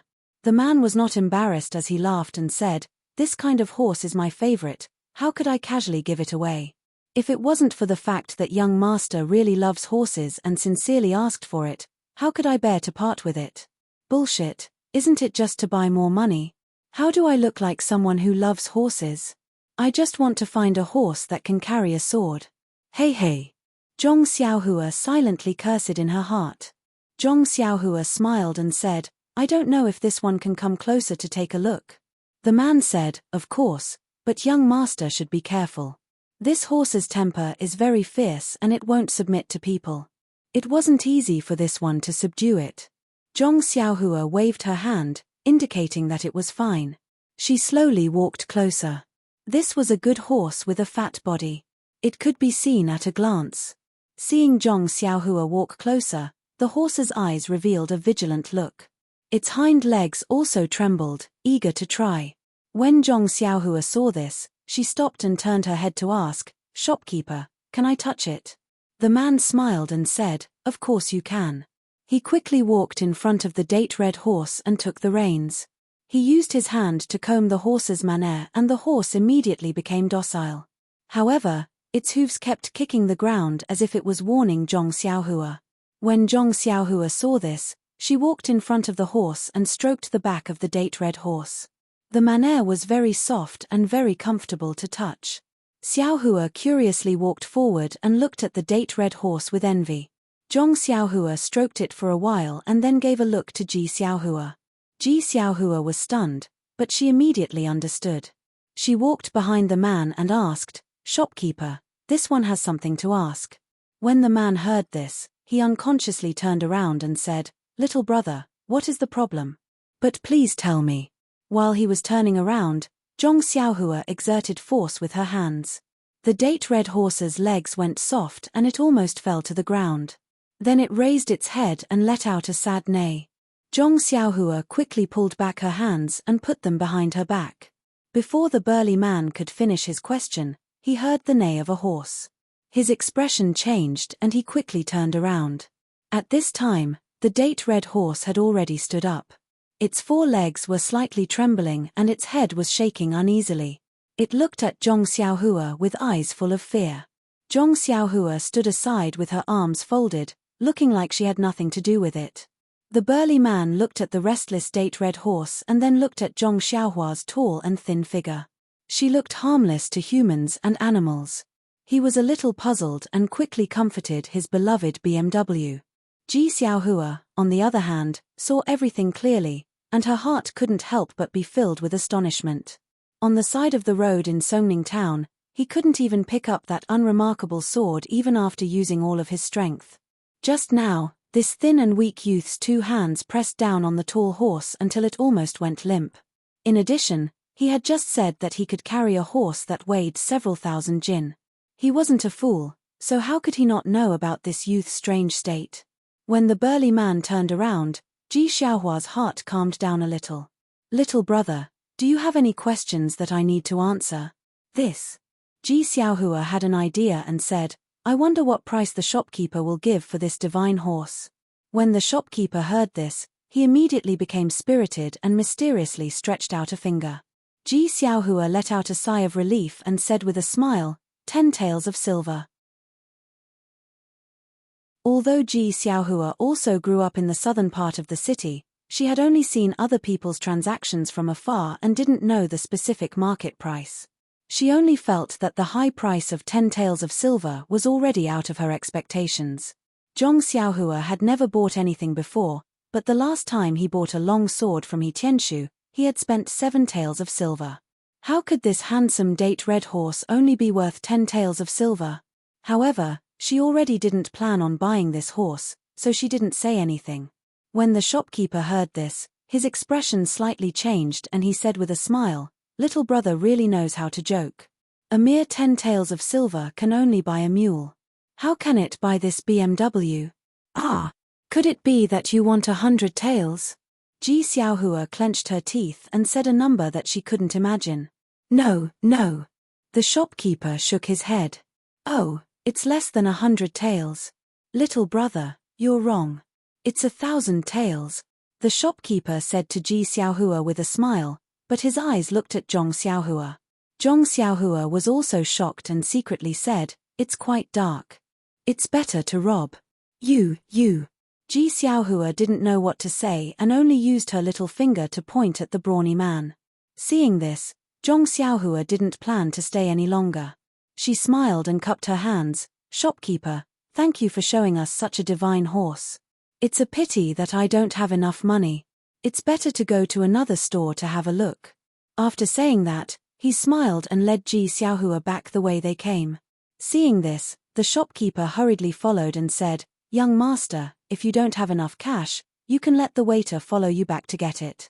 Seeing that Zhong Xiaohua ignored him, he said, "Well, seeing that young master really wants to buy it, I have to reluctantly give it up.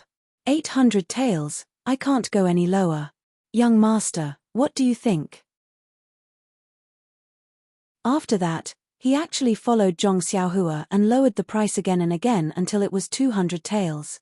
Zhong Xiaohua actually didn't know how much the horse was worth. She just made up her mind not to buy it. She let the shopkeeper keep lowering the price, but she didn't say anything. Finally, when they reached the door, the shopkeeper was anxious and said, "Young master, how much are you willing to pay?" Zhong Xiaohua stopped and wanted to haggle with him for 10 taels. But after thinking about it, why bother? It wasn't easy for others to buy it. She didn't plan to buy it. Why did she have to tease him? Thinking of this, she shook her head with a smile and went straight out. Seeing Zhong Xiaohua like this, the shopkeeper didn't chase after her. He shrugged, changed his expression, and continued to do his business. Zhong Xiaohua walked for a while with Ji Xiaohua. Suddenly, she stopped and asked, "Ji Xiaohua, aren't you leading me? Why did you let me walk in front?" When Ji Xiaohua heard this, she hurriedly smiled apologetically and said, "Young master walked very fast. This little one couldn't catch up." After saying this, she hurriedly walked in front and led Zhong Xiaohua to another place. At this moment, in Ji Xiaohua's eyes, Zhong Xiaohua was no longer a kind-hearted and good-natured hedonistic son of rich parents. Instead, he was a person covered in a mysterious halo. After walking for a while, as expected, there was the sound of a horse neighing again. However, Ji Xiaohua turned around and said, "Young master, the Jade Gate Horse Company we just went to is the largest in Songning Town and has the best reputation. If there isn't anything to your liking, I reckon that the other two places don't have it either." Zhong Xiaohua nodded and said, "I was careless. I didn't think that the horse couldn't bear the weight." Ji Xiaohua was speechless. This sentence sounded a bit like a young master's. Indeed, the other two places didn't have as many horses as the previous one. The horses didn't look as good as the previous one and the starting price was even higher. Zhong Xiaohua couldn't be bothered to try it out. After a few words, he left. When Ji Xiaohua saw that she didn't help Zhong Xiaohua, she was unhappy and walked with her head lowered. Looking at the sun in the sky, Ji Xiaohua forced a smile and said, "Young master, what do you think is next?" Seeing that Ji Xiaohua wasn't happy, Zhong Xiaohua smiled and said, "The next thing is simple. I want to know how to get to Pingyang City or Lu Town. Where do you think I should go?" When Ji Xiaohua heard this, she thought for a while and said with a smile, "This little one knows. Young master, please follow me." After saying this, she brought Zhong Xiaohua to the front of a tea house. Zhong Xiaohua didn't understand and said, "Can this kind of information be found in this tea house?" Ji Xiaohua smiled and said, "Young master, don't be anxious.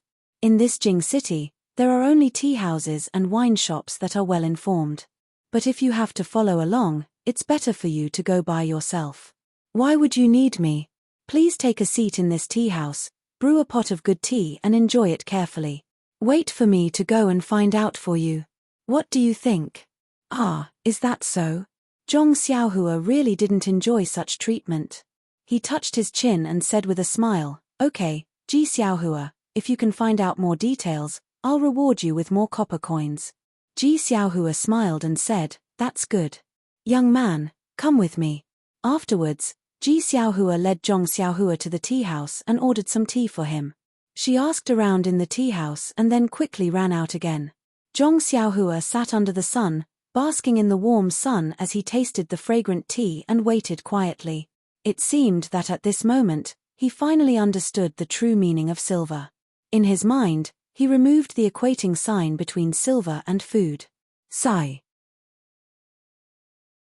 He sighed and looked away from the steam rising from the teacup to the bustling crowd on the street outside the tea house. He couldn't help but feel a sense of realization. Humans, in the blink of an eye, Zhong Xiaohua seemed to be in a trance. His consciousness rose up high and watched the people on the street. Gradually, there were more and more people on several streets. Later, he saw the entire Songning town and the entire town. He also seemed to see Xiaohua running around busily. However, these people slowly became as small as ants in Zhong Xiaohua's eyes. Their actions were extremely laughable. Zhong Xiaohua's consciousness rose higher and higher. He felt like a white cloud floating in the sky. Everything on the ground had nothing to do with him. His heart only yearned for that freedom. In the tea house, Zhong Xiaohua's body held the teacup in his left hand under the sunlight. He didn't move at all and didn't even blink. He actually had an otherworldly appearance. There was a faint flicker of brilliance and sometimes, there was even a hint of transparency. Zhong Xiaohua's consciousness rose higher and higher. He actually saw the sea, the ships on the sea, and the islands that were like black dots. In Zhong Xiaohua's heart, there was no trace of emotion. He just rose up like that. Suddenly, a thunderous voice resounded through the world. "Young master, what are you doing?" In the blink of an eye, Zhong Xiaohua's consciousness, which had floated high, suddenly fell down. The situation just now seemed to be rewinding. He fell to the ground. In an instant, he fell from the ninth heaven to the tea house. Zhong Xiaohua's body didn't move. His eyes immediately lit up. He blinked and saw Xiaohua beside him looking at him with a face full of fear. The boiling hot teacup in his hand was already cold. The noon sun had already passed the top of his head. -3.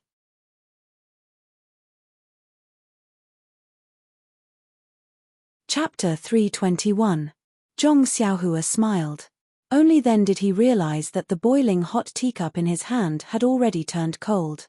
The noon sun had already passed over his head, and his body, which was sitting under the sunlight, was gradually moving into the shadows.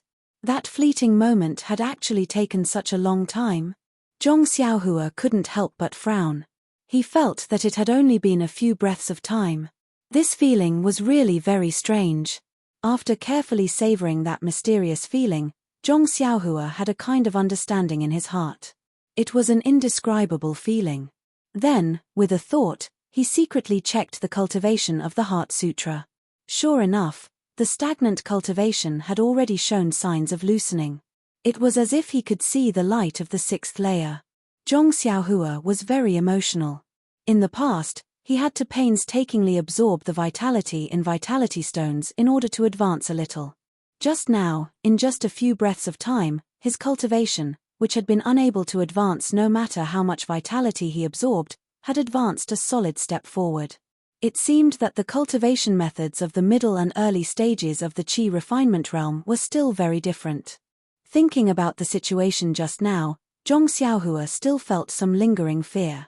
He wasn't too sure if this situation was lucky or unlucky. He only knew that if Ji Xiaohua had called him a little later, perhaps his consciousness really would have flown beyond the 9 heavens. Misfortune is where fortune lies where misfortune lies. Zhong Xiaohua looked at Ji Xiaohua's childish and anxious face and felt very emotional. He had only come to Songning town to inquire about the way home, but he had met this child who had the same name as him and so many things had happened. The improvement of his mental state and the increase of his cultivation were real matters.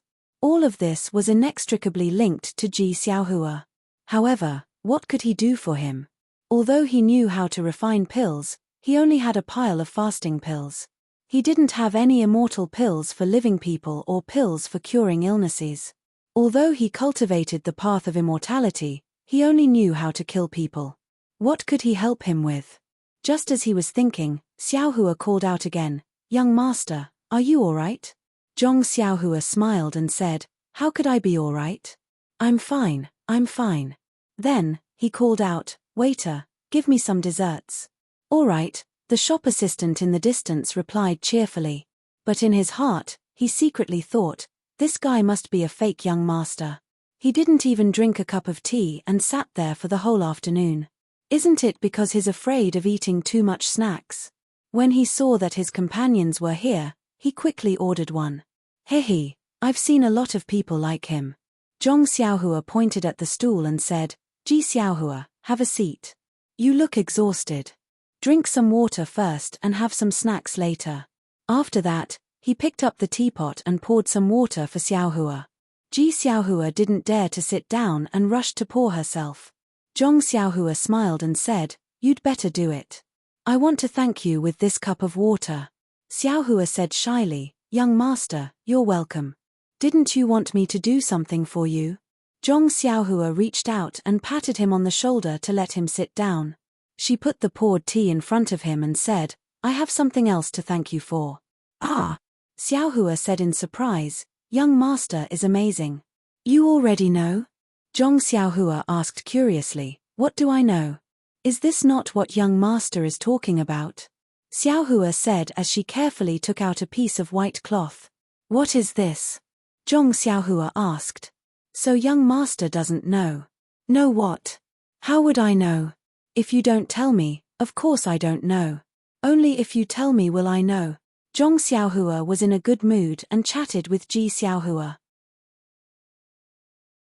At this moment, the waiter served the fragrant pastries.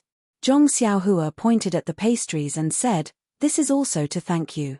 Eat to your heart's content. Xiaohua stuck out her tongue and swallowed her saliva. She said, young master Xie, you should take a look at this first. Zhong Xiaohua took the white cloth and unfolded it. On the upper right corner were the words Songning Town and on the lower left corner were Pingyang City and Lu Town. In the middle were a few other names. In between these names, there were many lines drawn.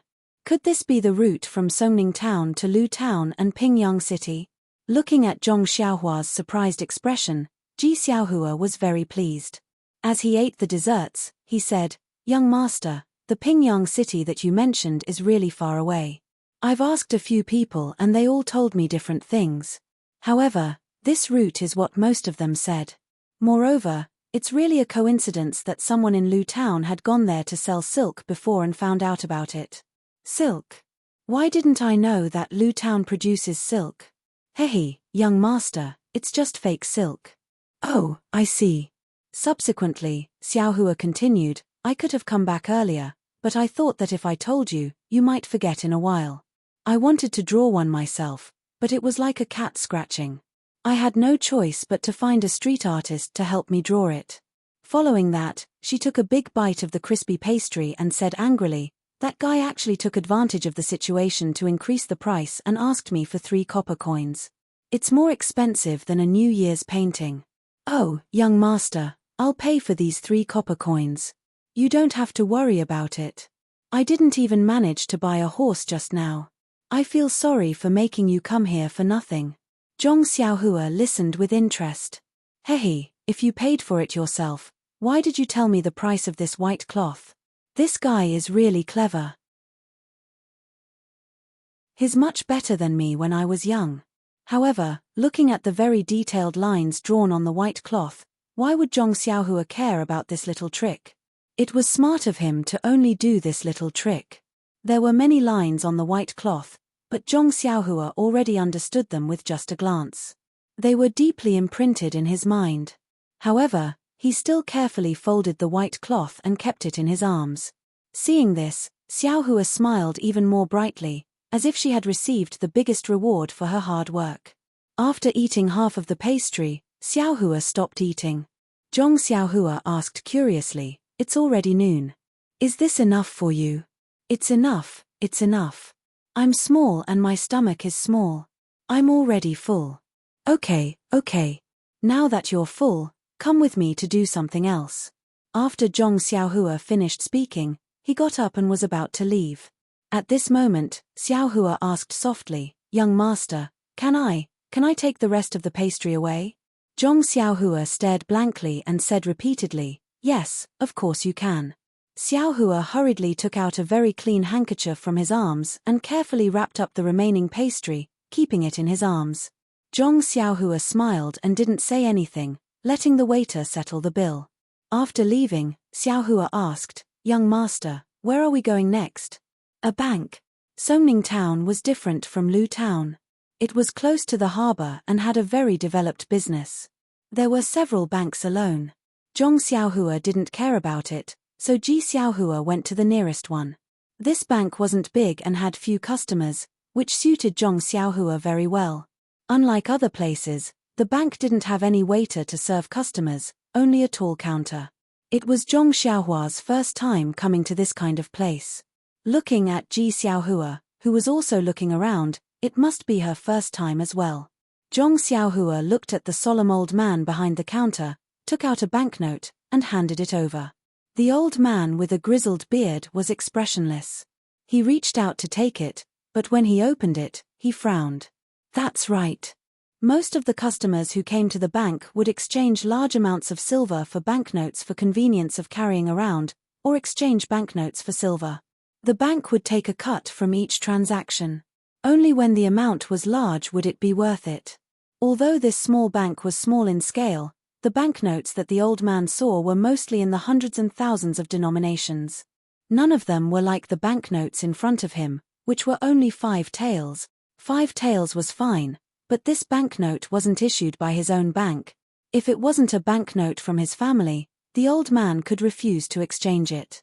However, the bank that issued the banknotes was a rather large one. Although the head office of this bank was far away, it had an alliance with his family. Thus, he had to exchange it for the old man. Furthermore, he couldn't ask for more. The old man thought for a while, then went through the necessary procedures with Zhong Xiaohua, and put the 5 taels of silver on the counter. Zhong Xiaohua was about to say something, but the old man said first, "I'll have to trouble this customer to pay a fee of 1 tael of silver first." 1 tael of silver? Fee? Zhong Xiaohua was stunned and said, "I give you banknotes, and you give me silver. Why should I pay you a fee?" The old man was helpless. Seeing that there weren't many customers in the bank, he patiently explained the details. After listening to the old man's general financial knowledge, Zhong Xiaohua was enlightened. This banknote was convenient to carry, but the price was not small. Zhong Xiaohua sighed. She had a pile of gold in her purse, but it wasn't suitable to take it out now. She could only bite the bullet and let the bank rip her off. Zhong Xiaohua smiled and said to the old man, "This old man, I want to exchange this 5 taels of silver for 1 tael of silver. What do you think?" "Oh right, this exchange doesn't have a fee, right?" The old man looked at Zhong Xiaohua and said, "This isn't necessary." "Then, will your fee be paid from these scattered silver taels?" Zhong Xiaohua gave a thumbs up and said, "Old man is wise. That's exactly what this one meant." The old man was a little happy from this straightforward flattery. The corner of his mouth revealed a trace of a smile and said, "I've been working at this counter for dozens of years. What kind of people have I not seen? Just as you were about to lift your foot, I knew what you were going to shit." Zhong Xiaohua did not say anything, but Ji Xiaohua at the side laughed out loud. Zhong Xiaohua turned her head and rolled her eyes at Xiaohua. She did not dare to say anything as she was afraid that the old man would say something nice again. When the old man placed the scattered silver taels on the counter, Zhong Xiaohua smiled and said, "Old man, if I exchange these silver taels for other shares, such as copper coins, will there be no fee?" The old man was stunned and said, "As long as the banknotes are exchanged for cash, no matter if it is silver or copper coins, there is only one fee. Why is this customer asking this?" Instantly, the old man had a bad feeling in his heart. Sure enough, Zhong Xiaohua waved her hand and cheerfully said, "That's great. Please exchange these 5 taels of silver for copper coins." -3.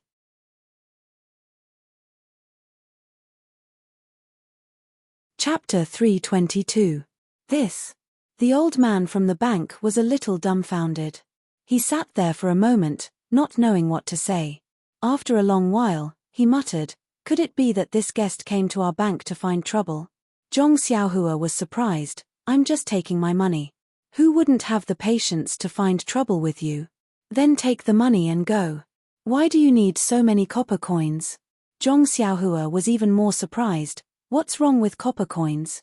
I just like to spend copper coins." "What's wrong? Your bank is so big, but you don't even have 5 strings of copper coins." This.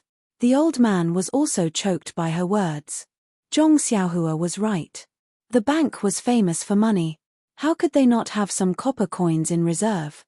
However, the transactions in this bank were usually gold and silver. If you took a large amount of silver or gold notes, it was very normal. But the person in front of them took 5 taels of silver notes and wanted to exchange them for 5 strings of copper coins, which was a big sum of 5,000 copper coins. This was unprecedented. "Are you a bank or not? Do you have copper coins?" Zhong Xiaohua was a little impatient.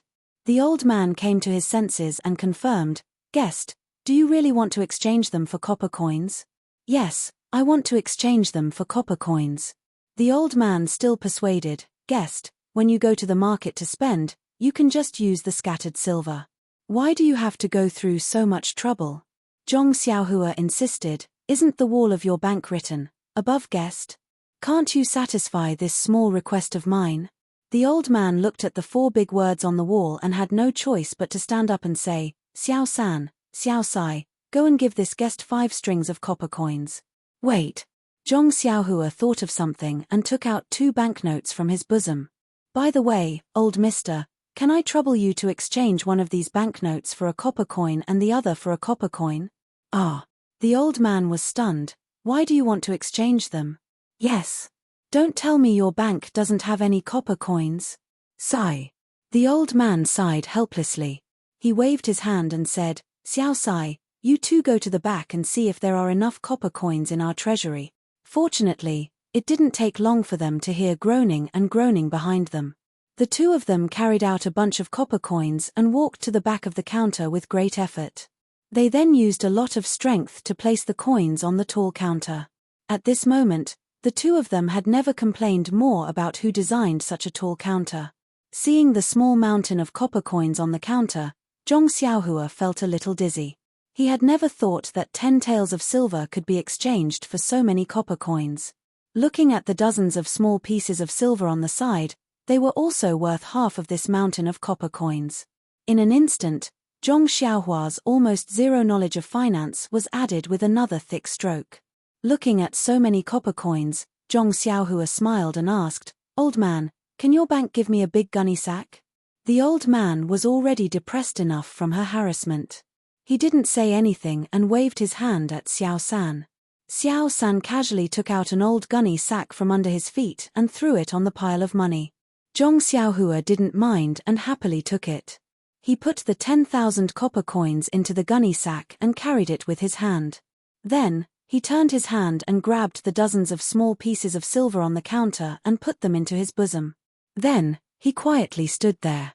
The old man saw that Zhong Xiaohua still didn't leave and frowned. "Guest, is there anything else?" Zhong Xiaohua was a little surprised. He opened his mouth to say something, but the old man quickly said, "Guest, you should hurry up and do your own things. Our bank really doesn't have any spare copper coins. Even if you want to exchange, you can't." Hearing this, Zhong Xiaohua chuckled and said, "Since you really don't have any, I won't exchange. However, your bank should carry more copper coins. Maybe I will exchange them tomorrow." The old man sat behind the counter and rolled his eyes. He almost fainted. He repeatedly waved his hand and said, "Guest, please walk slowly. I still have things to do, so I won't stand up." Zhong Xiaohua smiled and said, "You really want me to leave now?" "Yes, guest, you should hurry up and leave." At this time, the old man no longer cared about the guest is above all shop rules on the wall and said what was in his heart. "Okay, I will leave now." After that, Zhong Xiaohua easily picked up the big sack and turned to walk out of the bank. Behind him, Xiaohua was also puzzled. As soon as they walked out of the bank, Xiaohua quickly caught up with Zhong Xiaohua and whispered, "Young master, did you make a mistake just now? It seems that..." Before Ji Xiaohua finished speaking, Zhong Xiaohua looked back and took Ji Xiaohua to run. He didn't care about the direction. After turning several intersections, he stopped and said with a smile, "I made a lot of money. I made a lot of money today. Today's money is worth a month of my time in Huanxi Mountain Villa." "Young master, what are you talking about? Why can't I understand? Is it because the bank doesn't have a commission?" Zhong Xiaohua didn't explain to him and said, "You are just a child. What do you know? Let's go." At this time, in the bank, the old man just got out of his impetuous state and was leisurely tasting the fragrant tea. He seemed to feel that something was missing in his heart. Suddenly, he put the teacup on the table and asked, "Xiao San, Xiao Sai, when you gave the young man the money just now, did you take out the commission?" The 2 of them looked at each other and explained, "The commission has always been taken by you. Of course, we will not snatch it from you. Oh, I was confused by this little rascal just now and forgot to deduct the commission. After saying that, they hurriedly ran out of the bank and couldn't see him.